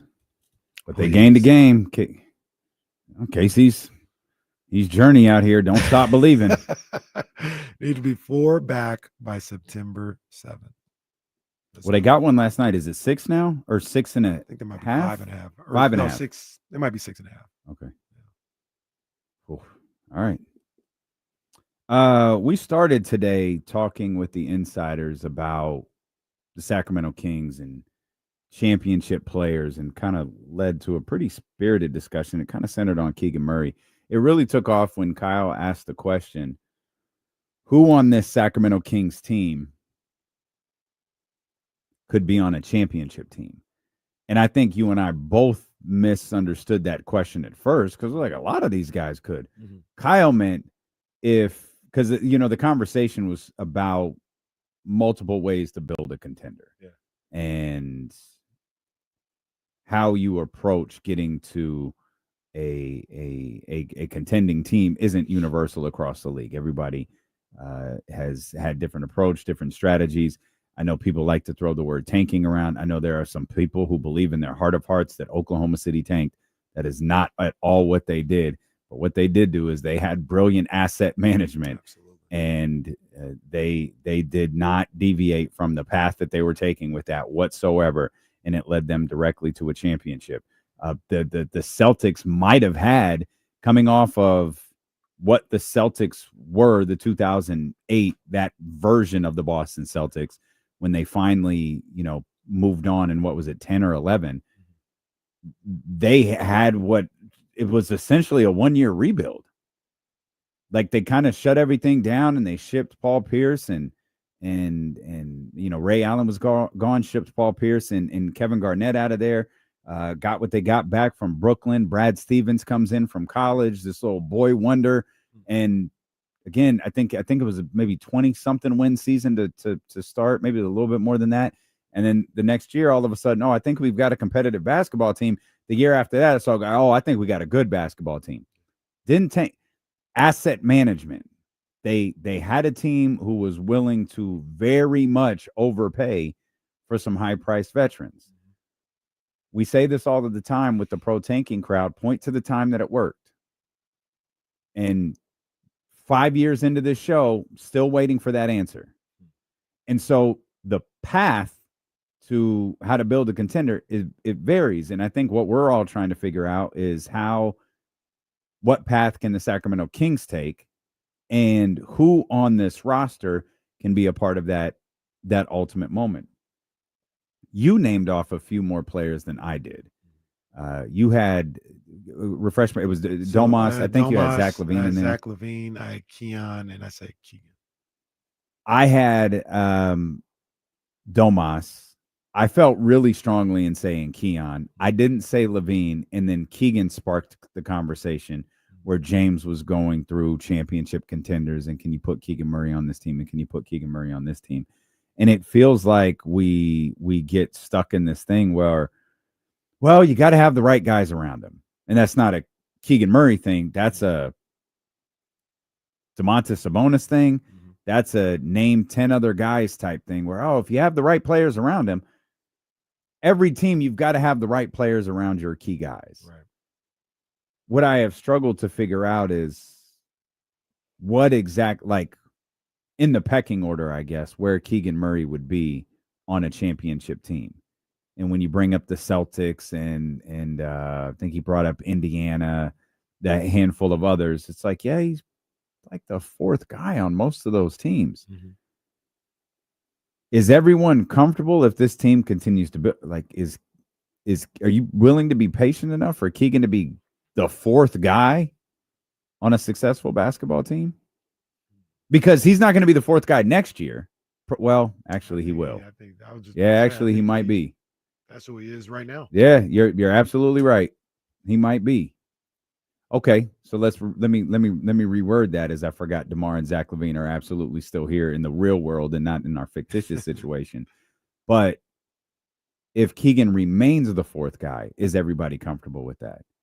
Because it feels like people get really antsy when it comes to talking about Keegan Murray. Yeah, really antsy. Yeah, I personally am 100% comfortable with that. I think the way that you elevate is that 1, 2, and 3, or some combination of them have to be better for this team to reach a certain level. I don't necessarily, it would be great if it happened, but I don't necessarily need Keegan to reach another level. Keegan can be exactly who he is. Those around him, those top-end players, that top-end talent, that's where you're going to get the improvement. So I think that, Keegan can be the fourth best player on this team, and it'd be a successful team. It'd be a team that pushes towards a championship, a contending team. You need those other guys. You need either Sabonis, LaVine, because I had those two in there as well, to step their game up, or you need 1 to 2 more players who are better than them on this roster at some point, somehow, some way. The reason why I throw LaVine in there, I'm sorry to cut you off. The reason why I throw LaVine in there is, once again, people speak about LaVine like he's just not good. You get rid of LaVine, you're going to need somebody that averages 23 to 25 points per game, along with what Domas brings to the table. Mm-hmm. So I'm not saying you can't ever find that anywhere, but you actually have it in the building right now. He's not super young, but he's also not ancient. He's 30. 30. Like, you have that in the building. Yeah, by the time you get to the end of that contract, hopefully you could rework some things and have a better contract that fits better for what you're trying to do. But the actual player is not the problem. Mm-hmm. I don't think so at all. We'll come back. I want to dig a little further into what you just said right there about Zach LaVine and why I think some fans feel the way that they do, and how the persistent problem that plagues this organization is why some people, like our man Patrick, are all about tanking. We'll explain what all of that means. Plus, a question about Doug Christie. Phone lines are open for you. Elk Grove Kia Talk Line, 916-909-1320. Steeler and Casey, brought to you by Sky River Casino on Sacramento Sports Leader, ESPN 1320.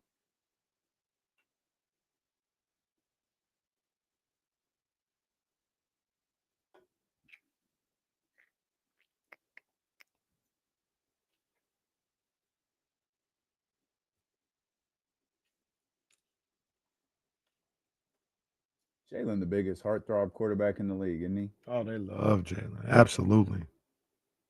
Absolutely. They love some Jalen Hurts.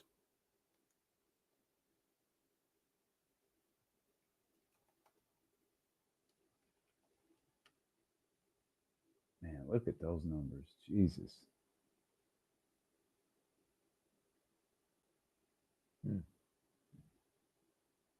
Shout out Jalen Hurts. Anytime you're in the company with Joe Flacco and Aaron Rodgers, man, you're in great shape.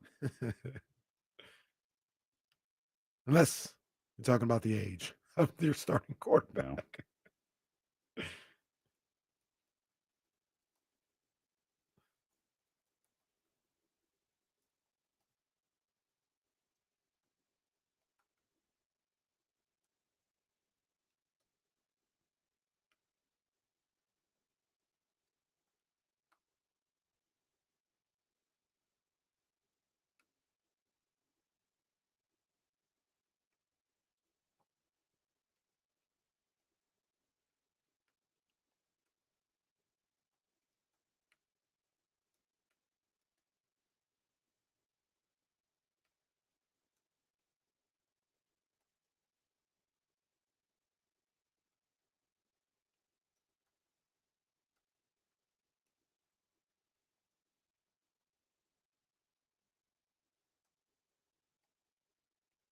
Where's Lazy at? I feel like I ain't seen Lazy in a while. I mean, I know he out there. He messaged me every day, but I feel like I ain't seen him in a while. They ain't pulled up to the studio in a few weeks. Ever since Jalen Hurts, he hadn't been. He don't love us no more. Oh man! Wow, y'all broke Lazy. Y'all broke Lazy.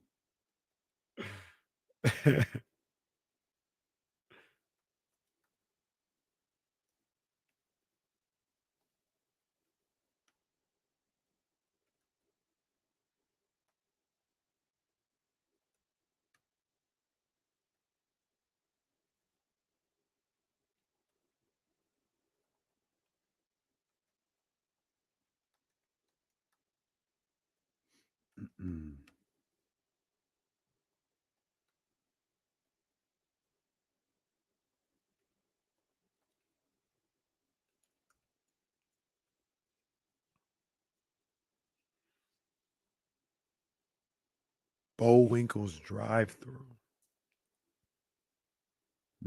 Bullwinkle's drive-through in Reeland has fantastic French burger. So I'm not a super burger connoisseur. What's a French burger? It's got snails on it. Come on, man. All right. Well, just give me a cheeseburger. It's fine. What do they call that? Escargot? Escargot? Yeah. Yeah, no thanks. Just give me a cheeseburger, big dog. That's all I need. You ever throw an egg on your burger? No. It's fire. I don't experiment much. I like what I like. And that doesn't mean I won't or that it's not What? good, but It's a like fried what I egg? like. Yeah, like a fried egg.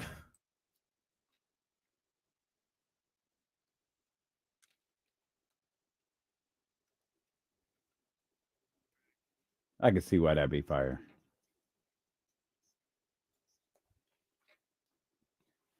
There's always a fun thread throughout this show, like during commercial breaks.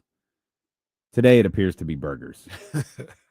There's just a stream of conversation about burgers. I love burgers. The thing with me, though, is like I said during the break, I'm not really experimental with my burgers. I like cheeseburgers. I don't feel like you're experimental with your food. I'm not. Yeah. Because usually when it's time to eat, I'm hungry. So I don't have time to. That's experiment. HOOON. That's when you know it's bad. Hey, that's when it's bad. I don't have time to experiment. Yeah, I need to go with what works. Yep. Yeah. Because if I get something I don't like, I'm gonna be pissed off, and I'm gonna spend more money to get to fill me up. I gotta get out of that though a little bit. I gotta take some chances. What do you guys think has followed me more in this show? The number one defense, my ass, or every time I bring up an egg, it's try salt on the egg, Jesse. No, it's the egg. Jerem says salt with egg, Jesse. No, Like, all right, I get it. All right, it's the egg. Yeah, it's the egg. It is absolutely like the egg. You could predict every Super Bowl and NBA champion correctly for the duration of this show, and no one would care. So this is that. Can't believe I was the crazy one. That was a wild day for me. Which one is wilder for you? Number one defense, my ass, or the no salt on the eggs? Well, the no salt on the eggs. I thought I was the normal one. I thought that was just a regular thing, and I learned like, nah, it's just you're kind of tripping, I guess. Yeah, that was crazy. I think what made it wild was the way that you said it to us. Like, hey, did you know people put salt and pepper? Yeah, I on thought their they eggs? were crazy. I thought you guys were with me. I don't know. I was Like, the wait, wild one. wait, what did you say? Yeah, that one lives forever with the chatty house for sure. That's an all timer. No, that's definitely those are definitely your two defining moments. Number one defense, my ass. I still don't understand the salt and the egg situation. Come on, man. What would Kenny's defining moment be? Getting Chatty House or OK Lake Show? Getting Chatty House and the OK Lake Show, I guess, because those are just the ones that just neck and neck. They just run over and over. Yeah. Shout out to DeMar DeRozan making $30 million a year. Wasn't even possible. From the Los Angeles Clippers, who had like $7 to spend. I remember sitting there just confused as hell. Like, I don't think how. The funny thing, my favorite part about that video is watching Kenny's eyes dart the screen. Like, wait a minute. Oh no. And the fact that you've been Chatty House so many times after that. Well, now he doesn't even get Chatty House for sports. It's like, oh, did you guys know that Kim Kardashian's pregnant? I asked the question. No, you didn't. We ran back to the film, bro. Bro, you were telling us a statement in question form. Speaking of, I saw North the other day. She's 12 years old. Yeah, I saw that too. Yeah. What? Time is a wild thing, man. Time is a wild, wild thing. One thing that never changes, whether it's Jesse's hesitancy to put salt on the eggs or Kenny getting fooled by a news story, it is that there is a large number of people who want this Sacramento Kings team to stink. They desperately want them to tank, and we started the day with the insiders talking about, ways to build a championship contender, and obviously that was, navigating around the conversation of tanking, because I think you and I think I speak for all three of us. We are not of the belief that works. Is it an effective way to build your friend? Like, yeah, if you draft correctly, like, sure. If you're committing long-term to your front office and your coach, fine. Like I saw someone said Oklahoma City absolutely tanked. Like, no, they didn't. They did not tank. They managed their assets flawlessly. They had the greatest heist in history with the Los Angeles Clippers and maximized it. They got Chris Paul in there. They built a team that mattered, during that whole thing. But what we constantly wind up on, you were talking about Zach LaVine and how Zach LaVine is a really good ball player, and you take that $50 million per year out of this, and you just talk about the type of player he is. He's a good basketball player. You want that type of player on your team. Some would say he's not a winning basketball player. Like, I don't know that I necessarily agree with that, but his Chicago teams haven't been successful. I'm going to put that more on Chicago than I am on Zach LaVine. But then we get to Patrick right here. And Patrick says tanking gives you the best odds to draft a superstar, which is needed to compete. Not a guarantee, but you have better odds to get one at the top of the draft. And that lies into what I think remains the Sacramento Kings' biggest issue. The guy. You don't have the guy. So when you talk about building a contender, it has to, if we're eliminating the tanking component, and it's how do you get that player, That's where I get stuck. How do you get the guy on this team? I think Kyle, I don't want to mess this up. He presented a scenario that I think was next season, this upcoming season, the one that starts in a month. This upcoming season, the Sacramento Kings are in 8th, 2.5, 3 games out of the 6. Zach LaVine is playing great, leading the team in scoring. Someone calls and says, hey, I got a really solid rotational player here for you and an unprotected first-round pick, and I want Zach LaVine. You move off Zach LaVine, you get that unprotected first-round pick. You obviously move off of his salary next year. And the question was, given the scenario that he presented, would you guys do it? And I didn't answer. I think I was the only one who didn't answer. You said you wouldn't do the trade. No. You wouldn't do the trade. Hammer didn't answer, but he doesn't have to. We all know.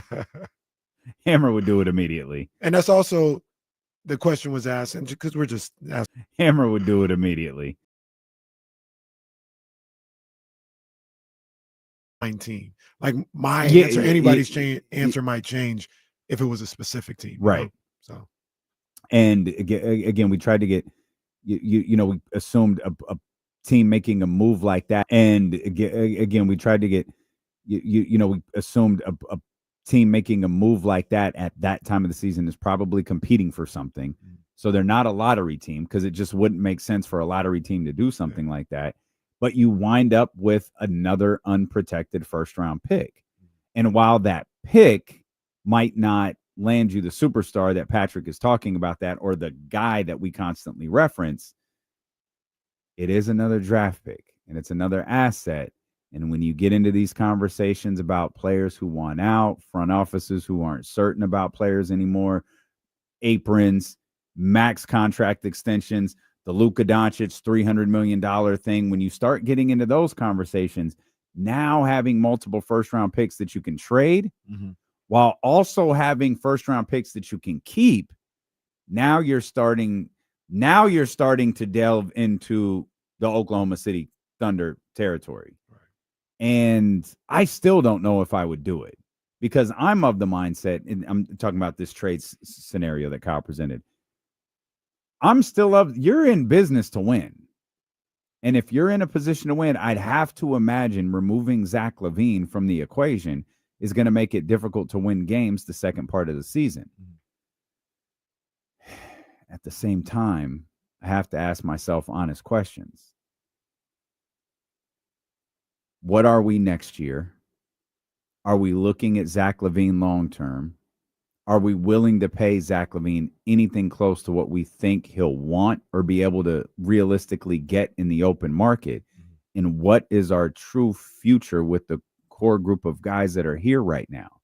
And if I can comfortably answer all of those questions, I don't do the trade because I want to win games. I want to close that 2.5 game gap. If I don't feel comfortable with my answers or my team's answers, meaning my front office team, I have to do it. Yeah, and that's what you just said is what it comes down to for me.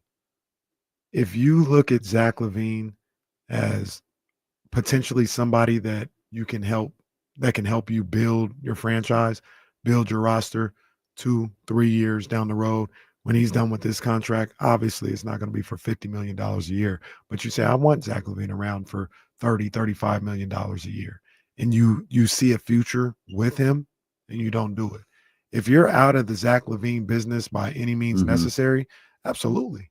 Absolutely, you make that move with it. And I don't know how in that scenario you could be. Right. Like if you have it, you're like, what do you want from him? In the playoff race, yeah. He's 30 years old. So considering those things, like you said, I don't know what that would look like if you felt that way about Zach LaVine. Like I'm out of the business, but he's averaging 25, 26 a night. We're 3 games above 500 right now. Not sure. I don't know if they would happen at the same time. Like him playing well, you being a good team, and the front office saying we're out. Like we don't want nothing to do with him. But if that's the way you looked at it, then you absolutely make that move. Absolutely make that move. To I don't disagree. I'll bring this back up again. What Patrick said about tanking, giving you the best odds to draft a superstar. I don't disagree with that at all. I understand the logic and the thought process behind that for sure. But let's look at some of the teams that are the best teams in the league right now. We'll go top 6 for each side. Did Cleveland get their best player through the draft? Well, no. It's Donovan. It's Donovan. Did Boston? Yes. Yes. Did New York? No. Did Indiana? No. Well, that was low. Well, Come on, just going down the list. All right. Go ahead. And I'll Pascal's pretty good too, by the way. I was obviously referring to Tyrese. So if they answer, no matter what whoever you think is the best player in Indiana, the answer is no. Right. And I'll amend that to fit more of what Patrick is talking about too. It's not the draft, it's tanking, right? Boston still fits in that. I'm not gonna say they tank, but they got a guy in the top 5. Tatum, top 5. Yeah. So I'll leave them in the category of they got it through tanking. Did Milwaukee get it through tanking? Their best player? No. So now we're in the Eastern Conference. We're at 4 of the top 5 did not get it through tanking, get their best player by tanking. Did Detroit? We'll say, yeah. Cade Cunningham. They were just bad. So, okay. too. Yeah, I was going to say, bad, are we supplementing the word tanking for losing? But Detroit wasn't doing what the Kings are doing right now. I don't think at any point. Okay. Hey, I'm just going to throw in there. We've got Marvin Bagley here. We're going to try and win 40 games. We stink. We're going to throw the young guys out there. Yeah. Let's move over to the West. Oklahoma City by tanking. No. They didn't even get it through the draft damn near. SGA was through trade. Right. Houston. Tanking. I know who Houston's best player is now. Right. And they didn't come through tanking. We'll just dial it back just to last year before Katie. Did they get there through tanking? Who's their best player? Sengun. Sengun, yeah. Sengun, okay. Sengun also was like the 13th pick. Yeah, he was. I'd say no. I'd say no. Like the best player, they did not get through tanking. Sengun was in the teens. Cole brings up too. They signed guys like Fred VanVleet, so they spent some money. Yeah, like they got their best player, their superstar, their all-star in the teens. They're a no for me. Okay. Yeah. No, you're right. Saying by tanking. No. The Lakers. No. No. Denver. Hell no. They got their player. Absolutely not in the second round of the draft. Clippers. No. No. Through trade. It's through trade, yeah. Minnesota, yes. Number 1 pick. I'll put that in. I hear what you're saying, but I'll put that in the class. Top 5 pick is where I'll say, yeah, you got it through. You call that tanking. I call that dysfunctional. Yeah, that's and fair. that's where. I agree with that's you guys. It. Like OKC is a Jimmy Butler away from being Sacramento. No, I agree with you guys 100%. I mean, okay, I'm sorry. Minnesota is a Jimmy Butler away from being Sacramento. I agree with you guys 100%. But for the sake of the argument, I'll just say top 5, you got it through tanking. And the point being, even through that, of those 12 teams, what we say, 3? Yeah. At most. 3. So I understand the premise once again of tanking gives you the best chance of a superstar. But there are a bunch of different ways, draft, trade, whatever. And I would say, to be honest with you, after we did this exercise, there are more ways outside of just being a top 5 team that you can find a way to be a contender in this league. There's a couple of times too. I say Carpenter's is the latest to put it. This is Sacramento. Comparing them with 90% of other markets isn't realistic as far as attaining talents like OKC, Indiana. Cleveland, they're not. Indiana, those aren't Milwaukee. big markets. What are you talking about? There's literally 2 big time markets in the West that are up there. That's Houston. Well, there's LA's in there twice, but Houston, LA, and the Clippers. And in the East, New York and Boston. Let me ask you something. Boston got their picks too for some aging vets and bad GMing from Brooklyn. Yeah, for sure. Let me ask you something, everybody. Did San Antonio tank No, they the just year weren't they good. landed the number 1 pick? No, they just weren't good. That's the that's the dirty little secret of the Spurs that They were I get the 12 games better the year prior. I get the respect that people show for them, but San Antonio ain't been good since Tim left. Yeah, it's been a handful of years. Like Or not Tim, excuse me, LaMarcus Aldridge and DeRozan when they were there. I think they made the playoffs with those teams. I think I'm back to where am I at now? Okay, 2018-19. They finished 48-34. I think that was DeRozan and DeRozan and was Aldridge still there? I don't think Aldridge was. So it was just DeRozan. We're doing free agent presentations for LaMarcus Aldridge at one point. Yeah. Well, it was a lot better than the one the Lakers gave. Lakers didn't even get a chance to get there. So. Lakers, no, they did. Lakers was the first one in history where the tweet went out, yeah, LaMarcus Aldridge and the Lakers met, and it went bad. Like real bad. But never seen it in the history of tweeting and free agency or nothing. One of one. LaMarcus Aldridge met with the Lakers, and it was effing awful. But yeah, that was it. They hadn't been good, but the drop off the year that Vic was available was 12 games. It's a 22-60 record they finished with. And 22-60 wasn't the worst in the league because Detroit was 17-65. Houston was also 22-60, and San Antonio also 22-60. Our guy Patrick in the chat, I'll shout out to him. This isn't like no diss or nothing like that. Just he's responding. We respond back. He says to not be good, you can't be making moves to be mid. You can't. The Kings roster indicates a team trying to be mid. Do you think the Pacers tanked at any point in time? They didn't making moves to get Tyrese Halliburton. They were making moves to get Pascal Siakam, and it worked out. Cleveland, I don't think Cleveland was making moves to be mid when they were getting Karis LeVert and getting guys like that. Like they were trying to be a successful team, and it worked out. They ended up getting in a position where, to your point, they had asset management with some of the picks that they had and some of the players they had on there, and took a team that was average or something like that and was able to appeal to get a guy like Donovan Mitchell and catapult themselves as a team. Well, going back to last year, the final month, less than that of the season, whenever AD came back, like, what are y'all doing? Dallas was in a prime position to just fade off into, what did Mike Tyson say? Bolivian. Just fade off into Bolivian. And they're like, nah, we're just going to keep playing.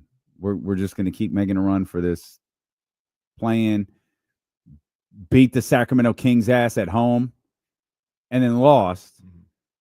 What happened after that? A 39-win basketball team. Yeah. They landed the prize of the draft. Do we think the Jazz have tried to tank recently? Yes. What pick did they have this year? Like what, 18th? The 6th. They were or terrible. the 5th. One of those. Same with the Wizards. Like the two worst teams in the league this year, the 5th and 6th pick. Like, but how much of that is tanking? And this is where you talk about Utah and Washington. That's a great segue, Jesse. Bring up Utah and Washington. Because when you talk about San Antonio and some of these other teams, which one is Sacramento closest to? It isn't San Antonio, no matter how bad they've been over the last 5 years. It's Washington. Utah sucks. That's why they're in the position they're in. Danny Ainge is trying to hold on to some past glory of being the Boston Celtics general manager. Shout out. And trying to do the same thing that he did in Utah, and it's failing. Yeah. The undercover thing that people don't know about Danny Ainge, that dude has no people skills. He doesn't know how to talk to people. And now the league is just like, bitch, you're in Utah. I don't want to talk to you anymore.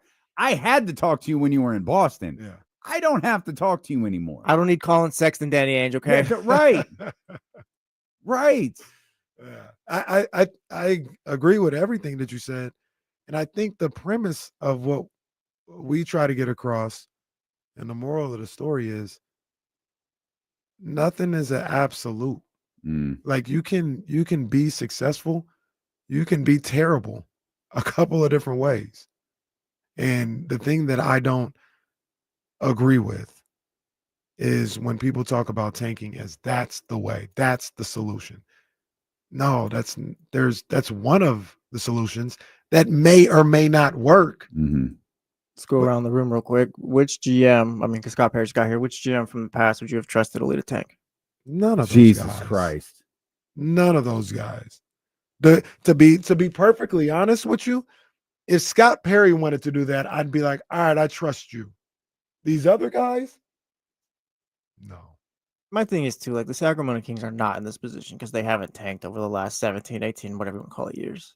They're here because they just never picked the right person. Just get good basketball people to make the right decisions. That's all it takes. I think part of they're here because they're constantly trying and failing.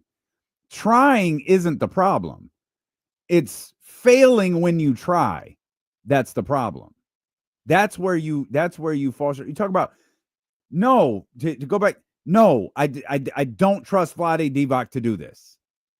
No, I don't trust Pete D'Alessandro to do anything. I wouldn't trust Pete D'Alessandro to go get my green juice out of the refrigerator. Come back with a Coke can. Shout out. And then Monty and Wes, are you kidding me? That was, man. Hey, guys, we got the number 1 pick. The lottery hasn't even happened yet.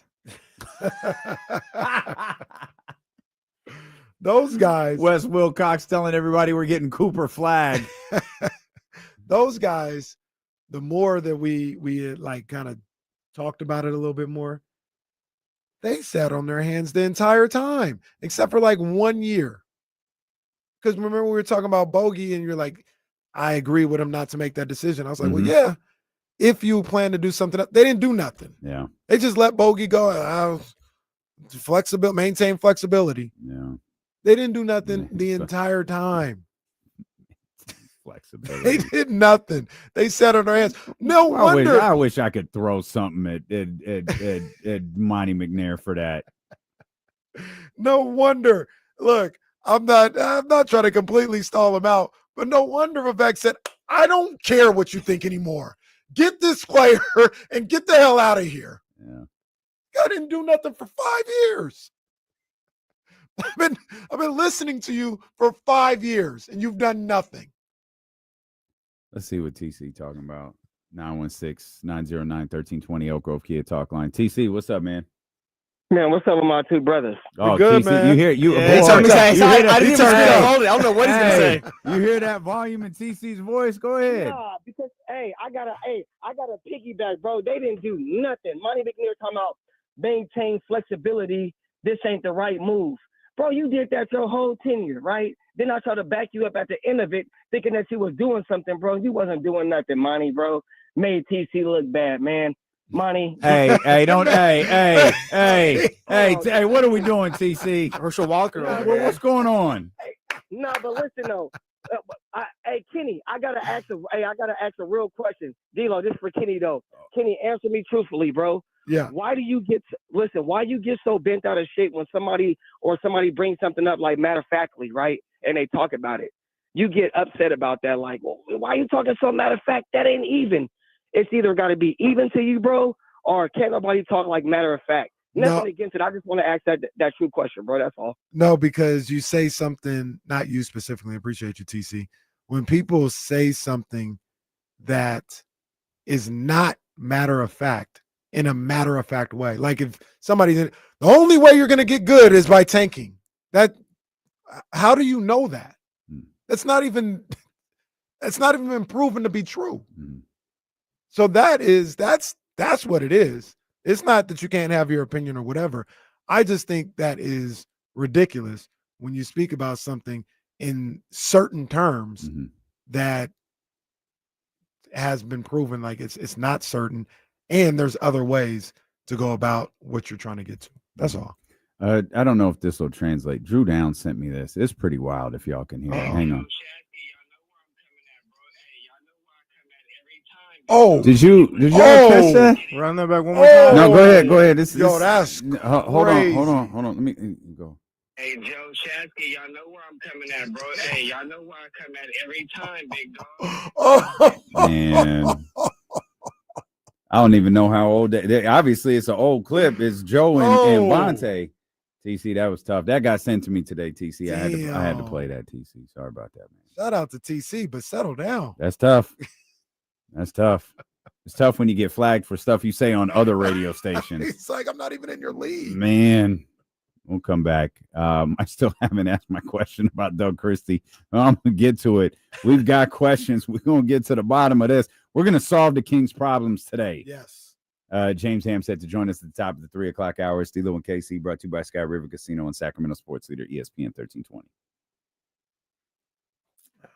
Mariners up 4-0 on the Padres. I see it.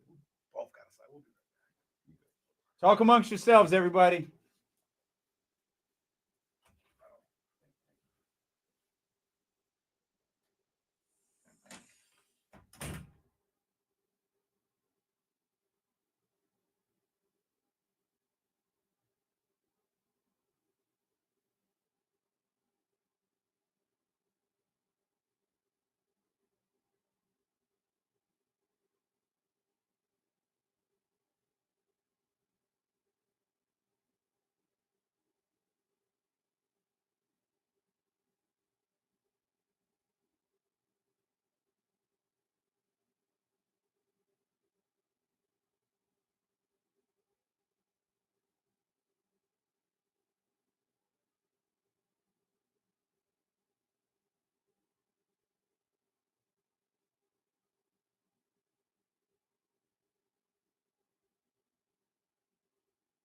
Go ahead, ask anything, and I'll answer some things.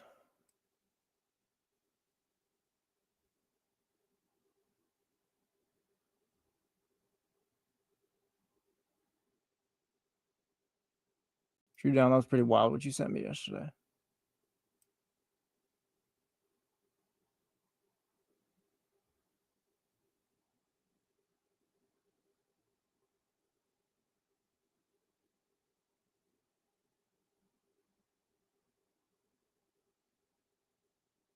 Oh yeah, Norm, I remember that.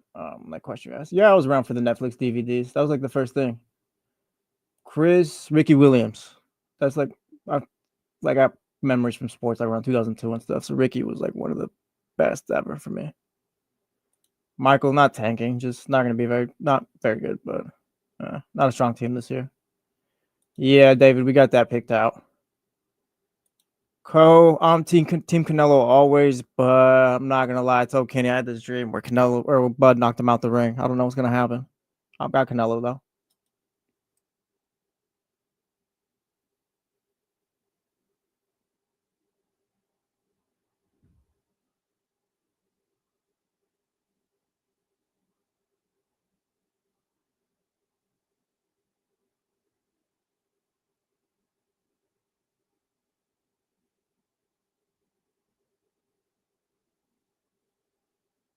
I don't know. We're doing steak and salmon.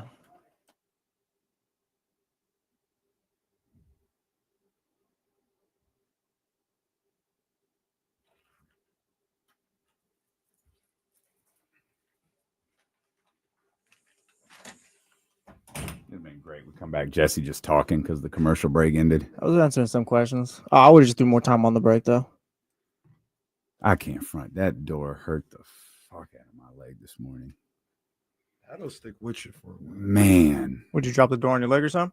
Nah, like I pulled my bag out of the back seat and went to shut the door and it just hit my thigh. I thought you meant one of these 1,000-pound doors right here. Oh no. No, that'd probably kill you. That'd probably kill you.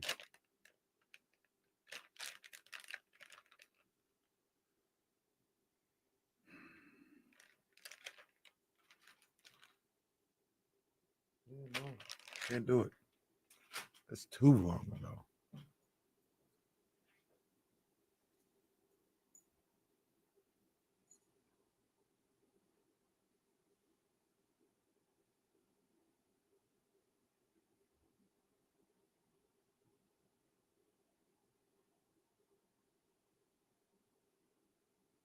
Gotta say, my fiance would be pretty confused if we did have a chatty house table at the wedding.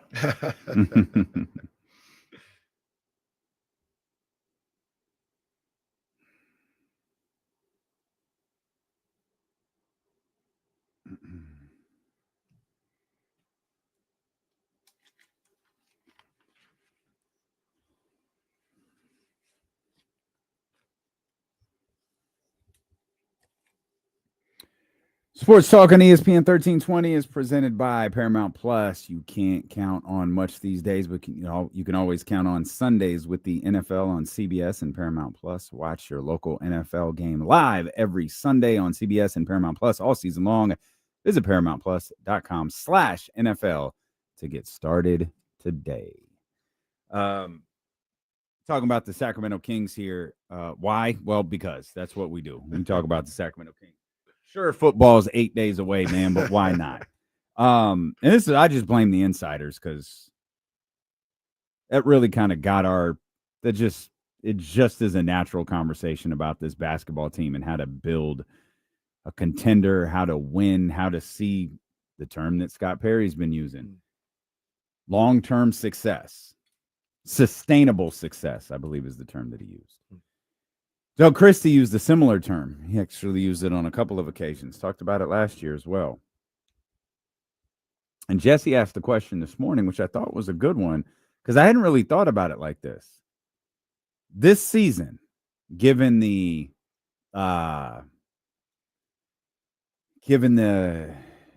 split camps on how this all should have been approached, given the frustration with the contracts, the makeup of the roster, all these different things. Can Doug Christie fail this year? Is there a scenario where we can step into this room and go, man, Doug failed this team? I think it depends on your expectations of what you think of this team. And even then, because of the scenario the Kings are in, he may have a free year.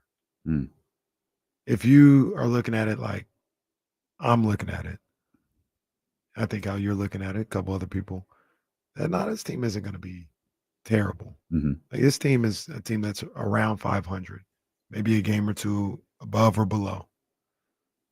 And they come out and they win 31 games.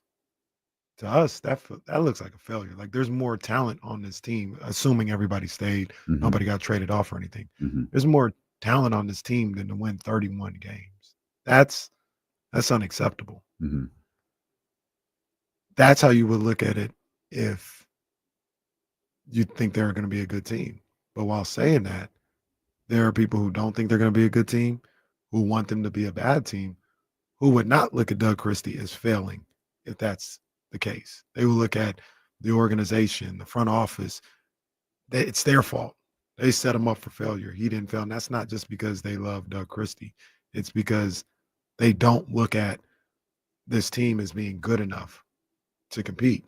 We do. So, or when I say compete, I mean play like something like that. Yeah. We do. So if you are on the under of what Vegas has for him at 35.5, yeah, Doug, I would say Doug didn't do a good job if that happened. That'd be part of the reason. It doesn't mean it's everything, but that'd be part of the reason. Doug didn't do a good job if they're in the low 30s for wins this year. I think the only way, I think for me, you can say he truly failed at the end of the season is if we go through another year and it's like, yeah, team wasn't necessarily connected and there was no real identity established this season. Like, if we're dealing with just guys aren't together again or anything like that, like, I figured he's got to. But that's his job this year, is to start building the culture. Like, I'm not going to blame Doug if this team doesn't make playoffs, because right now I got him at about 41-41 type of team. So if they're less, it's like that's the few games or whatever. And if it's more than perfect, he did his job. But I think you probably point to roster construction, the front office, and just things being kind of tough this offseason before you look at Doug and place the blame on him. So I think if it's culturally and there's issues there, and it's just, like I said, just another year where guys aren't on the same page, and I think that's where it's like, maybe he failed. I feel like that's one of the most difficult roads that Doug has to navigate, though, is the one that Jesse just laid out. The establishing culture part, like part of it is like DeMar is a 16, 17-year vet. Like I'd expect him to be a part of that too. And if there was if you said a single player derailed the possibility of establishing culture on the Sacramento Kings, the only one who I think is strong enough to do it is DeMar. Because DeMar is universally respected. Now, to be clear, I don't think that's a scenario that could possibly happen. I don't think that's the type of player DeMar. It's part of the reason DeMar DeRozan is universally respected. It's part of the reason that coaches, front offices, franchises talk about DeMar DeRozan the way that they do. But that culture aspect, like I don't think while in this fictitious scenario, DeMar might be able to destroy it by himself. I don't think he can build it by himself. And it's going to be up to him and Doug, and truthfully, Domantas Sabonis too, to kind of, pave those yellow brick roads for these guys. And I don't know. I don't think I would put that on Doug if it went sour. There was something I saw. I'm finding right now. I'm gonna try and send it to you guys so you can actually see it. It doesn't necessarily have to go up on the stream, but I saw it yesterday and I said, why can't this type of feeling happen again? Like, what would be keeping this from happening again? And what it was the Miami game at home where they came back to win. They were down 20 or something like that, came back to win in overtime. And it's like a Kings production footage of DeMar hitting that shot to kind of ice the game. And then everybody's going ecstatic. And then when the final buzzer sounds, Doug Christie meets Sabonis and Keon Ellis at half court. And remember, they have this big old embrace. They're hugging. And it was one of those things where it's like, yo, these guys are locked in. They love and respect Doug Christie. And they're playing for this guy.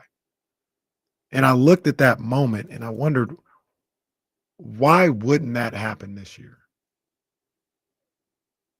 I'm not sure it wouldn't.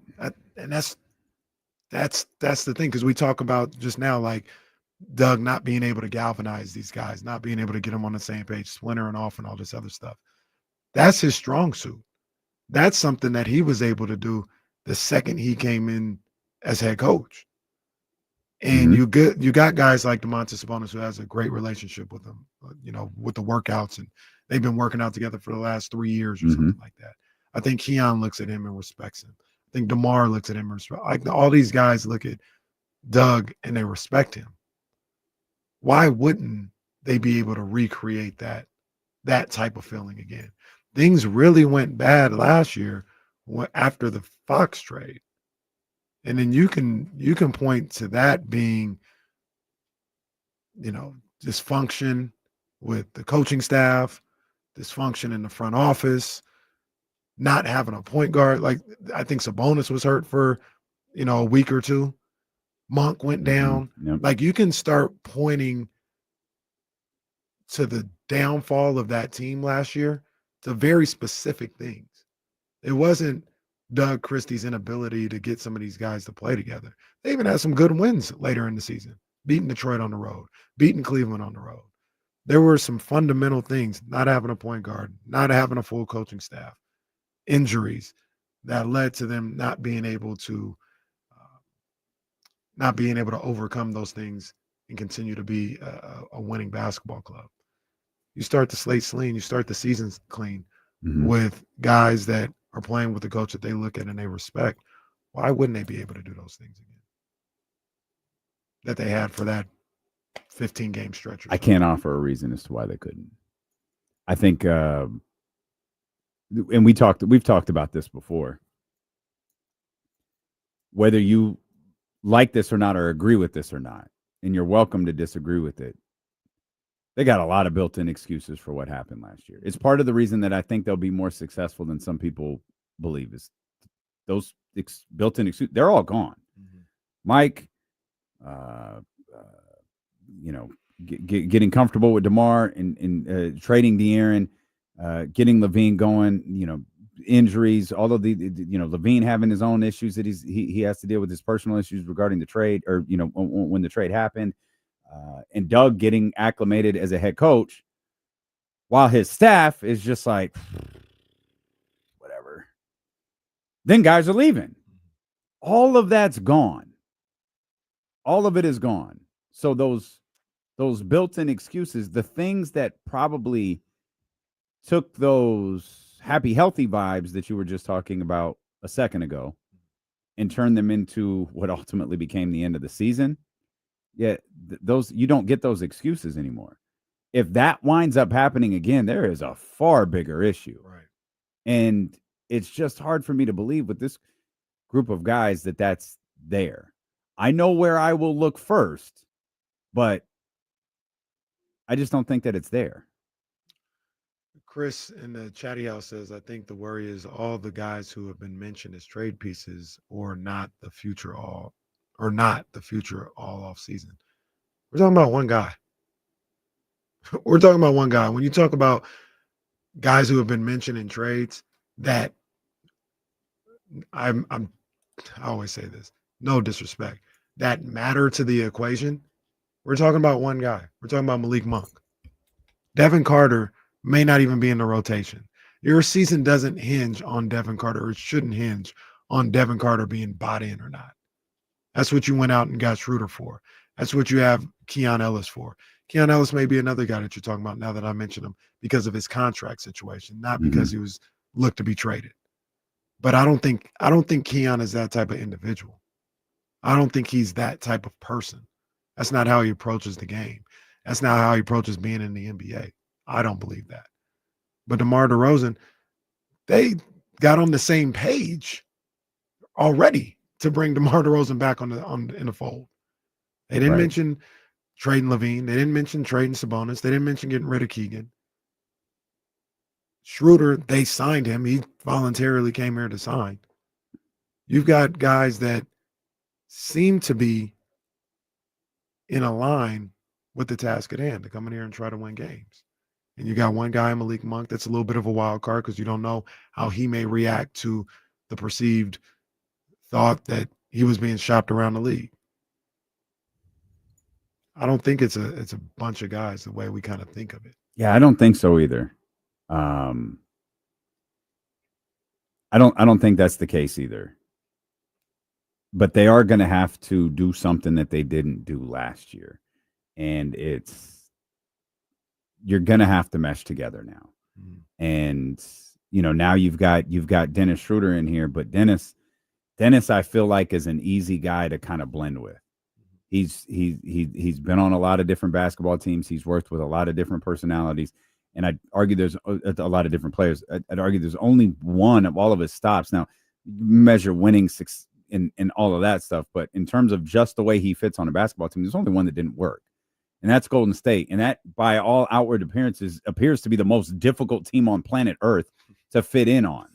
Right. Which is why I think the Jimmy Butler thing is so fascinating this year. Like when you talk about questions, over the course of the next 8 days or so, we'll ask questions like what are the big questions headed into Thursday night Eagles-Cowboys? Not Eagles-Cowboys questions, but NFL questions. Mm-hmm. When we get, when we start approaching training camp and start, getting closer to opening day, we'll have what are the biggest questions entering this NBA season? And just as it was 2 months ago, in a month or a week or whenever we decide to do this, I want to see what Jimmy Butler and Golden State looks like. Post-trade euphoria, or was this a real fit? Mm-hmm. And what happens when Jimmy gets sick of you-know-who? Now, maybe those two are ultra-aligned, and that's not going to be a thing. Jimmy Butler might literally only be the second person that's ever happened to. Mm-hmm.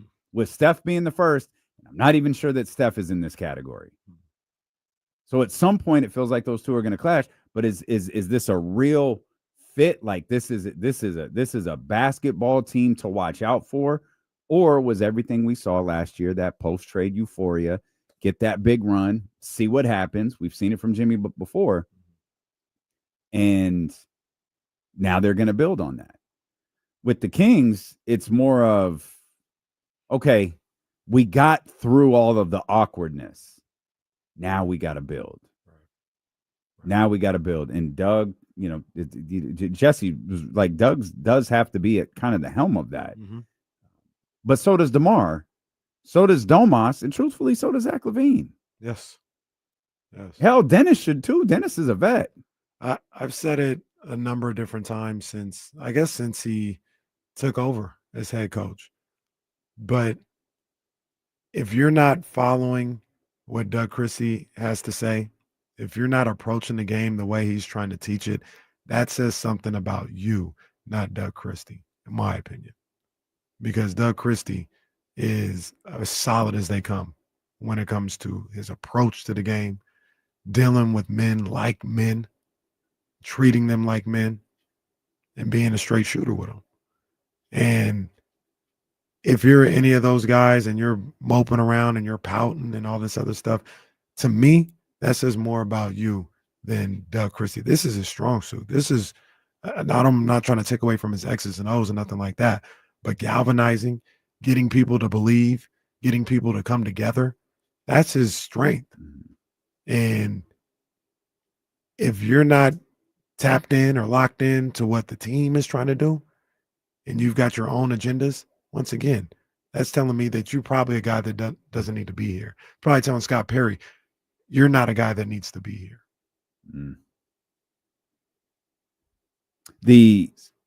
What's that? I was going to say something else. Scott Perry, speaking of Scott Perry, yeah, he does his Monday motivation thing.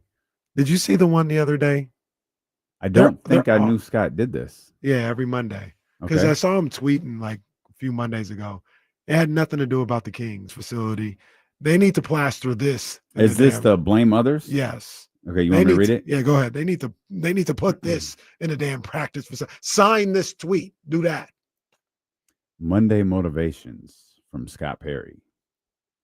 When you blame others, you are affirming that you have no power, and your existence is only a reaction to the power of others. When you stop blaming and become positively self-examining, you will begin to move forward. Blame keeps us stuck in the past. Yeah, Monty. Read it, dude. We cannot change the past. We can only learn from it. Empowerment is never about blame. It is about taking personal responsibility. Hashtag Monday motivation. Man. Put that in City Hall. Man. Put that everywhere in the Golden One Center so everybody can read it. That's all that goes on around here a lot of times is blame. And there's a reason why. What have we said for the last couple of years on this show? It's always somebody else's fault why something couldn't get done.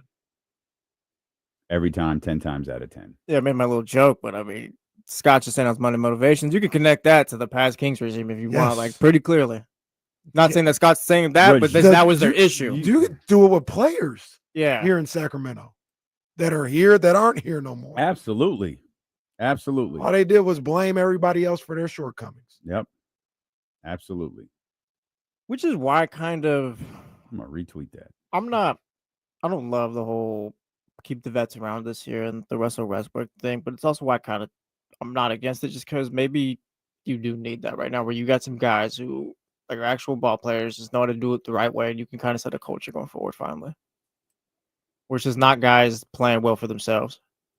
You know what kills me so much about the culture thing that you're talking about? Didn't we think we had it? Oh yeah, they fooled us, buddy. We thought that was not real. They did not have culture here. We on the outside, it's like looking at a celebrity's life. On the outside, the Kings looked great. Everything was going on. Meanwhile, fairly early, it seemed like they were sick of each other. An alcoholic and it's like taking pills and it's like a bad parent. And when you're trying to clean up your room or whatever, when you're as a kid, it's like, let me just move this over to the side real quick. This little area looks clean. They just put everything under the bed. Yeah, it's good. And then you look under the bed. No, this is disgusting, pal. Like and that's the thing that kills me about all this. Like when people talk about they had it right, and they messed it up. I don't think they had it as right as people, as we thought they did. Like if for things to go as south as it went with some of the players and Mike Brown, I'm not saying one is right or the other. Like I'm not saying who's right, but they weren't feeling each other relatively quick. Mm-hmm. Yeah, they didn't have they didn't have things turned around. And then you worry about Mike Brown worrying about this guy and this guy working behind the scenes to do this and that. And this Monty McNair working against Mike Brown or against Vivek or Wes Wilcox. It wasn't figured out at all. They just won some games. So everybody's like, oh, they got it all figured out. They made the playoffs. Everything was great. And then we come into the training camp the next year. So what's to do with this Chris Duarte starting thing? Yeah. Oh, Kevin knew he was going to come back into the starting lineup. So Kevin knew he was going to come back into the starting lineup. D'Lo Brown. Just a minute. D'Lo Brown. That's very good. That's who I was named after. Yeah. You're right. Casey's right. It went south so fast. So fast that it was never real. Barely made it north. Right. So I hope that this is a true change in culture and change in identity. And I think eventually it has to go down to the players. They've got to be the one to spearhead it. But in the meantime, I think it's led by guys like Scott Perry and Doug Christie. Those are the leaders right now. Those are the guys who are expecting to be here beyond 2 years. So that's how I see it too. Those are the guys that will spearhead this change, and they'll hand it off to a player or a couple players, whether they're here right now or not. But at some point, there will be players that will kind of do what they already established and bring that to the locker room, bring that to the court. And I don't know if those guys are here yet or not. They don't need to be like these teams, but like the Celtics, the Spurs, the Lakers, I guess. Like there's just teams with just no matter the players that come in, there's always just like a set way, the culture of how you do things, and the Kings just need that finally. So Doug has to establish that thing. Yeah, it's Doug. Mm-hmm. Yeah, it's Doug. Doug and Scott Perry, but for me, I look at Doug because it seems like that's like his thing. Yeah. I hope when the cameras aren't on, Scott gets like aggressive. Scott's so like chill and just like the way he communicates seems to just be easy breezy. I want to know that when someone pops off, Scott Perry settles that down immediately. Sure I think Scott does, but in the calm way where it's like, hey, you did this, but don't forget, I will fire you if I need to. Like, he's not going to yell at you, but just say, like, I hold the cards here. You know who Scott Perry reminds? Well, like, I don't know this about myself, but people would say this. Probably how people look at me. They think I'm like, he's just cool. He's whatever. He's just nothing really. He's never really urgent about it. He's really soft spoken. I'm not always that. I'm just not always that. Like there's times when especially when you get in a competitive situation, like we're trying to win or lose something. Like it's time to turn up. And if you ain't ready to turn up with me, get the hell out the way. Move out the way. I'm trying to win here. And Scott looking at some of these guys worried about all this other stuff. Yeah, I'm Scott Perry. I'm from Detroit, Michigan. You know, I'm a pretty smooth guy. But you don't want to get out of here. Leave. Can we call Scott Perry Detroit Red? Maybe. I mean, I don't see why not. Like, it fits. I know that name belonged to somebody else, but can we call Scott Perry? It's really annoying when you search Scott Perry that other person comes up. We got to fix that. I don't know how we do it. Scott, what's his middle name? Maybe we start calling him Scott. Well, it's not listed. Oh, we can absolutely call him Detroit Red. Come on, man. For those that don't know, Detroit Red was Malcolm X. Yeah.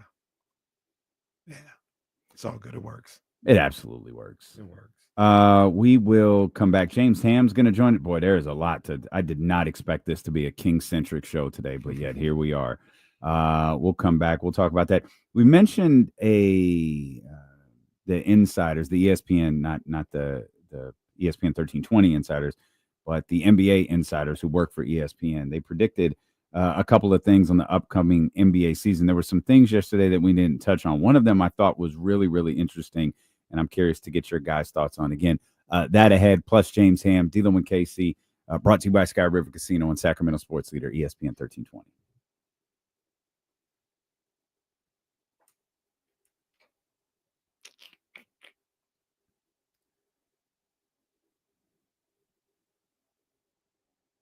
Jesse didn't know it, but he might have planned 3 days worth of shows this morning.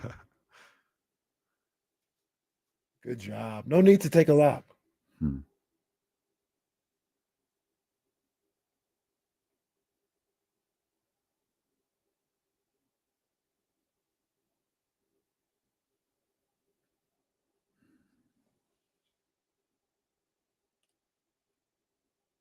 Cheryl in Baltimore, what is good?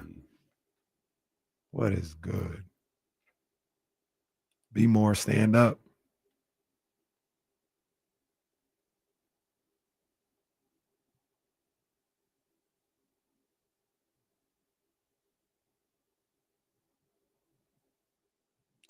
I don't know. I'm not sure what you're talking about. High times. KG.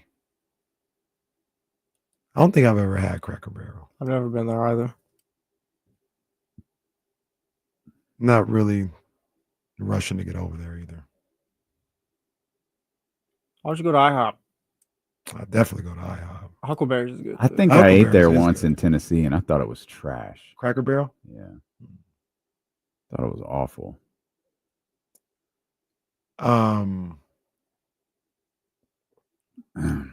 Huckleberry's is good. There's a Huckleberry's around the corner from my house that I've gone to once.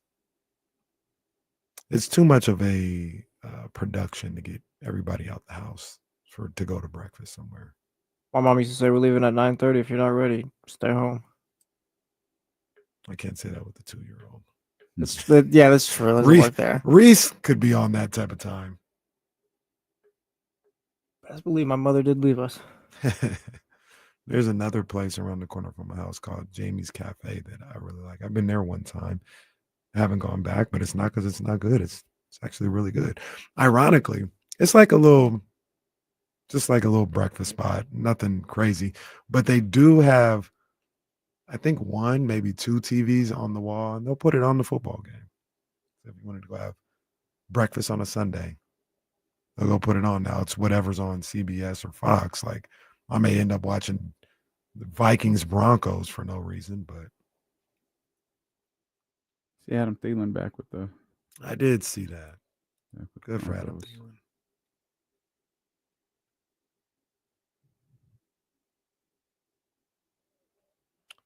I haven't had that. Deep fried French toast.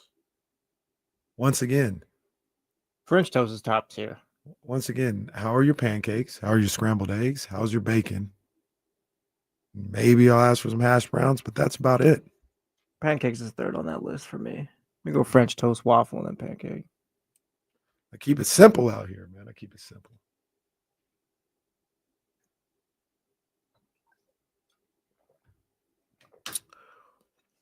Cheryl in Baltimore, I'm going to we're going to be back in that same fantasy football league coming up, the Family Fantasy Football League draft on Monday. I actually made the playoffs last year for the first time in like 5 years. Now I'm going for the gusto. Want to keep it real? Omelet is pretty overrated for breakfast. It's fine, but it's not like my favorite. I'm not a big breakfast burrito guy. Yeah, I do love my breakfast burritos from Oscars. That's some good stuff. Bryce, bad take. Biscuits above pancakes. Like biscuits Oh is a my side. gosh, Like, yeah, this is a please. really bad take, pal. What? Bryce.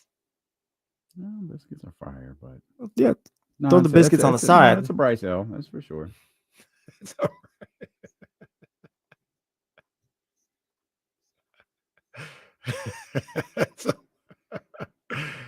Yeah, Bryce out here wilding out a little bit. That's all right. That's all right. That's all right.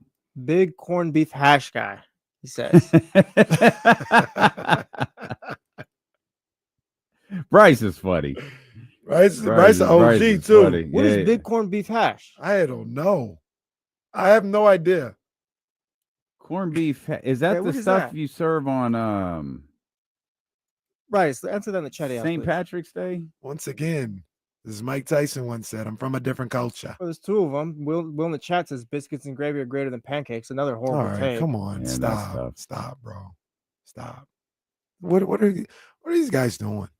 Come on, we got to be better, and don't disrespect pancakes like that.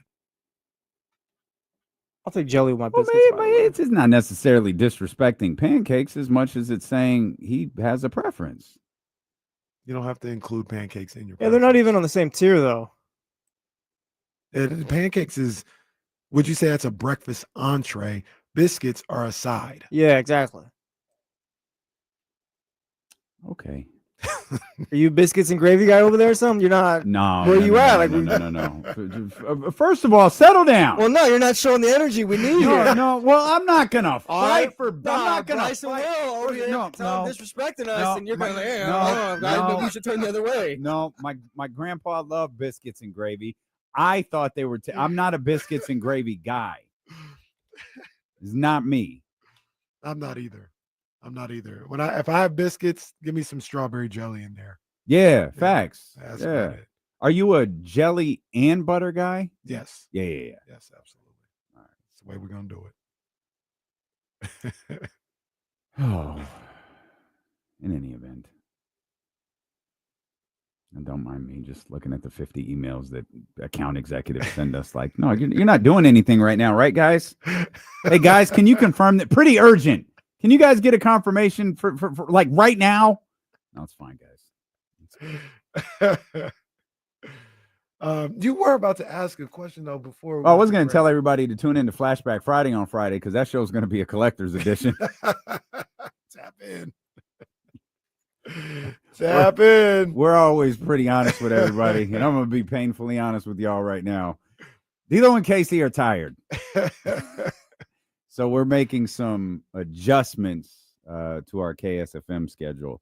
We're both going to be on KSFM moving forward. We're going to be doing a ton with KSFM moving forward. We're going to be on stage with Ty Dolla $ign and Wale and Jacquees and all of that. But, you know, not to kill the magic of radio, our hours are going to change a little bit. Mm-hmm. So you can still find us, some of you. I don't even know how to like. I'll be on. Why is he here and there? Be ravishing Rick. Amazing. Be ravishing Rick Rude in the Attitude Era for every day. And Kenny's got somehow some jumping off. The both. Did some well. In the both. Please, I guess, get the Odyssey app going or the iHeart or just whatever. But we did the afternoon drive thing for 2 years and it didn't really work out the way we had hoped. So we're trying to figure out ways to make KSFM a little bit stronger. So Friday is going to be our last afternoon show there. Again, we are not done with KSFM by any stretch of the imagination. In fact, Kenny will be on Saturday and Sunday. I'll be on Tuesday. Like it's just the hours are changing. It's like when they broke up the Dudleys. Did they break up the Dudleys? Where was they sent Bubba to SmackDown, I think. Yeah, that's where Deacon. That's what it was. Reverend Devon or something like that. Yeah, and you know who the Deacon was? Batista. Yeah. That's how they brought Batista. They brought Batista. You were gone. Trust me, trust me, you were in a good place. You weren't watching Reverend Devon. You were in a good place. Oh man. Yeah, we'll be there. Like I said, let's break up D'Lo and KC before they kill each other. Weekends with KC, man. We're gonna get this thing popping, especially on your Saturdays, man. We're gonna line it up for your Saturday afternoons and on Sundays. We'll get that popping. You side note. Yeah. I just came across this. You know how big of a game Texas Ohio State is on Saturday? how big feel like I do. How big of a game Arch Manning starting the season with #1 Texas in Ohio State is? Apparently, the FCC has stepped in with this Fox YouTube. Oh, let's go! Let's go!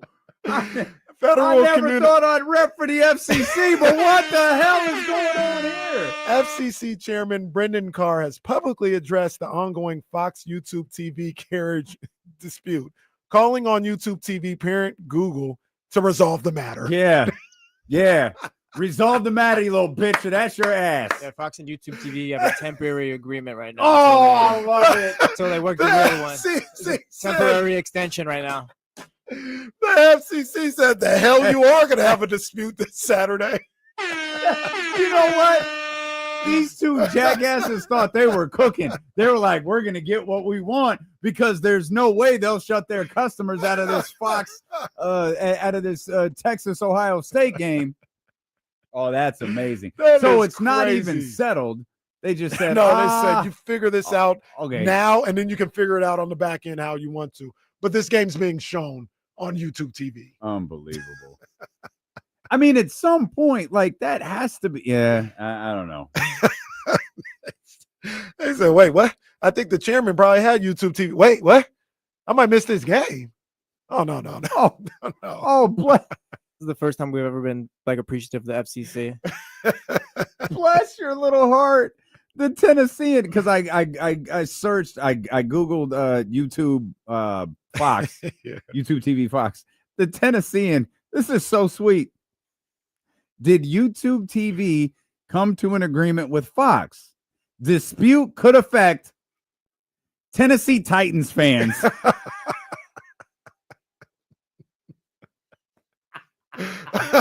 Oh my God. That is the funniest headline I've ever seen. Oh, that is so sweet. Oh, man. Hang in there, Tennessee Titans fans. You'll get through it. Oh, man. Hey, and real quick, I want to get back to the Kings for sure, but in a story that I really wished was true, but it sounded like it wasn't. Not even a chatty house situation, just. Oh, it's good.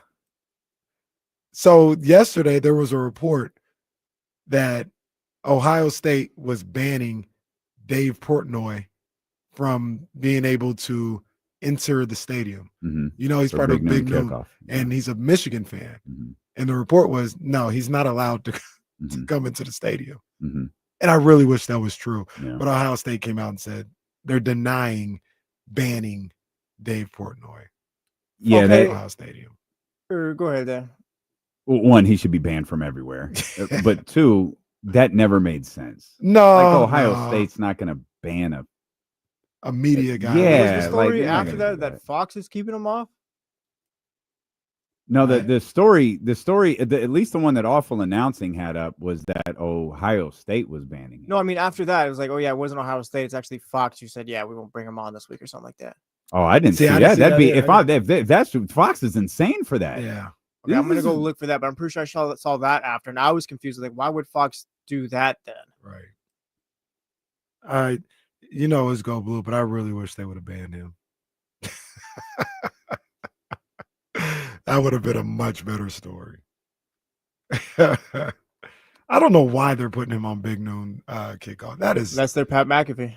Oh my gosh. Yeah, I don't. That's how it gets talked about. Yeah, I don't know if that's true. Pat McAfee's not a jackass though. Pat McAfee is also a Pro Bowl kicker. Yeah. Like what? Like who's he? Okay. Real quick, yeah. Fox decided Portnoy would not be on the main desk for Big Noon kickoff, and those not on the desk do not normally appear on the field. These are Fox's decisions. So he won't be in the stadium, or he won't be on the show. He's not going to be in the stadium because he's not going to be on the show, I guess, is how that tweet reads to me. And he does. So I'm sorry. Those who aren't on the desk or whatever of the show normally don't appear on the field, is what this says. So he was never going to be with Charles Woodson and those guys. Like, that's not where he was going to be. He was just going to be a part of the broadcast somehow. I have to look more into it, but yeah, I just assume. I don't know how regular his role is supposed to be, or if he's going to be there with them every time, or Zoom, or whatever. But yeah, it wasn't Ohio State, it was Fox. Good job, Fox. This guy does look like Dave, right? No. When we get him, what do you get him? What I give you a 4. Yeah, A 4? Three. It's pretty low. I see it. Really? That's why it's Oh, I that's don't why even it's know where if it's I at. I see see it. it. No, I see it. Before I see seeing it, then I give you a 2. I see it. I know he gets more than a 2. I see it. A 2? Yeah, I don't see it at all, to be honest. I see it. I got to defend my boy there. I do see it. I I'll just don't think go- he looks like him now. I'll go 5.5. We're talking about Dave Portnoy, and then Dave Carmichael. Yes. Yeah, no, I don't see it. All right. See it. All I see right, the maybe vision. not. I see Maybe the vision. not. Let me see. Let me get another picture.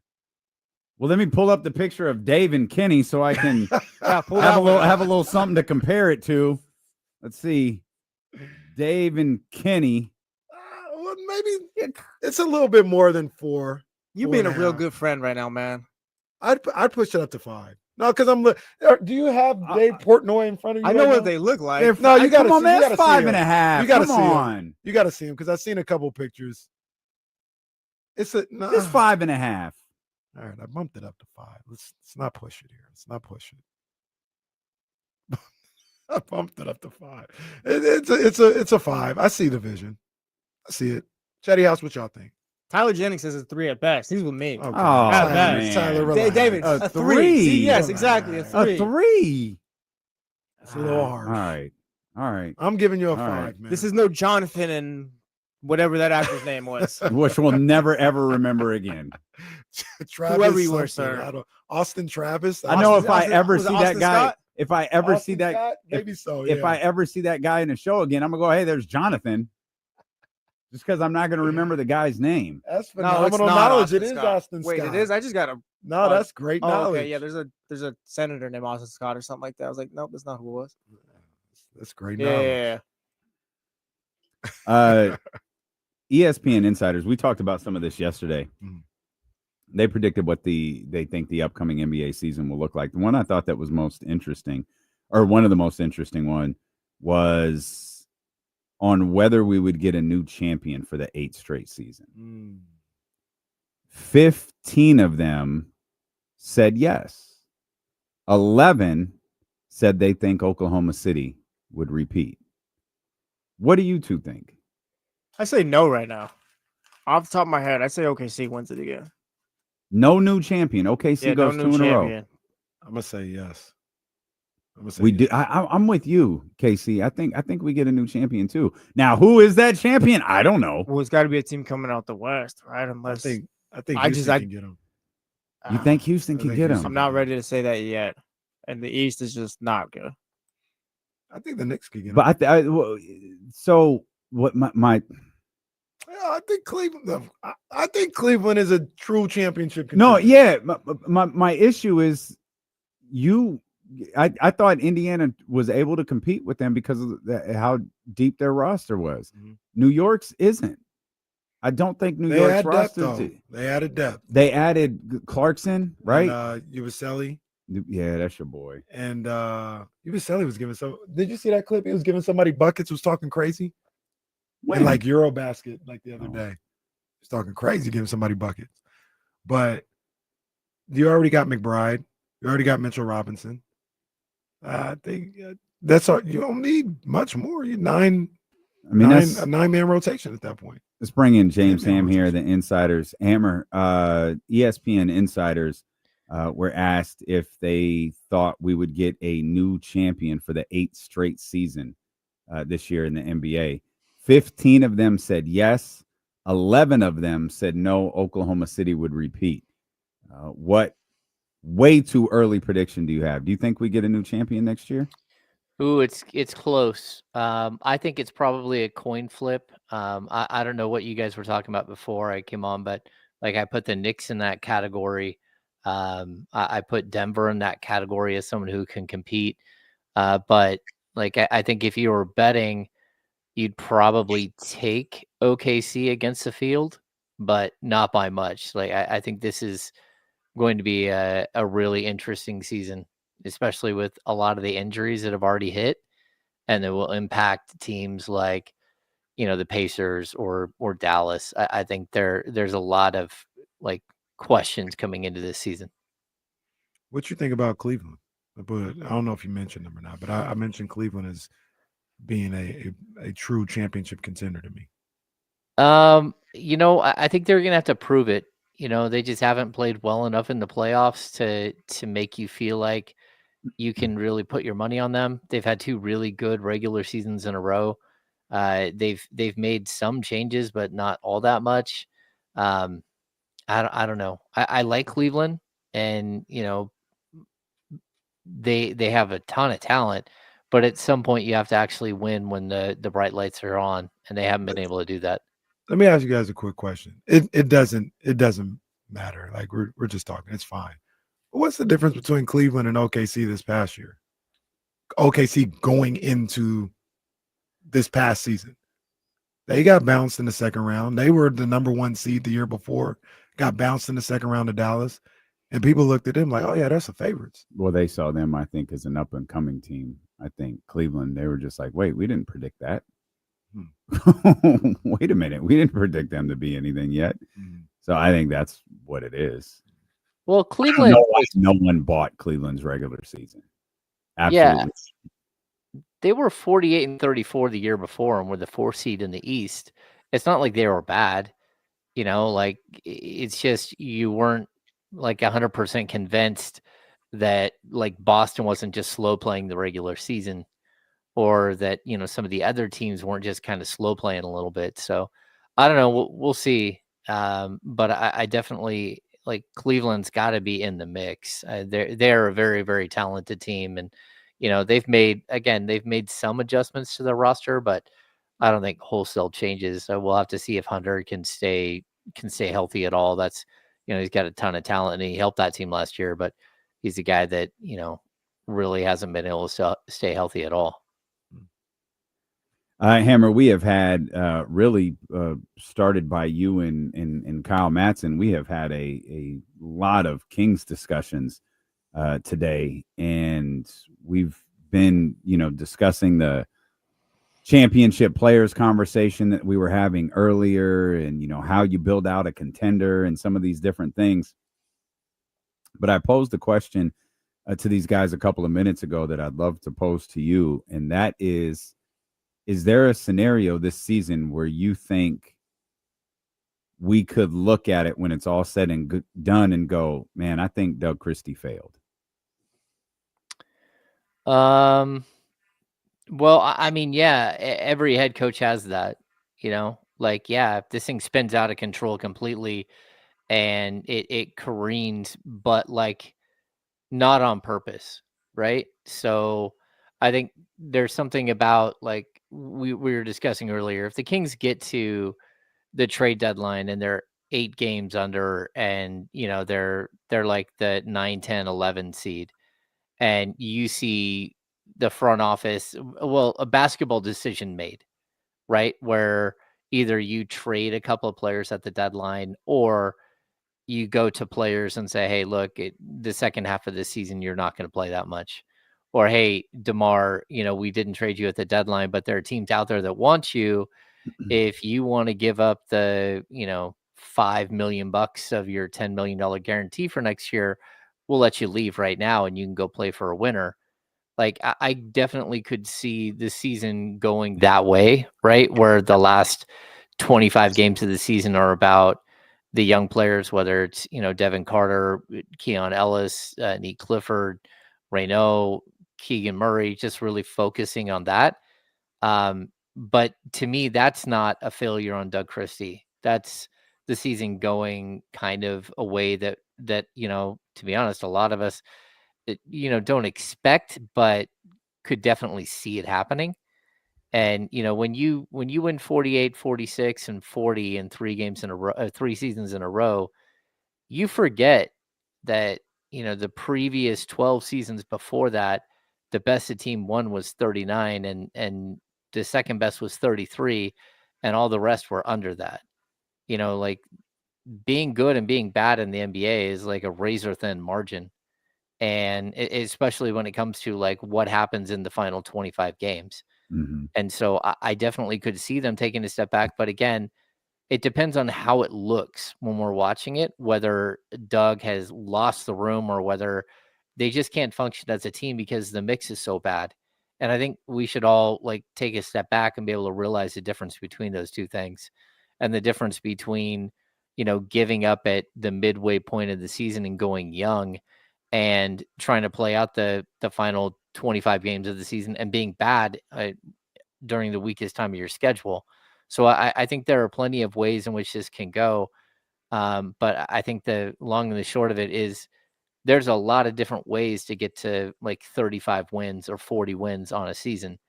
And we could look at it as a disappointment, or we can look at it as, oh, wow, I can't believe they actually, once we get into the season, that they actually came back and won that many games. And so I think they're like, again, I'm not even going to put a win-loss record on what it would be for Doug Christie to have a bad season, because I don't think we know what it is at all without seeing this team on the court. James, when you talk about Doug Christie losing the team, or they're not buying into some of the things that he's trying to sell with this team, to me, that wouldn't be a Doug Christie issue. That would say a lot about those guys in the locker room. That would say a lot about those guys and who I want to have in that locker room moving forward. Because in a lot of ways, a lot of those guys out there, you were embarrassed last year. You looked a mess towards the end of the season. You got embarrassed in the playing game at home. And if you're coming back for this season, I understand you talk about uncertainty with the front office and people potentially being traded and all this other stuff, but you still have a lot of those guys outside of maybe DeMar DeRozan. You got a lot to prove. And if you get 20 games into the season and like, I'm just not feeling Doug Christie, after a lot of the rumors were you weren't feeling the previous coach, and that's why you weren't playing playing to a certain level as well, that says more about that locker room and those players in that locker room than it would Doug Christie to me. Yeah. Okay. So I can't talk out of both sides of my mouth here. So I honestly, I told you guys last year when Mike Brown got fired, whatever happened, but the second a coach loses a locker room is the second they've got to go. That's always been sort of the way I look at it. And I can see it happening typically for whatever reason it happened. Right. But I agree with you to your point, Kenny, that if it's the same group of players and they just become coach killers, that's on them, and that stink, it goes with you. It travels with you for a lot of these guys. So I'm not going to give anybody a free pass, because like, I don't care how long you've been in the league. If you're not performing to win basketball games, if what you're doing is to get your stats or whatever, then that doesn't help either. Like this, you're a team, and all 15 or 17 or 18, whatever it is you've got on the roster, every single one of them has a job to do. And if you're just out there to get yours, that's not at all, because I could see this season going that way, where a couple of guys are like, hey, look, I got to make a big decision on whether I'm going to opt into a contract for next year or not, or I've got to see if I'm going to make this roster next year. And then it becomes me ball. And that's not conducive to winning, and it's not conducive to building a culture. So I think that this team as a group, they do have a lot to answer for last year and what happened with Mike Brown. And to be honest, like the whole all-in mentality that Mike Brown had in year one, it's almost like he should have reassessed who was all in and who wasn't at day one this last year, and asked for guys to not be there anymore if they weren't all in, because that's where we got to a point where there were players that weren't all in. And that's why you see the team as a whole start to let go of the rope. And one of those players clearly became not all in, and that was De'Aaron Fox. And of course he gets traded, but he's not the only one that was on one side or another of this whole debacle. And a lot of those guys are still in the building, and they need to do what's best for the franchise and do what's best for their teammates, and not be so much concerned about themselves. Is that a question do you think Scott Perry has asked? Or maybe Doug Christie, or maybe them together? Oh, I missed that. I said, is that a question that you think Scott Perry has asked, or maybe Scott Perry and Doug Christie have asked the guys that are here? Yeah, it's going to be day one of training camp. It's going to be that day one, they'll have, so what they typically do is we'll have media day, and then a lot of times they'll have a dinner. Like they might have a dinner the night before media day, and it's in that meeting that you set the tone for what's going to happen here and what's going to be the plan and how you're going to manage your business this season. And, what are the expectations? What is the structure that's going to be put in place? What are the rules that are going to be put in place? And how are you going to adhere to that? And so, yeah, I think, again, Doug will have his talk. Scott will have his talk. They'll both be on the same page with what the messaging is, because that's the way it works. And you're going to hopefully go in with a cohesive unit. But again, we say that on September 27th or whatever media day is, like a cohesive unit that day versus 2 weeks later or a month later or 5 months later. Like that changes throughout the year. And, these guys have to stay together and all be pulling in one direction, or this thing could go the wrong way, like very quickly. Doug Christie and Scott Perry, those two are the leaders of this franchise right now, right? It's not a player that has as much pull as those two, correct? I'm asking that question now, even though it sounds like I'm stating it as a fact, but in your opinion, it's their team. They're the leaders, right? As far as Doug and Scott? Mm-hmm. No. I mean, yeah, they are two of the leaders, and it's sort of their world you're playing in, but the players always have their own leader, and the leaders of this team, I think pretty clearly, even though they're not like vocal, super rah-rah guys, Domas is one of the leaders of this team. DeMar DeRozan is one of the leaders of this team. Malik Monk is one of the leaders of this team. And then you got to figure out if there are any other voices that want to step up and be part of that. I think this is a good locker room. It's a good group of dudes. They care about each other. They're about the right things. But at the same time, staying together when, we talk about the first 19, 20 games of the season, when it could be rough.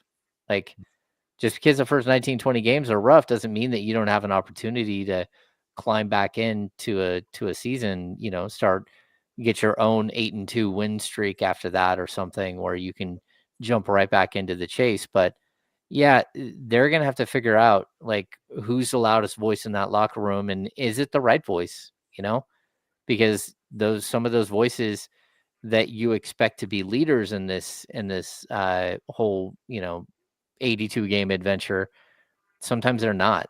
And sometimes you chose the wrong guys to be sort of your leaders. And so you're going to have to assess and see what it looks like going into camp. And maybe somebody else has stepped forward. We don't know. There might be somebody on that team that is just different, that we're not around, or we haven't been around throughout their career. Maybe it's a Dennis Schroeder. Maybe he walks in the door and has a swag and has a big voice and says, "Hey, look, I played for a bunch of different teams. I've seen everything you can possibly imagine. You guys should probably listen to me, because if you don't want to end up moving teams for the next 5 years, then this is a pathway forward." And so I think that there are options for different guys to step up. And you can always tell, like, again, who the team kind of believes are leaders by the way they structure the locker room. So I've told you guys this before, like the first locker when you walk in the door and the last locker are typically leaders. There's usually one or two right in the middle of the locker room as well. And then it kind of like, as you fan across the locker room, you can have younger players. You can have guys that just aren't that type of guy, who aren't a vocal guy at all. And so it really does depend on, I think we'll learn a lot too about just how the team itself, or the franchise itself, views the guys in the locker room and sort of their leadership qualities. I haven't been in the Kings locker room since pre-pandemic, but I remember. I don't think you're allowed. We don't have that James Ham clearance, have that threat level midnight credential. But I remember when I was doing some credential stuff before that, I think, to James's point, the first locker was Fox. I think the last locker was Shump. I think that's how Shump was close to the end. To be honest with you, I think it went Shump and then Buddy Hield. I think Buddy Hield had the last locker on that far side. But again, like when we talk about leaders, a lot of times it is that personality, that big personality that, people do gravitate towards, whether, again, is Shump or Buddy, but also, like we've seen it, like Malik. Malik is a guy who people gravitate towards. He's a guy that a lot of people in the locker room, they like as a person, they want to hang out with. He's got an infectious personality. And so again, like there are all kinds of different types of leaders. It's not just, the person who is the loudest or the most boisterous. And sometimes it's not the best player on your team either. You got to figure out sort of how it is that you're going to build your leadership council and kind of go from there. I think there's a lot of guys though who can fit into that. Like I think Dennis was an interesting name to bring up because I do think Dennis Schroeder kind of fits into that category. But the one that we really talked about, or at least that I really, was DeMar. I think DeMar can be the guy who that first day when you're getting on the floor, he can be the one who pulls everybody together. He can be the one who says, "Hey, last year was last year. Let's get moving forward." Like, I think he can be the defining voice for this team, along with Doug and well, really Doug, but I can see him being the defining voice of this team. Yeah, that's possible. I'd also, not that he's on the team, but I'd add Westbrook if Westbrook is brought in by this team. When Westbrook is brought in. Positive affirmations, James Ham. James said, yeah, that's what I'm doing. Positive for who, right? Positive for D'Lo. Yeah, I would just say, like, look, it's there are just voices that walk in the locker room and have like a specific type of cachet, and I think DeMar has that cachet.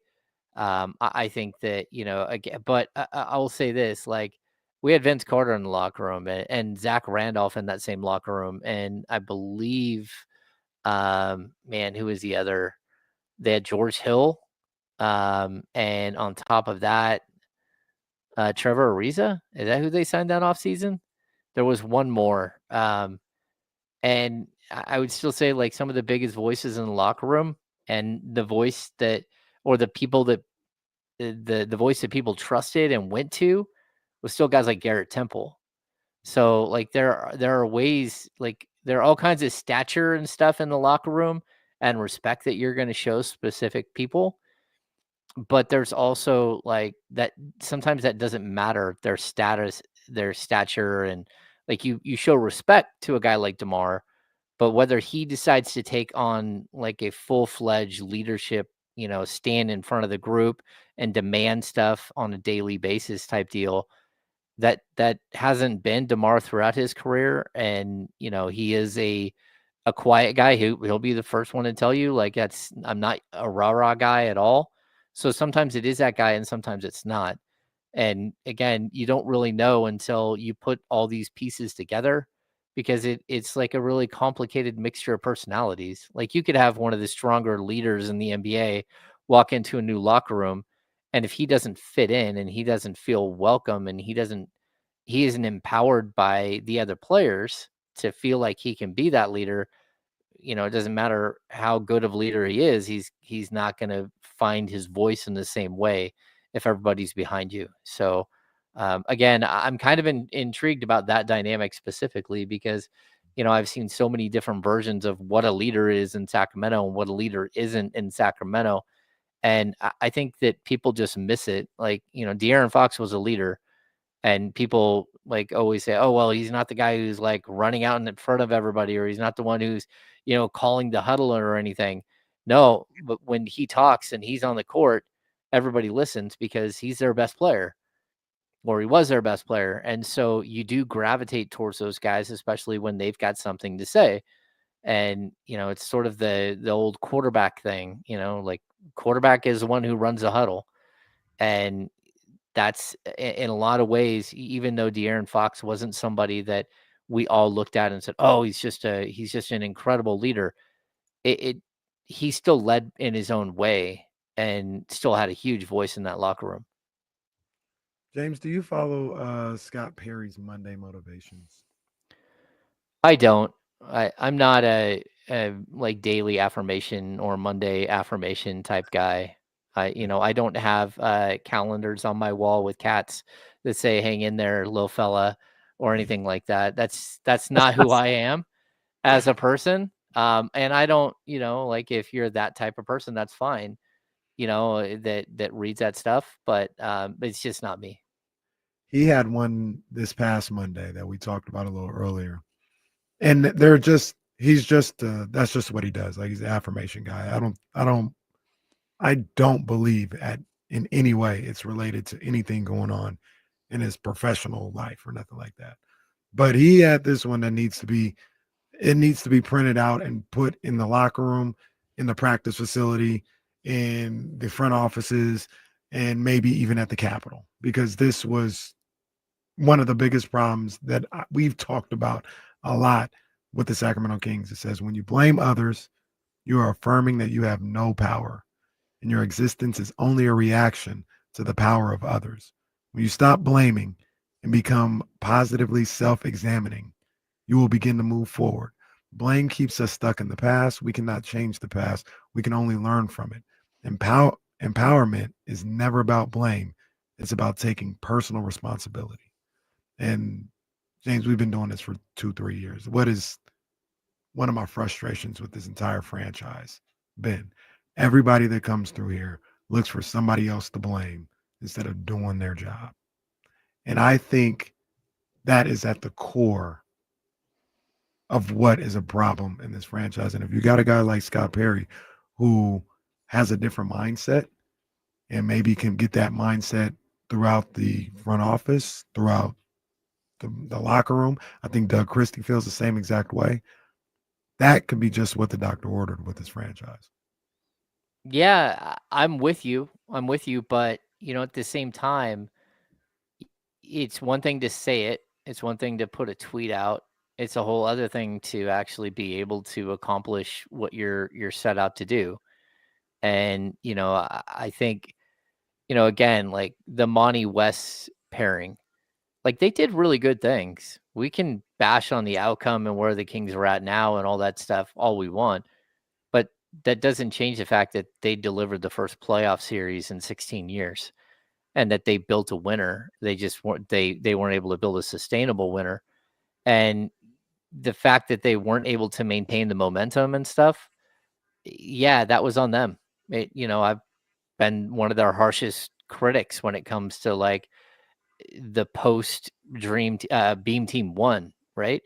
But again, an off season where you brought in a first round pick and a second round pick, a late first round pick, an early second round pick, and then Dennis Schroeder, like that's not going to change a 40-win team. You're still a 40-win team. You might be a little bit better. You could also be a little bit worse. We don't know, but like the team that's on paper, and that's where it's like, hey, like I get that you can only blame who you can blame, but I also think that this franchise has been very good at shifting the blame and putting it on someone else all the time. And so guys like Monty and West walk out the door, and it's like it's easy to harp on them and put so much blame on them. There have been people here that deserve that type of blame on the way out the door. But I also look at like the last couple of moves that were made here, and that most of those moves were made by people who did not feel like their standing was in the right place, and they were clinging to something that was really good 2 years earlier and had like started to dwindle, and they didn't know how to fix what was happening. And the answer was to not do what they had always done before, which was forge a path on a specific design and continue the build. It was to go in different directions, almost like without like really worrying about the ramifications of what they were doing. And, again, I didn't understand. It's not just one move or two moves. There's a handful of moves here towards the end that these guys did that, again, it just weren't up to the standard that they had set for themselves in the past. And so I'm hoping that Scott Perry is able to take control of this situation and to build what he wants to build. But, I think it comes down to like one of the most interesting questions that we'll have. It's like, the Jerry Reynolds-ism is, if you have a 5-year plan in the NBA, you have no plan at all. Realistically, if you have a 2-year plan, if 2027 is your plan and that's 2 years from now, I hate to tell you, you don't have a plan at all, because by 2027, you might be able to clean the decks and get everybody off, all the big contracts gone. But have you built anything that's good? Like, just because you get, like, we can talk all we want about the flaws of Domantas Sabonis or DeMar DeRozan or Zach LaVine, but the fact is they're really talented players and they have value as talented players, whether it's value to the Kings or value out there with other teams. But I mean, if we're just talking about like purging the entire organization, well, what are you left with and how quickly can you build? And let's be honest, if you have 2 really bad seasons that lead to an even worse season where you're rebooting, like, how long do you get to make the decisions? And the answer is typically not very long.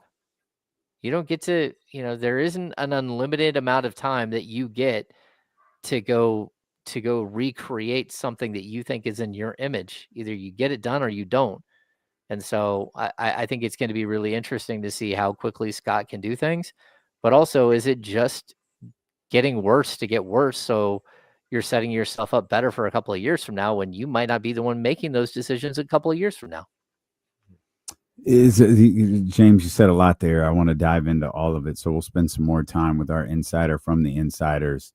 It's James Ham here with D'Lo and KC on Sacramento Sports Leader, ESPN 1320.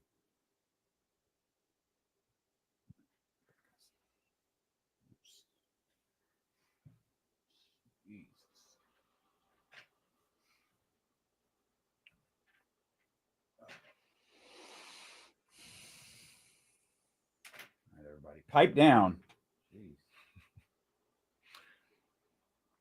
John Lynch on Jake Moody. Quote, I found it interesting after a hell of a game in Las Vegas. A lot of people still have questions. And when you have a season like last year, they'll remain. But we have a lot of belief in him, ... from what we see out there. All right, you guys are cooked. Yeah. Margin of error is just so slim. All right. Hey, what's the big deal? He made it in the preseason game. John Lynch said, quote, a while ago, Jennings asked to be traded, but, quote, we've moved on. He's been putting work on the side. Both can be true. He wants a new contract, and he has a hurt calf. Everyone assumes one or the other. Both can be true, end quote. I got to be honest, that was a hell of an answer by him. That was a good answer because it's not really answering anything. It's not even telling us something that we don't know. Like, yeah, his calf hurts. Yeah, he wants a new contract. The question is he willing to, when his contract, or excuse me, when his calf feels better, to not play because he wants a new contract? That's what everybody wants to know. They also said, we're not trading him. Said, we're not trading him. It'd be a bad move if Jennings sat out into the season because of his contract. I think so too. He's not at that status where it's like, oh yeah, we did a deal after the season. No, I'd rather go play. He can, and I think Juwan Jennings is a heck of a receiver. I love Third and Juwan, all that other stuff. He's a hell of a find. But he could mess around and find himself passed up. Like if if the right signings happen, if the right people step up, if the right people come back from injury, suspension, you could come back and be a non-factor. Yeah, I don't think he's been a non-factor though the last couple of years. He's been the third wide receiver, but like what he did last year, like I get what he's doing right now. Like if you have leverage, you got to take advantage of the position you're in, right? I get it too, but if you play the wrong hand, they put George Kittle more into the passing game. DeMarcus Robinson comes back. Ricky Pearsall is able to stay healthy, and you find one other guy that ends up being solid.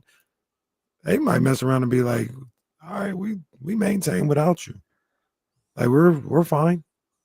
And I'll just like I get that, but at the same time, Ricky Pearsall hasn't been able to stay on the field. So if Pearsall gets hurt, if Ayuk, if any of these guys get hurt, like if George Kittle goes, like if somebody gets hurt, that's just the nature of the beast. But like he's opening up the door. Like say, for instance, I think Juwan Jennings is a better receiver. But say, for instance, they do bring back Kendrick Bourne, and Kendrick Bourne becomes that third down guy he was in 2019 or whatever. Now they might have replaced you. Yeah. I get that. I just like there comes a point where you look at the roster, you look at the injuries around you, and you know how much the team is and needs your services. I don't blame Juwan Jennings. You know, he's worth more than the $7.5 million he's being paid, and he's entering the final year of his contract. There should be a happy medium here, and I'm not saying give him Brandon Ayuk money because I'm not doing that, but I certainly would, talk about giving him $15 million a year over 3 years or something. And, Backhammer. It's football talk with KC and James Ham. Look, your boy John Lynch was talking today. So I missed that. John Lynch was as I was walking out, you were reading during the commercial break. John Lynch was talking about Jake Moody. Yeah, so I'll work backwards because that tweet is right here in front of me. He spoke on Juwan Jennings. Okay. And he said, Cam Inman says, Lynch said, quote, a while ago, Jennings asked to be traded, but, quote, we've moved on. Quote, he's been putting in work on the side. Both can be true. He wants a new contract, and he has hurt his calf. Everyone assumes it's one or the other. Both can be true, end quote. He also said, we're not trading him. He's made that clear. So we're not trading him. So there's that. We can talk about that in a second, but he said this was the low light of the day when asked about Jake Moody. Quote, found it interesting after a hell of a game in Las Vegas. A lot of people still have questions. And when you have a season like last season, they'll remain. We have a lot of belief in him, ... from what we see out here, end quote. Boy, them ... allowed. All right, man. All right. I don't know what John's seeing, bro. I don't see it. Are they watching a different practice? Are they watching a different preseason game? Well, to be fair, you're not watching practice. I'm watching the game. Maybe he's 10-10 in practice. He was like 21 or 22 before the first preseason game. Also, who cares that he's making them in practice? There ain't no crowd out there to distract him. Ain't no home crowd out there for him to feel pressure from. Yeah, it's like, all right, let me go kick for a few minutes or whatever. When them lights came on, and they weren't even the brightest lights, he's kicking them all over the place. He's a Quincy Doobie of kickers. Oh, Quincy Doobie is not bothering anybody. Shout out Rutgers. Just manning their own business. Shout out Rutgers. Jersey, stand up. Great practice player. Man. Kings have had a lot of those, though, haven't they? Guys who just hoop in practice. Yeah, they should. They're in the NBA. You're good at basketball. You should be able to do something. Then the lights turn on. No. We can't even find you. Hammer, you think next offseason will be different? I'm speaking not necessarily broad like the NBA, but for the Sacramento Kings, with Zach LaVine entering what will be an expiring year for his contract, DeMar, assuming he's here, there's the kind of the non-guaranteed portion of his contract. Do you think next year, with this year kind of going by quietly, the acquisition of Dennis Schroeder, obviously a big deal, and whatever remains the rest of the way, it's at this point it's been pretty quiet. Given those kind of parameters, do you think next offseason will be a little bit different? No, I think next offseason, like, there will be fireworks. Like, I'm surprised there wasn't more fireworks this offseason. But look, if you intend on changing the course of this team and this franchise, like, you've got to be aggressive. And, you're going to have the decision to make on DeMar DeRozan's final year of his contract. You're going to have, whatever happens with Keon. Yeah, I mean, I think that there's a lot that can happen between now and next offseason. Oh, it's all good. He's bored with the Kings doing nothing, and I can't blame him. Air conditioner kicked on. As a matter of fact, he's bored with this entire NBA offseason. It's the worst NBA offseason in history. Damn, Shams. Yeah. Shams went all in, too. He's like, this is going to be crazy. This is worse than his Big 3 tweet. Shams like, this is going to be crazy. Yeah, you're right. It's crazy that it's trash. It's crazy that it's trash. Damn, Shams. That's my boy, too. I like Shams, but it's a hell for him. Yeah. This offseason was not a good look. Kings actually. Poor Shams just sitting around on dates with his phone in his hand like, baby, I got to go. I think the Wi-Fi is broken. No one's texting me. Kings actually did sign a free agent, though, in this dead offseason. Dennis Schroeder, who's playing really well in Euro. James, I said something the other day. I think he's a really good, a top flight international player. I think he's pretty good in the NBA too, but I wonder if any of it'll bleed over into his time here in Sacramento and being able to lead a team from the point guard position, which he hasn't really been able to do in his last couple of stops. Maybe he's got an understanding of how to do that after his time with the German national team. Yeah, I mean, I think playing international ball for certain players is really good. I mean, you're always worried about the injury situation.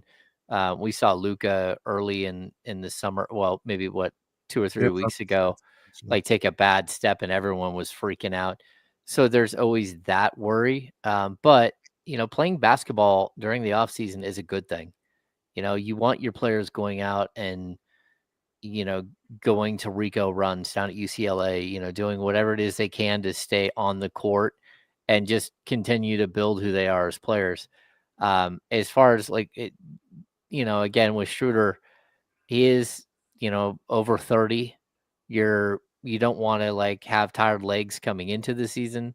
I remember when the Kings signed Bogdan Bogdanovic, he'd already played something stupid, 78 games that year before his rookie season in Sacramento. And then it's like, hey, my body's not holding up. It's like, okay, no S, Sherlock. It's like, you played so many games, you're worn out. We get it. And then you have to sort of reboot and figure out who you're going to be. But for Schroeder, the leadership aspect might be the biggest thing.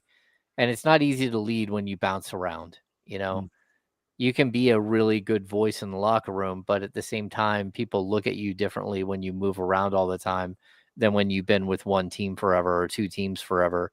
And, they sort of envision you as a Chicago Bull or San Antonio Spur or a Toronto Raptor, like it is with a guy like DeMar.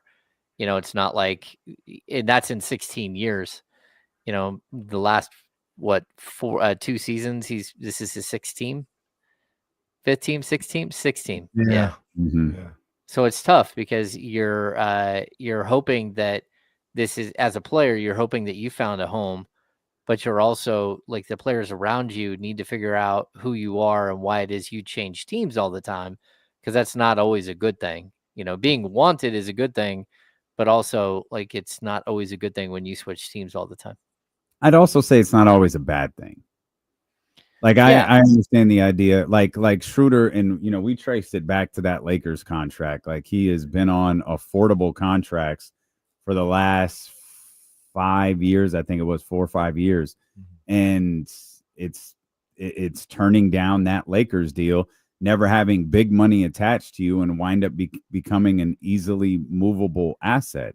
And again, that doesn't necessarily mean it's a bad thing. It just means, oh, we're doing a trade. We need some salary to throw in here. Our team's not going anywhere. Let's get Dennis in here. And like, I get it's still like, oh, he's not sticking with teams, but it doesn't mean he's a cancer. And I know that's not what you were saying. And it doesn't mean he's a bad basketball player. It just means he had a deal that they were willing to navigate around, or he had a deal they were willing to navigate around. Well, and it doesn't mean that he'll be on this team, after the deadline.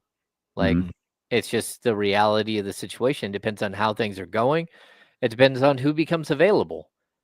Yeah. We talk about all the negative things that could happen here. There's also a possibility that, hey, like, bad things happen to a couple other teams, and their stance on some of their players might change by the time we get to the trade deadline. And then all of a sudden you do have, like, even going in right now into the season, a guy like Malik Monk on an $18 million contract, which would now be like 2.5 years. You've got Schroeder on a 2-year, 2+1. You've got, Levine on a 1.5 years left on his contract. You got an expiring contract in DeMar DeRozan with $10 million for next year. So, like, look, there's a possibility that you do get to reshape your roster at midway through this year with a big power move of your own, just because you do have, like, these movable pieces that we talk about. These are contracts that again, the Golden State Warriors don't want because they're long term right now, but they won't be long term in a couple of months. None of them are so bad that you're looking at them going, hey, how do I get out from underneath this thing? Even we talk about the Malik Monk, the final year at $20 million as a player option, 20.5 or whatever it is. It's still not a bad, horrible, like, I can't get out from underneath this type of contract deal. So I do think that the Kings have, like, the opportunity here, whether it's Schroeder, whether it's some of the other players, to go out there and try to get better whenever it happens. And sometimes it's just having the trade chips to go out and get better when somebody else is like, hey, it's time for me to bail on this situation or this player. And so we got to keep an open mind on all of these things. Dame, we assumed a little bit earlier. We should give James the opportunity to actually answer the question that we were talking about on the handoff. And he might have answered it on the Insiders, but let's do it again if you did. The scenario that Kyle put out earlier with Zach LaVine's playing really well. You get offered first-round pick and a rotational player if you're the Sacramento Kings. We'll just ask you, are you making that deal? I mean, it depends on what kind of contracts you have to take back. Like, I think that's the biggest part of it. I would consider it because, like, look, a lot of times when we have these discussions, people think that a lot of what I'm saying is, like, my own opinion. Sometimes it is my own opinion, and I make that very clear. But a lot of times, too, it's based on what we know of the situation. Like, the Kings have said, no, we're not going to extend Zach LaVine this summer. We have no intentions of going into a contract negotiation, and we're just going to let this thing play out. Okay, so that means that you're not committing, just like, the Kings haven't committed to Keon Ellis, and at this point they haven't committed to Keegan Murray. Like, there are a lot of things that they, like, either you're in or you're out. It's always like the question that the franchise asks, but at the same time, like, we have to see if they're in or they're out on this group of players. And sometimes that takes time, but a $49 million balloon payment on Zach LaVine is due next year. I mean, that's a lot of money. And if you can break that up into 2 contracts that are either expiring, or one's expiring and one's a really good deal, or a really good player that you'd like to hold on to, okay, that's fine. Again, you can take a step back here and there talent-wise, as long as you're making moves that make your roster make more sense. So again, if I see a deal where, at the deadline, the Kings take back a $20+ million player on an expiring contract, but they also get a $20 to $25 million, like, really, really quality player that you would like, to have on your roster long term who might be under contract long term, one expiring, one not. And then you walk into next season and you save $25 million or $24 million, something like that. Okay, I'm listening. So again, and that's because the Kings are telegraphing right now that Zach LaVine is part of their future for the next 2 years, maybe. Mm-hmm. And after that, who knows? And before that, if something else pops up, then sure, we'll listen. So we're going to have to see how they approach this entire season. But I definitely could see a way in which they try to rebalance their roster, whether it's short term or long term, with a player that just fits what they're trying to do better. And that's with me knowing full well that, Zach LaVine, if he's healthy and he's playing like he did last year, is going to be really, really good next to Domantas Sabonis and should, have a very good season. But having a good season and having a winning season, like that's what matters. Having a winning season, to get back to your point that you like to make, Kenny, it should be about making the team better long term and trying to win long term. And, if a team isn't committing to a player other than the 2 years that they have them under contract, then I don't know how much they're committing, especially when they have an opportunity to extend. It seems like Hammer. Sorry, go real ahead, quick. Do they have an opportunity to extend? Like right now? Do you think Zach LaVine would want to do that right now? Because if I was Zach, I'm gonna take my $50 million next year, and maybe we could talk next summer. But this year, I got $100 million coming. Like, I don't need to. I don't even know if I like Sacramento. I don't need to. We don't need to negotiate right now. No, you might be right. He might say no way. But again, if the Kings came to him and said, "Hey, we'll give you a 2-year extension on top of the $49 million," where it's like 56 and 63, Zach LaVine's taking that money. He's taking that money. He's just like going to go buy himself a jet so he can get to his house way faster in Newport Beach. Well, it was Kenny's first purchase when he got his contract was the jet to get to Lakers. To get to Roseville faster. It definitely wasn't the real one. Kenny helicopter Caraway. Me and Vivek. Vivek taking the jet to the Kings games. Yeah, there you go. Yeah. Oh, hey, everybody, here comes Kenny. It's landing his plane on top of the Golden One Center. You can avoid that traffic like Vivek does, and why not, man? I don't want to. I drove that. I went down there to his house one time, and it was the longest. I got stuck in traffic. It took me 6 hours to get there. It was not fun. Doesn't he live in Atherton or Menlo? It's Atherton. Atherton. Yeah. What was Vivek's house like? Is that where he posts all the pictures from? Is that Vivek's house? James Big. I asked that. James Big Instagram guy. Yeah. See, maybe James liked a reel we posted once. I was like, James saw this? Of course he was in it. I was like, how did he see this? Oh, because Leezy sent it to me. Oh, okay. Hey, I posted this. It's doing really well. Sweet. Okay. I was like, man, James liked this. He actually saw it. Great. Yeah. Well,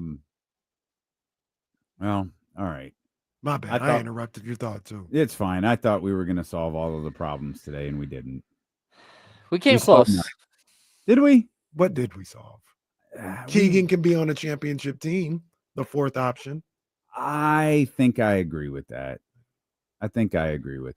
Like James made a good point. I think running through the teams, okay. Yeah. That kind of sold me when you're like, he could be on the Pacers, he could be on this team, he could be on that team. And it's like, all right, well, who's here in Sacramento where that works? So Keegan's a championship ball player. Yeah. I'd also say like the Kuminga discussion, could Kuminga be that same exact thing? And the answer is no, because he hasn't been willing to accept a role yet. There could come a point in his career where, again, talent-wise, he's incredible, but there could come a point where he's willing to accept roles and could fit on any team. And I think that's one of the good things about Keegan. He can fit on anything, on any team. I'd also look at the team that he played with last year, and we talk about, well, he had to play with Steph and he had to play with Jimmy Butler. He also got to play with Steph and he got to play with Jimmy Butler, which opens a whole lot of things up for you to go do things, to go score, and, to have like not a lot of focus on you, where I don't think the Kings have a bunch of guys who shoot a bunch of shots and are scorers, but they don't have like the ultimate like guys that the entire defense gravitates towards. Even De'Aaron Fox was more of that than the guys that they have now, where, the whole entire court leans one way when De'Aaron Fox is on it. And that's just not, that's what happens with Steph. Jimmy Butler, maybe to a lesser degree, but like it does help a guy like Kuminga getting to play with guys like that, especially when he was allowed to be kind of their third scorer for a lot of the season. Technically, you can win a championship with Kuminga. They did it. Yeah. Yeah. They did it. World's best cup of coffee. We did it. It's the craziest championship ever. That was wild. I hate that it happened. I really do. We all hate that it happened. Well, Drew Down doesn't. Uncle Loon doesn't, but I think the rest of us do. All right. Well, we tried. I guess we'll try again tomorrow. We got this. We got at some point. Figure it out. At some point, we're gonna. The good news is for Kings fans, this year you're probably going to be happy. Either the Kings are going to win games and they're going to make the playoffs, or they're going to lose games, miss the playoffs, get a lottery pick, and you're going to be happy either way. It's a win-win. Think about like, it. I mean, and I don't mean everybody's going to be happy. I mean the two very distinctively different groups that exist are going to be happy. Now, the tough part would be is if they finish 12th and got the 12th pick. 12th was right, got the 12th pick. It'd be like, see, we had just lost more games. That's the only thing that'll upset the apple cart a little bit. Can't make everybody happy. If things go that way, things went really bad this year. Yeah. Really bad. And I'm not here for that.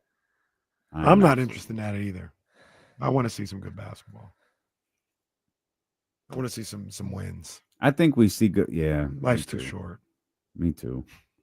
And I'm anxious for this Jonathan Kuminga thing to be over with forever, which it won't be. It'll be over with for a year. And then they'll just have to go through, I guess, I mean, they'll go through some form of something next year, as James has talked about, the salary cap, signing trades, cap money, all of those different things. So, sorry, we'll try again tomorrow. I don't know what to tell you, but we appreciate you so much for being with us. We're going to head over to 102.5, do our business there. Casey's going to be at 32 Brew Street tonight for Coach's Corner. Coach Brendan Merriam's going to be with us here on this show tomorrow at 1:15-ish. So make your plans to be with us around there. And, of course, tap in tomorrow morning. James, Kyle, the Insiders, 10 a.m. here on Sacramento Sports Leader, ESPN 1320. Vamos Smash Burger. We did it, guys. We did it. Oh, great stuff, Hammer. We made it. Damn it, Will. This was horrible. Yeah, it was terrible. Manchester United just lost to Grimsby. No, I was talking more about that Dodgers, but that too. Yeah. If you're wondering who Grimsby is, nobody knows. And that's the problem.